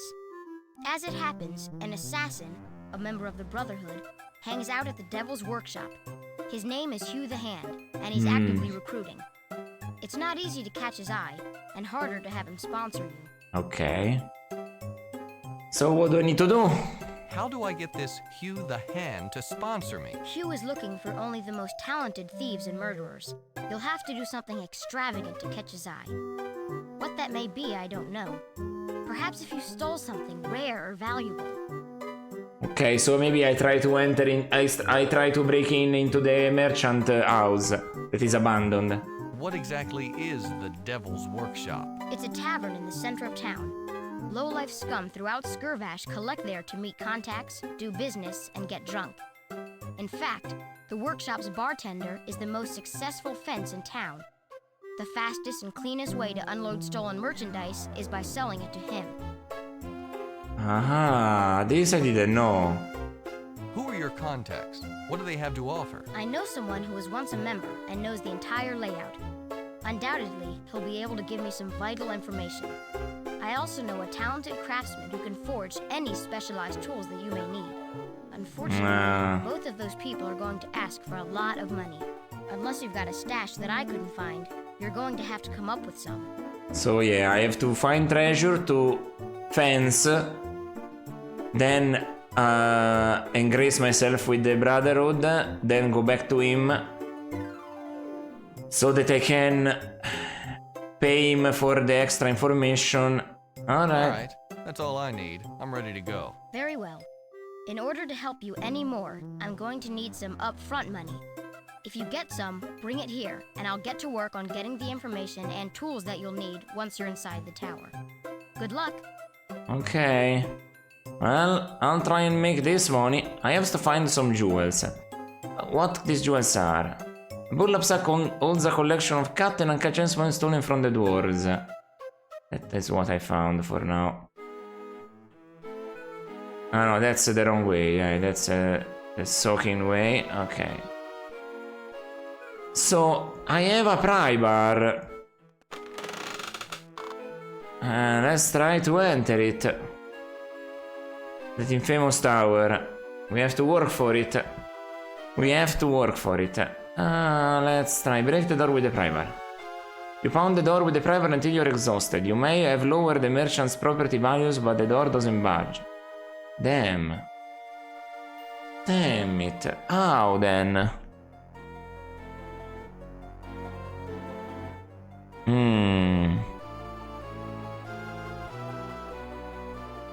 There's no help. Do I go to him and send him some jewels here? Hey there. I've got something that I want to sell, yeah. I've got something that I want to sell. I'd be happy to take a look at it. Let me see. These are dwarven relics. Where did you steal these? They'd be worth more if there wasn't a glut of dwarven artifacts right now. He scans the room as if challenging anyone to call him a liar. I'm a little short of funds just now. This is all I can afford for them.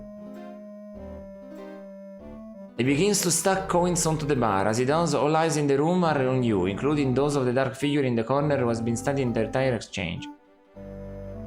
As you pocket the money, the dark figure motions you over. Well, that's a very impressive haul. Dwarven relics, eh? Even I would have a tough time coming by something that rare.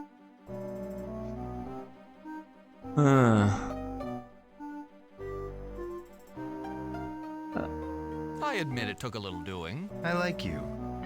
You don't reveal too much in casual conversation. Okay, sure. Let me introduce myself. My name is Hugh the Hand. I represent the Brotherhood and I'm currently recruiting new members. I'm impressed by your style. Would you be interested in joining? No, don't ask him what is that.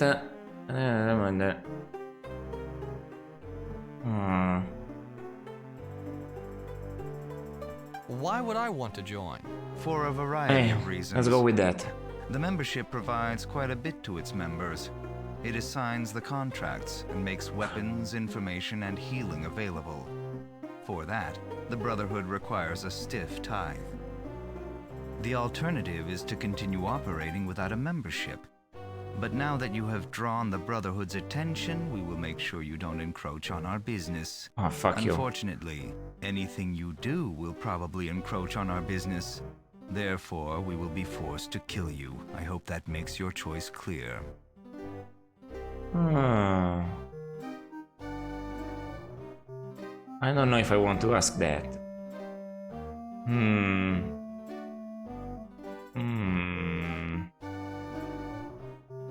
Why are you called Hugh the Hand?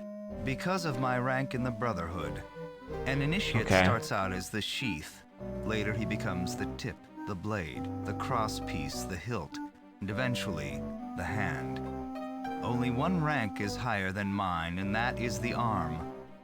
Chang currently holds that position, and she has held it for many, many years. Okay. Well, you seem strong. Of course I'm interested. What low-life cutthroat wouldn't be? Very good. Now you are still very unproven. The theft of the dwarven artifacts was enough to draw my eye, but you're not blooded. I'm going to require a contract before I can apprentice you. Alright.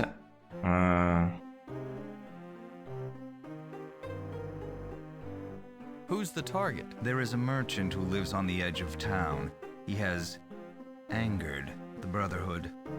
He's overstepped his authority and must be eliminated in order to set an example for the rest of his I kind. like to pretend I killed him, but I don't, because otherwise...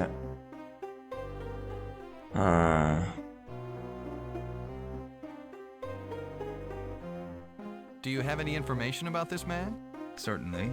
Most importantly, you should know that he wears an amulet. Okay. It is magic and protects him from all harm. Okay. Also, you should know that he knows that the Brotherhood is out to eliminate him. We've already tried once unsuccessfully. Whoa! Since then, you've lost? He's taken some precautions. He's had the front door reinforced and the lock changed as well. We believe that he's currently holed up there in the house. Ah, it looks abandoned, but it's not. Okay. I need to write down this about the amulet. Otherwise I got one game over. Only in 4 hours, so for now I've been very careful. Needs a merchant dead. So I remember that it's a merchant in case I encounter anybody else in the house. That's not a merchant. Or the merchant. A merchant dead. He's wearing a magical amulet. But is wearing a magical amulet protecting him.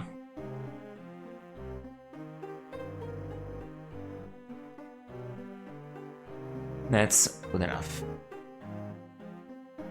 A magic amulet that protects him from harm? Won't that make killing him rather difficult? Yes. The fact that he is never without it might hamper you as well. Consider this a true test of your skills. Figures. If he lives in such a fortress, how do you expect me to get inside? Isn't that what you do? Break in. I'm sure you've had more difficult jobs than this. The dwarven jewels found in the elven ship are not painting a picture realistic of me. I just found them there. I broke in with the pry bar, and voila, they were there. Oh well. Anything else I should know about this merchant? There are rumors that he keeps a secret journal. I'm not sure how that would help you, since I'm asking you to kill him, not investigate him. But it might hold information. Find is information about the amulet, though.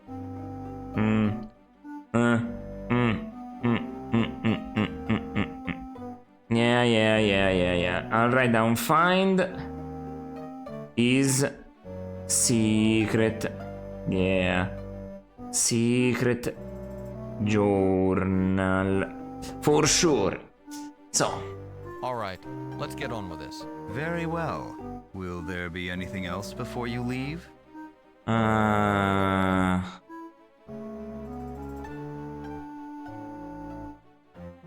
This sounds pretty serious. Why haven't you taken care of him before? Why ask me? We sent a man out. He didn't come back. If you succeed, then you have earned a place in the Brotherhood. If you fail, then we haven't lost another man. It is as simple as that. Okay. Where can I find him? His house is not hard to find. It is the most expensive house in town. Follow the road to the southeast. I found it You'll come earlier. across it soon. What should I do after I finish the job? I will require proof that you have eliminated him. Since he's said that he would die before being separated from his amulet, I believe that that will suffice. When you have finished, bring the amulet here to me. That should be enough. That's how I escaped from having to kill him.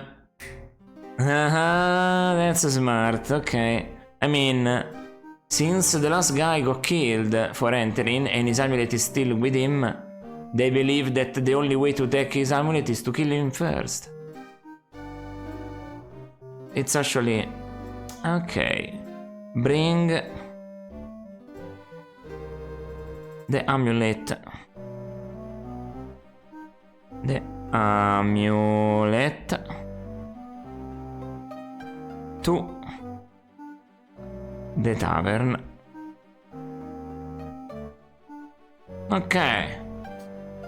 All right, I'm on the job. Very good. Remember, when you have finished, bring back his amulet. That will be proof enough of his death. Please, don't insult me by running away. It would be such a bother to track you down and kill you.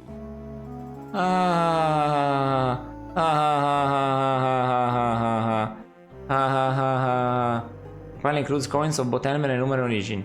You're the barkeep didn't make this kind of money tending bar. Well, I have money. You wanted the money? With this money, I can get the items we need. Okay. Before you can say a word, the street rat grabs your pile of cash and runs out. Okay.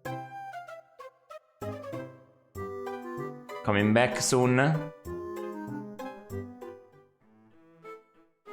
well. Let's hope I didn't make a mistake.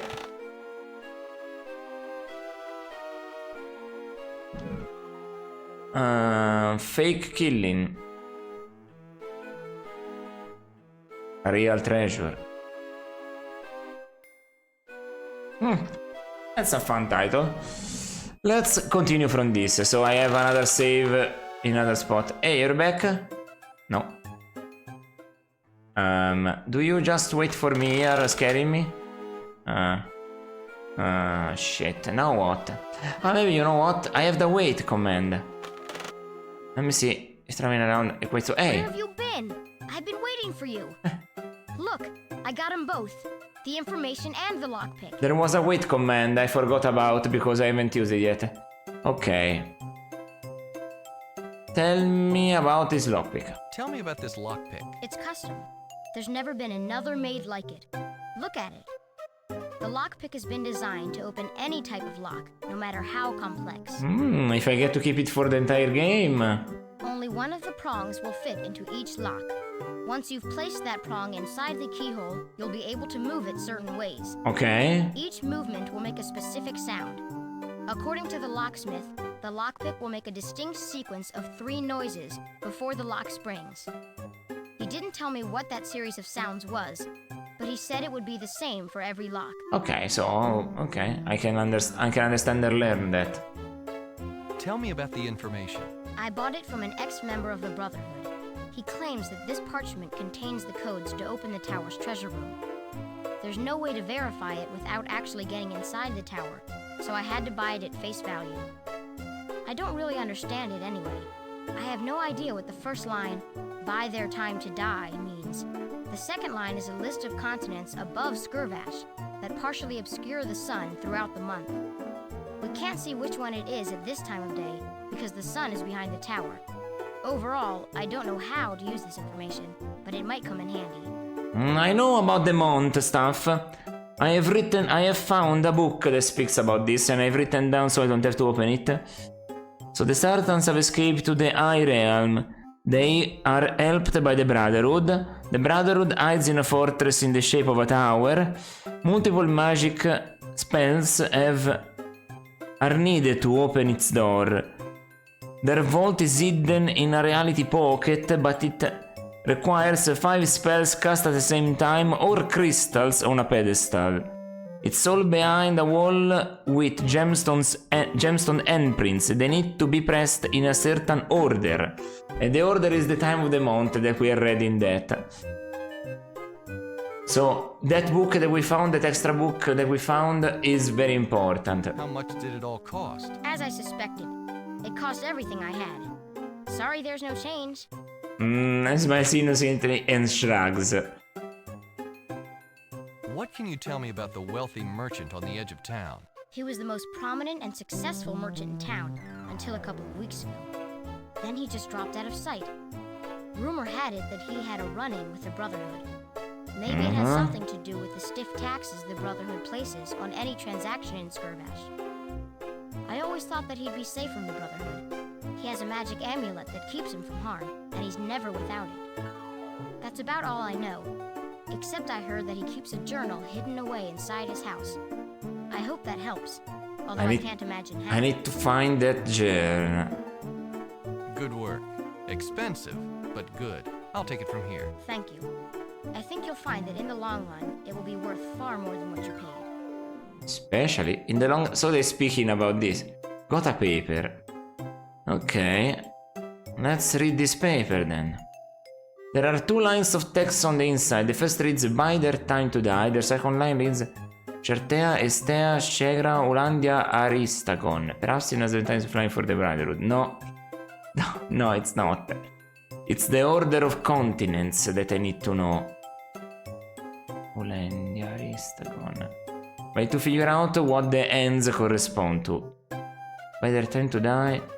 By their time to die. Certea Estea Shegra.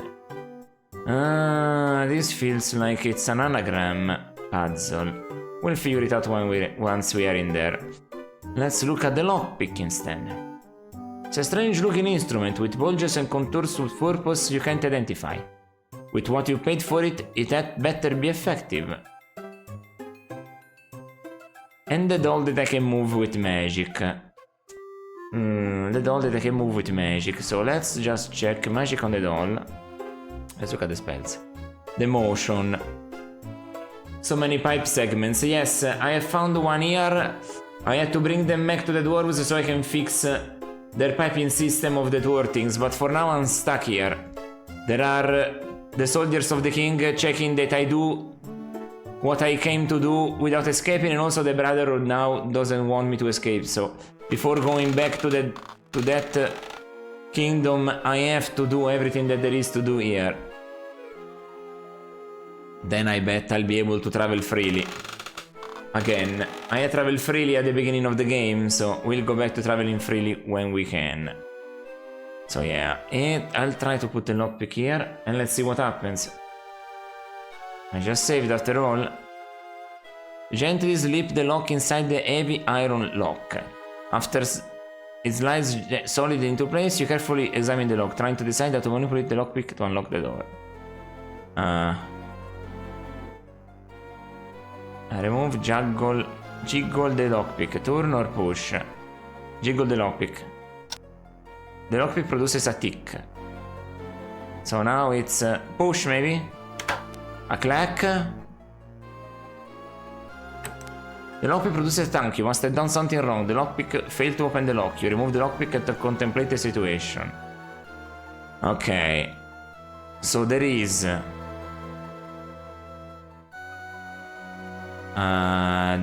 jiggle. Okay, let's write down a couple things about the lockpick. The lockpick. Okay. I have to figure out the correct order. The lockpick produces 3 sounds.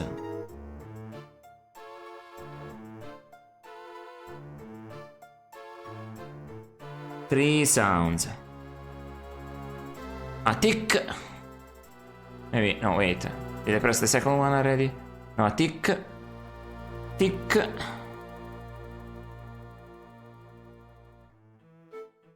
Tick. Tank.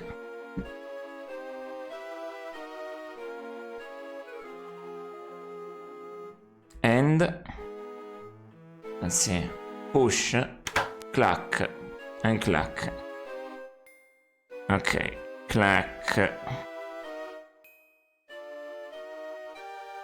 They correspond to tick, tongue, and clack.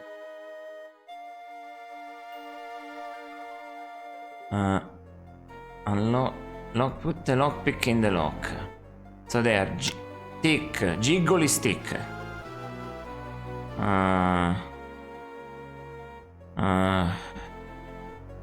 Turn.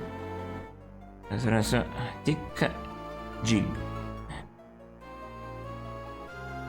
Okay, jiggle stick. Tank is turn. And clack is push. Yeah, okay. Push. So if I can figure out the order of operations here, let's start. Copy the lockpick. Let's try push. Let's grab another paper. Let's grab some paper. I have some paper here, perfect. I had prepared this. I am prepared for this. I have some papers to write down my tentatives. Okay. Okay, so then I can write the correct order. I already tried. Jiggle, push and turn. Okay. Okay, so that. So I don't repeat myself, you know? That gate, lockpick. Lockpick. I tried. Jiggle, push and turn. Okay. Jiggle. Push. Turn. No. Equals no. Jiggle. Turn and push.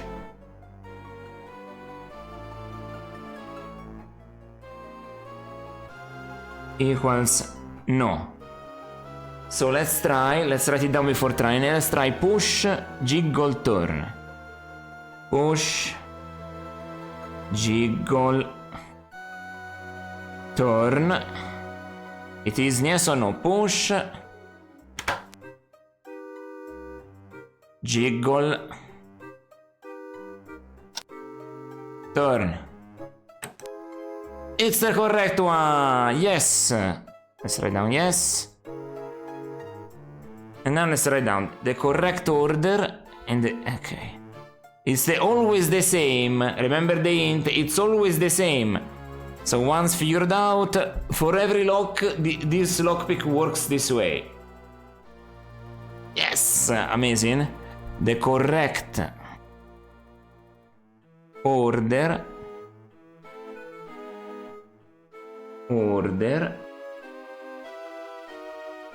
is push, jiggle, turn. Jiggle, turn. Okay. Push, jiggle, turn. I have it written here. I'll keep these papers, smaller things that I keep at the beginning of the giant notebook. The lockpick produces a tank. The merchant lock clicks and the door cracks open. You pocket the lockpick with a sly grin. The house is all but emptied. Its contents, save for a few spare items, have been taken away.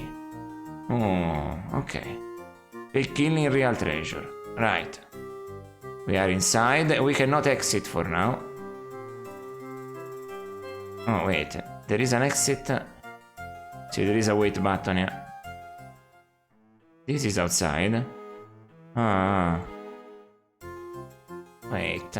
Portrait. Let's look again. Look at everything. Merchant's house is this, okay.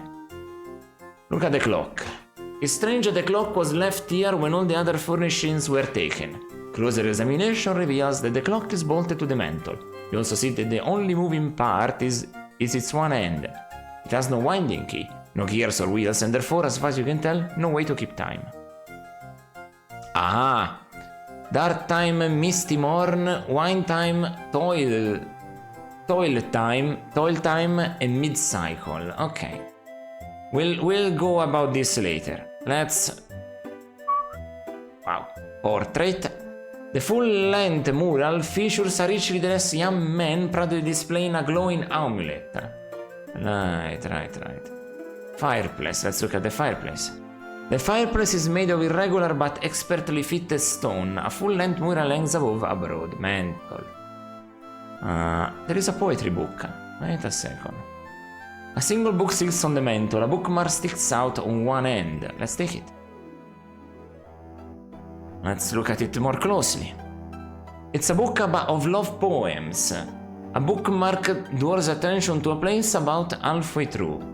Let's open it.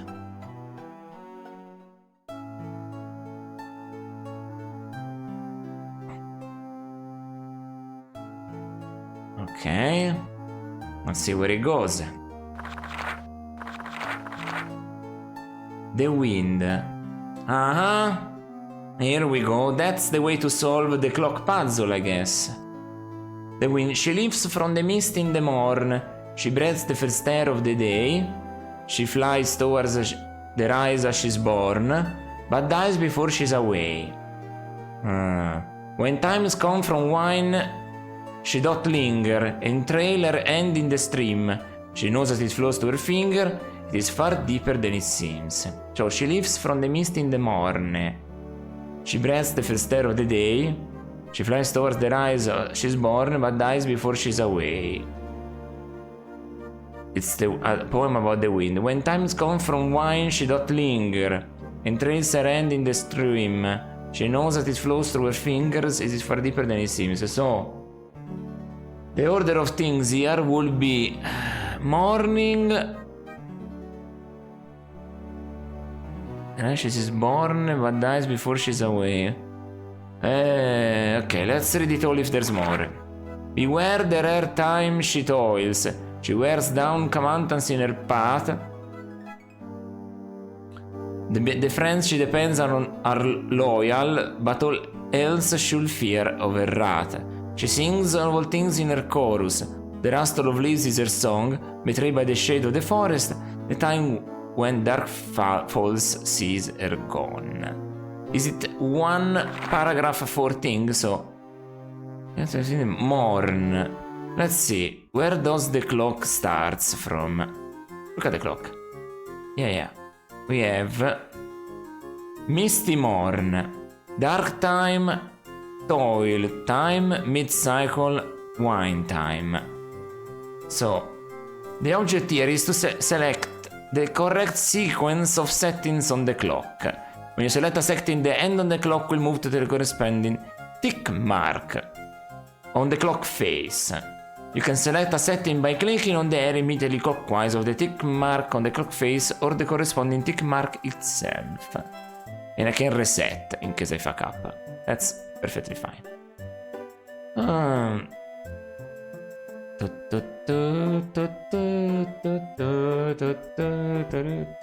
This is good. But yeah, let me write down what are the times here. A second, Dark time, misty morn, wine time, toil time, mid-cycle. Okay.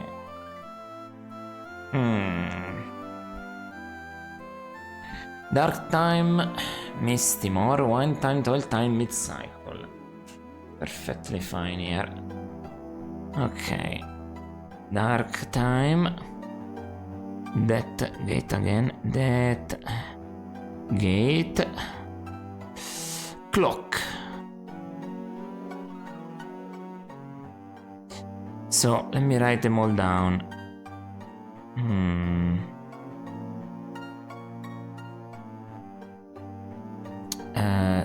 Misty. The one. Okay, so it's 4.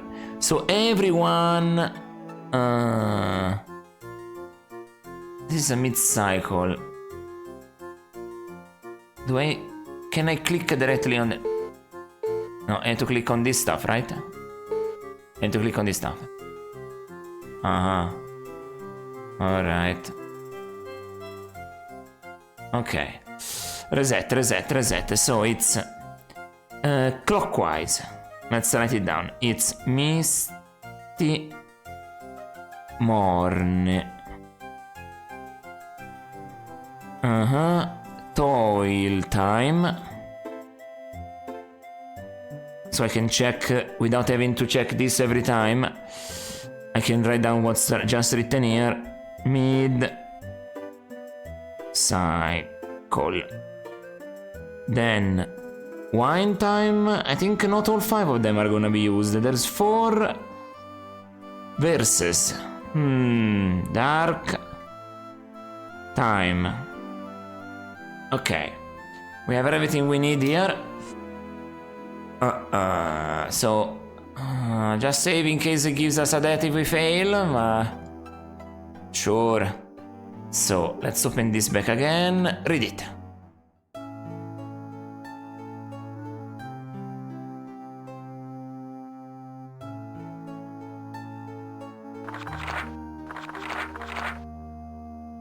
She leaves from the mist in the morn. She breathes the first air of the day. She flies to the rise as she's born, but dies before she's away. So maybe first pressing is misty morn. When times come from wine, she doth linger. Wine time. Wine time. Wine time. Wine time. And trail her hand in the stream. She knows that it flows through her fingers is far deeper than it seems. Because of the rare time she toils, toil time, she wears down mountains in her path. The friends she depends on are loyal, but all else will fear her wrath. So for now, let's write down order. Order is misty morne. Wine time.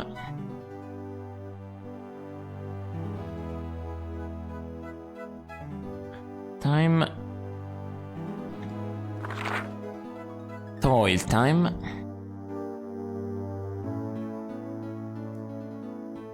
And she wears down mountains on her path. Their friends she depends on loyal, but all else will fear her wrath. What remains is mid-cycle. Mid-cycle is weird. There is nothing mid here. For the time she toils. She sings of all things in her chorus. The Rastolo lives the song. Betrayed by the shade of the forest, by the time when dark falls sees her gone. And there is dark time. Okay. It's 4. It's dark time. Misty morning, wine time, toil time, and dark time. We'll see. There's nothing more here. So, let's see. If this is the first order try number 1. Look at the clock. Okay. So, misty morning. Fuck. Which one is gonna be? Misty morning. Wine time. Is it gonna be this? Okay, it goes automatically on it if you click on the name. Thank fuck. Okay. This might have been... Oh shit. Undo. If I click on this... Oh. Misty Morn. Misty Morn is this. It starts from the Misty Morn. Reset. So... Click on the name. Wine... Misty Morn. It starts from there. Wine time. This is toil time. And this is dark time. Alright. One of the stones surrounding the fireplace pops open. Inside the core pantry you discover a leather-bound journal.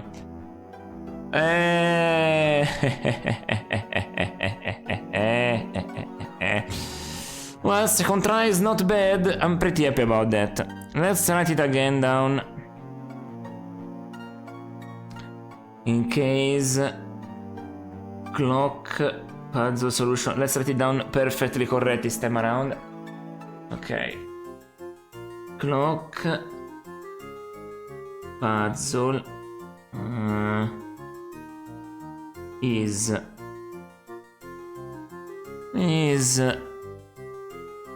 Wait, I put away what I've written on it. Okay. Misty Morn... Actually, remember it, actually. No. Misty Morn... Then it was wine time. time. Then it was toil time. Yeah. And then it was dark time, I'm sure. And dark time.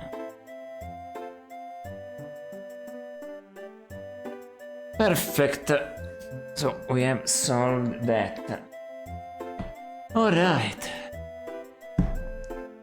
So look at this. There is hidden compartment. Look at... No, look at. One of the stones on the fireplace has popped open to reveal a secret compartment. Inside you see a leather-bound journal. Look at the journal. The leather-bound journal is old and well worn, undoubtedly forgotten and left in its secret hiding place. So take it. Take the journal from the hidden compartment. Let's see it close up. Okay, nothing in there. Let's look at the hidden compartment. Is it empty now? Okay. Let's read the journal. We have found something else. It's impressive, this game. Empty? First entry.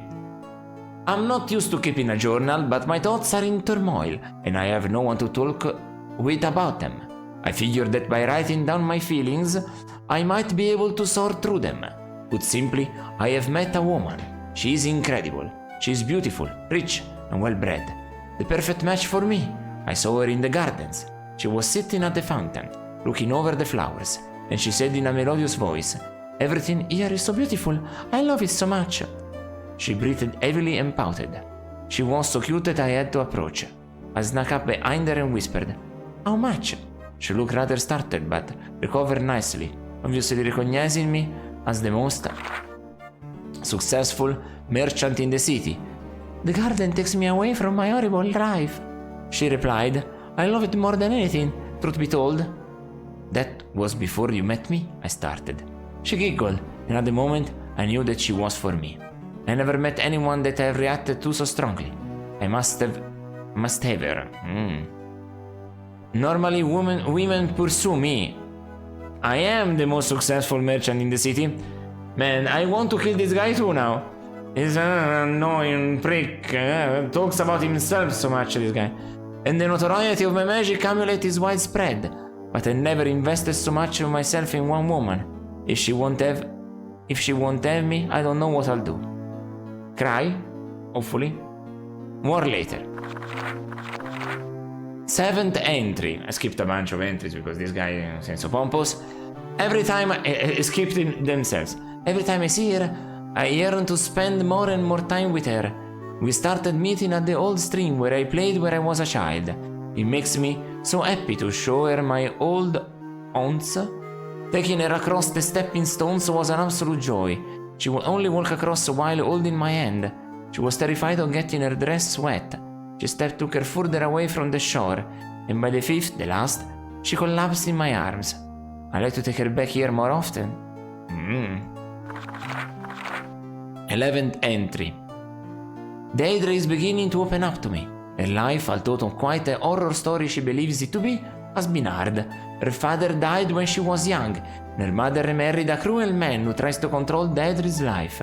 He doesn't care about her. He only thinks about her dowry, what she is worth.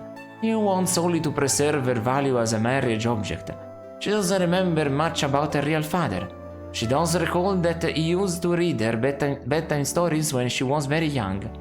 One especially caught her fancy, the bouncing beans. When I told her that I was read the same story long ago, she smiled so sweetly that it warmed my whole day. I must have her as my wife, regardless of her penny-pinching stepfather. He may ask for the word, but I will pay it. More later. 20th century entry. Her stepfather has cloistered her away. It was obvious his plan to allow her to be with me just long enough to with my interest. Trying to pronounce ancient English word makes me parched. And now the relationship has progressed. He has snatched her, and now that the relationship has progressed, he snatched her off and is demanding a wedding. I certainly don't mind the idea of a wedding. I made the decision long ago, but I do object to his keeping me away from her while he decides what the dowry will be. Undoubtedly, he's poring over financial records trying to calculate how much he can safely gouge out of me. All I can do is wait. 20th first century Fox entry. This waiting is driving me mad. I can concentrate on my business. I'm useless for any task. I repeatedly asked her stepfather if he has come to a decision, and each time he sends me away without an answer. The last time, he bellowed that he would send a messenger when his decision was made, that I should stop bothering him in the meantime. So what can I do? I wait and I wait. 22nd entry. Since I cannot do my job, I've decided to commission a portrait. A portrait, if only to use up some time while I wait the messenger. Naturally, I've hired Leonard Bogash. His reputation for excellence is widespread throughout the realms. He's due to arrive in the next few days. Do I need to write that name down? We'll see. 23rd entry. The portrait goes well. Leonard has lived up to his reputation. However, the endless hours of sitting do not take my mind off of my prospective bride. Instead, the modeling just gives me more time to dwell on missing her. I expect the messenger any day now. According to his stepfather, I am to give the dowry directly to the messenger. Only after he delivers it, I will see my darling Daedra again. I argued about handing over what I expect to be a fortune to a stranger, so I agreed that the messenger would identify himself with a few facts that only my fiancée and I know. Then again, I would have agreed to anything to hurry the old coot up. 24th entry. The painting is done and still the messenger doesn't arrive. I wonder if the man realizes the pain is putting me through, or if he even cares. 25th entry. The messenger has finally arrived. After confirming his identity, I gratefully handed over the obscene sum that Daedri's stepfather demanded. It will take quite a few years to regain that amount, but any amount would be worth it to end my torment. Daedra is due here at any time, so I must end this. 72nd entry. I have finally confronted the Brotherhood about the unfair taxes we J. Louis against this town. They act as if they own Skurvash. They've been a thorn in my side ever since I arrived here. Thus far, I've given them no reason for taking action against me. But now I'm a little worried that I have provoked them with my talk about unfair taxes. I only hope that my amulet will keep them at bay. Nothing about the amulet.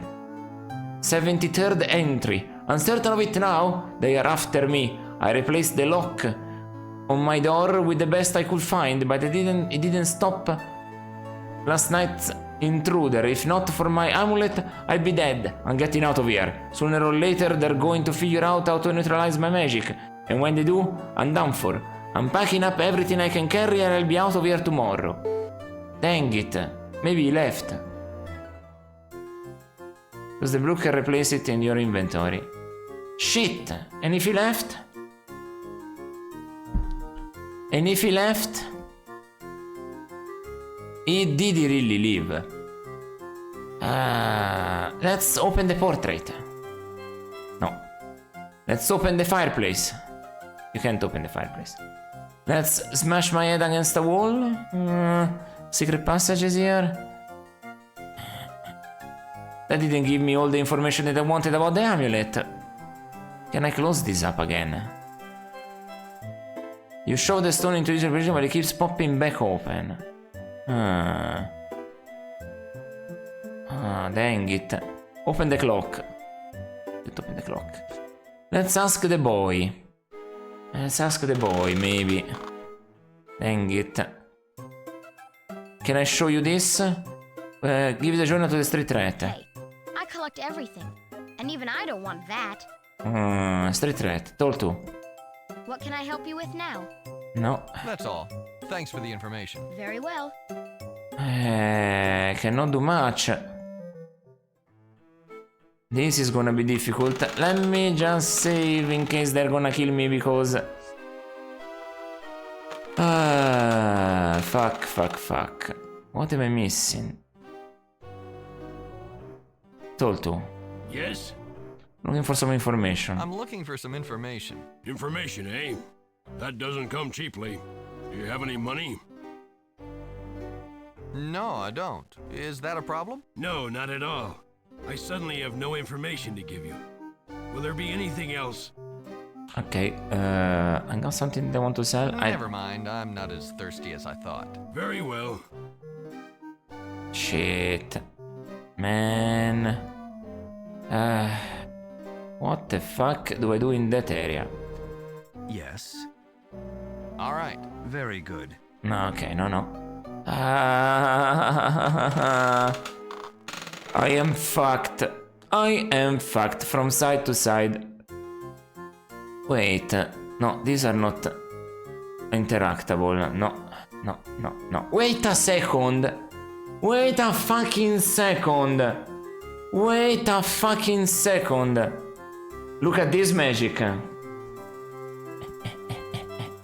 No.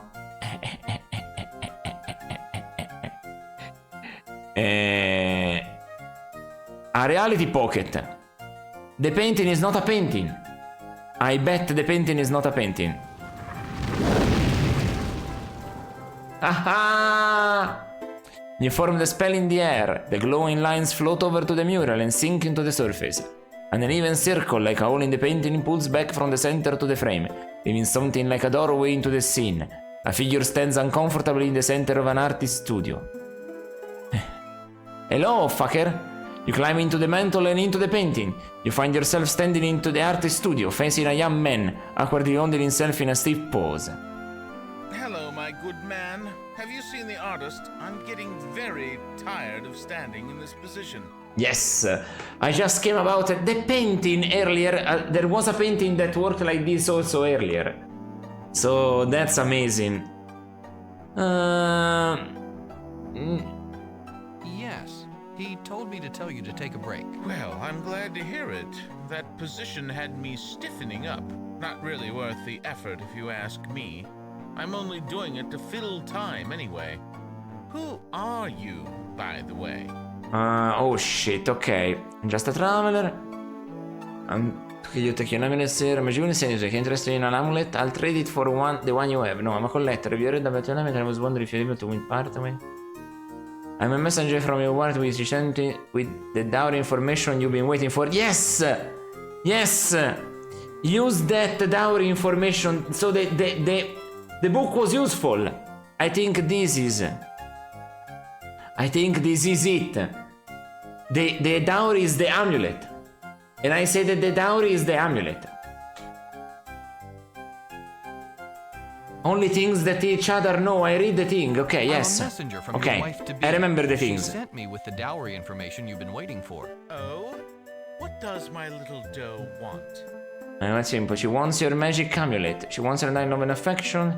She feels she doesn't need anything else. She wants your wealth, all of it now. No, è qua tipo, she wants your magic amulet. It's quite simple. She wants your magic amulet. She wants my amulet? My most prized possession? I don't believe it. How do I know you aren't lying? Così sta c'è Sirius Cham, when the level something you went to tell him. Do you think I would be so stupid to lie such an abusive, intelligent and perceptive man? Let's try this one. Let's try to play into his pompousness and idiocy. Do you think I would be so stupid as to try to lie to such an obviously intelligent and perceptive man? Well, yes, of course. However, I can't verify this information, as I'm sure you understand. I can't just give away something this valuable to someone who claims to be a messenger from my fiancée. The person she was to send was supposed to know some very personal facts about her, things no one besides me would know. If you can answer these questions, I'll believe you are who you say. First, can you tell me what her favorite bedtime story was? The Golden Ghouls, the Bouncing Beans. I remember it. The bouncing beans? Interesting. Now, tell me this. How many stepping stones were there over the old creek where we used to meet? 5. I'm sure. 5? There's only one more. What did I whisper to my lady the first time we met? I wonder what you would like to do. What is that? I can't get around before. How much? How much? aka how much? How much, I remember. How much? That's correct. You've Yes! answered all of my questions. I have no choice but to believe that you are who you claim to be. As I have told my lady, I would give up anything to be with her. She obviously wishes to test this promise by asking for my most prized possession. I will give it to you in hopes that she will realize that my love for her surpasses any material item. He sighs heavily as he removes the amulet from around his neck and hands it to you. You bow and walk away, out of the painting and back into the house. Holy shit. As you leave the portrait, the spell wears off and the portal closes. It's a lovely silver amulet will close a very faint white. Where? Shit, I kinda want it to wear. Wait a fucking second. If I wear this amulet myself and attack the guy...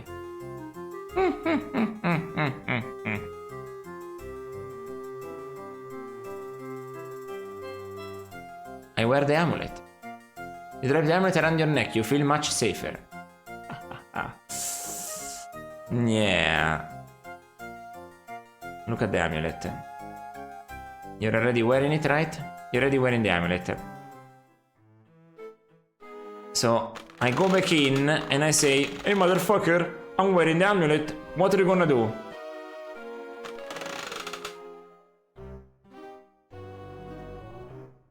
Attack you. Yes.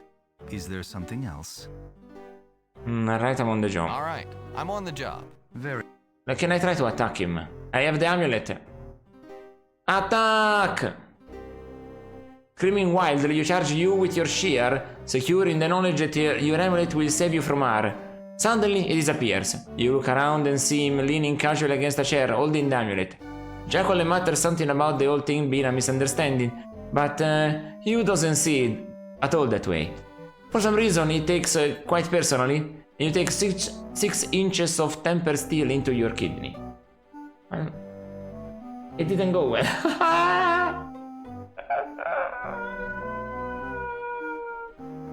I thought since it was the amulet that protected me, but yeah. Well, undo that. Let's not do that. Let's, hey, talk with you. Hello. Yes. Is there something else? Yeah, I have the amulet. There it is. I have the amulet. Here it is. I didn't think you could do it. Now I have no doubts that you're perfect for the Brotherhood. Come with me. You strides to the door with you tagging behind. He leads you up to the front of the tower. With motions too quick to follow, rendered in the blink of an eye, he has opened a concealed door. He ducks inside and motions you to follow. This is the Tower of the Brotherhood, my friend. You'll come to know it well. To the right is the storeroom where we keep the key crystals. You'll learn more about those after you've joined. In front is the legendary treasure room, and to the left is the initiation room. It is here that we go. I noticed that you've taken a beating recently. This healing salve should help. A good assassin is never without it. Wait here. I will be back in an hour or so to proceed with the initiation. Try not to think about the pain involved. He walks out grinning heavily. So, what is this? Look at the salve. It's a small stoneware crock containing a yellow grease. Okay, let's do a different save.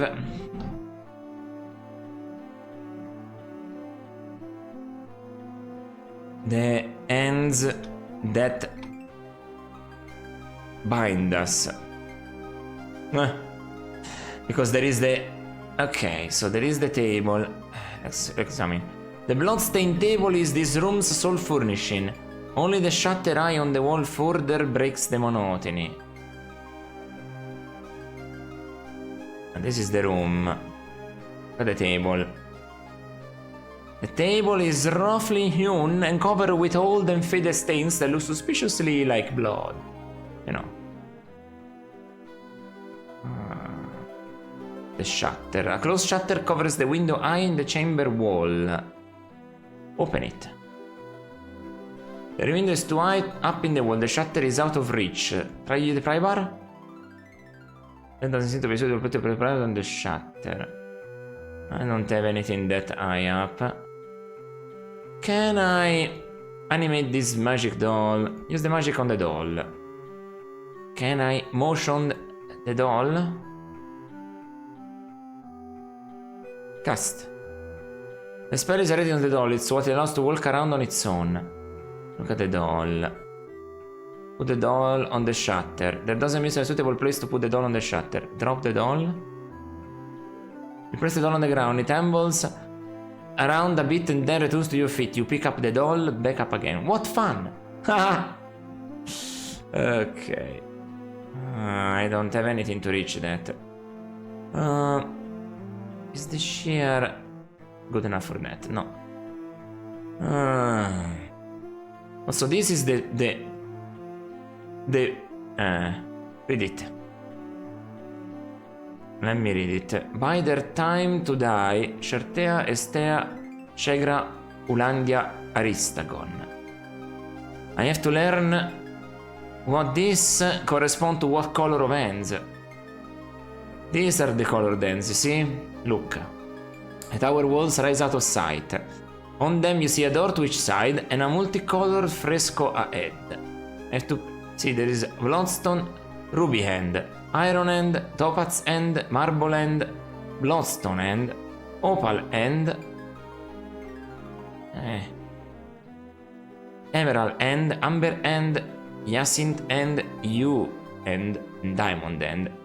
I don't have to press it in the wrong order because I think a trap will start. The oaken door to the left hangs open. Beyond it is the initiation chamber. Look at the ruby end. The entrance is filled with rubies. The entrance has been inlaid by ripped marble. The entrance is filled with common iron. The entrance is filled with a handful of topaz gems. Yeah, haha, handful. Anyway. The entrance is filled with a specially cut bloodstone. The entrance is filled with a group of opals. You see a dense group of emeralds inside this handprint. The entrance is filled with a densely packed brown clay-like material. It has to do all with this, by the way, eh? This stuff has to be gathered by their time to die. Shartea, Estea, Shegra, Ulandia, Aristagon.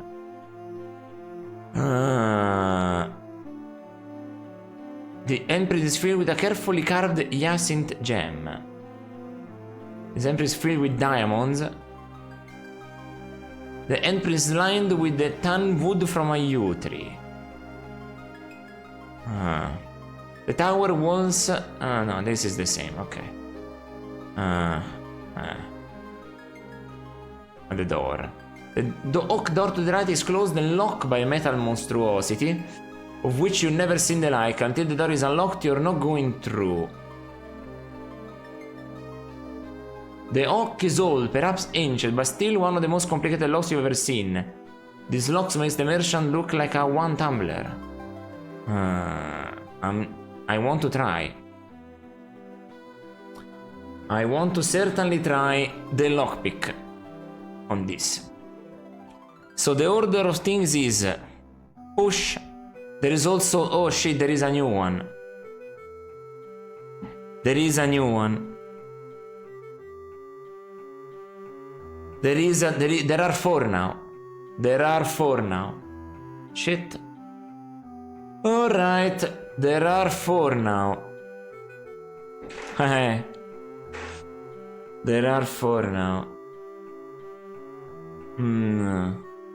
I have to write it down. The lockpick produces 4 sounds. 4 sounds. Let me save in case I die for trying to open that. So 4 sounds. 4 sounds. There's a new one now. Oh boy.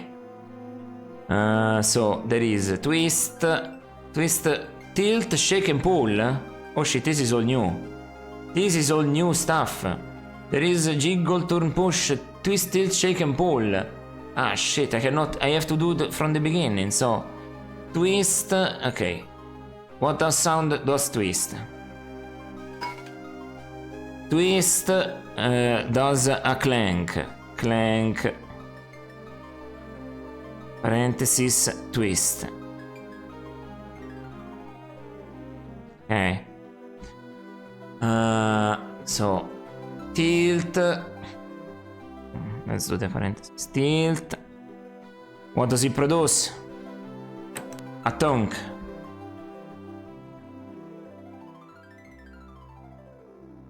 Now twist does the tongue. Then what there is? Shake. Shake. Shake. Does a clack. Oh no, it's still 3. It's still 3. It's still 3. Remove the lockpick and contemplate the situation. Shake does a clack. Shake does a clack, right? Let me just try something. Shake does clack. Okay, it's still 3. Clack. But I have 4 options this time around. A clack is a shake and the last one is pull. So the first order, wait, I have to write down the first order also. That was twist, pull and shake. That gate lockpick 2. That gate lockpick 2. I did twist, tilt, twist, tilt, and shake was no.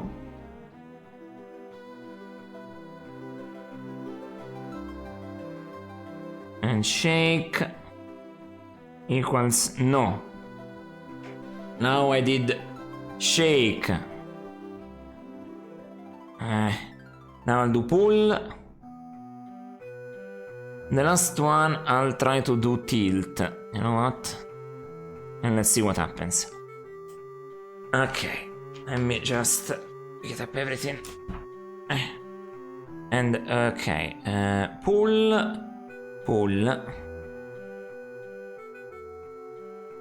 No.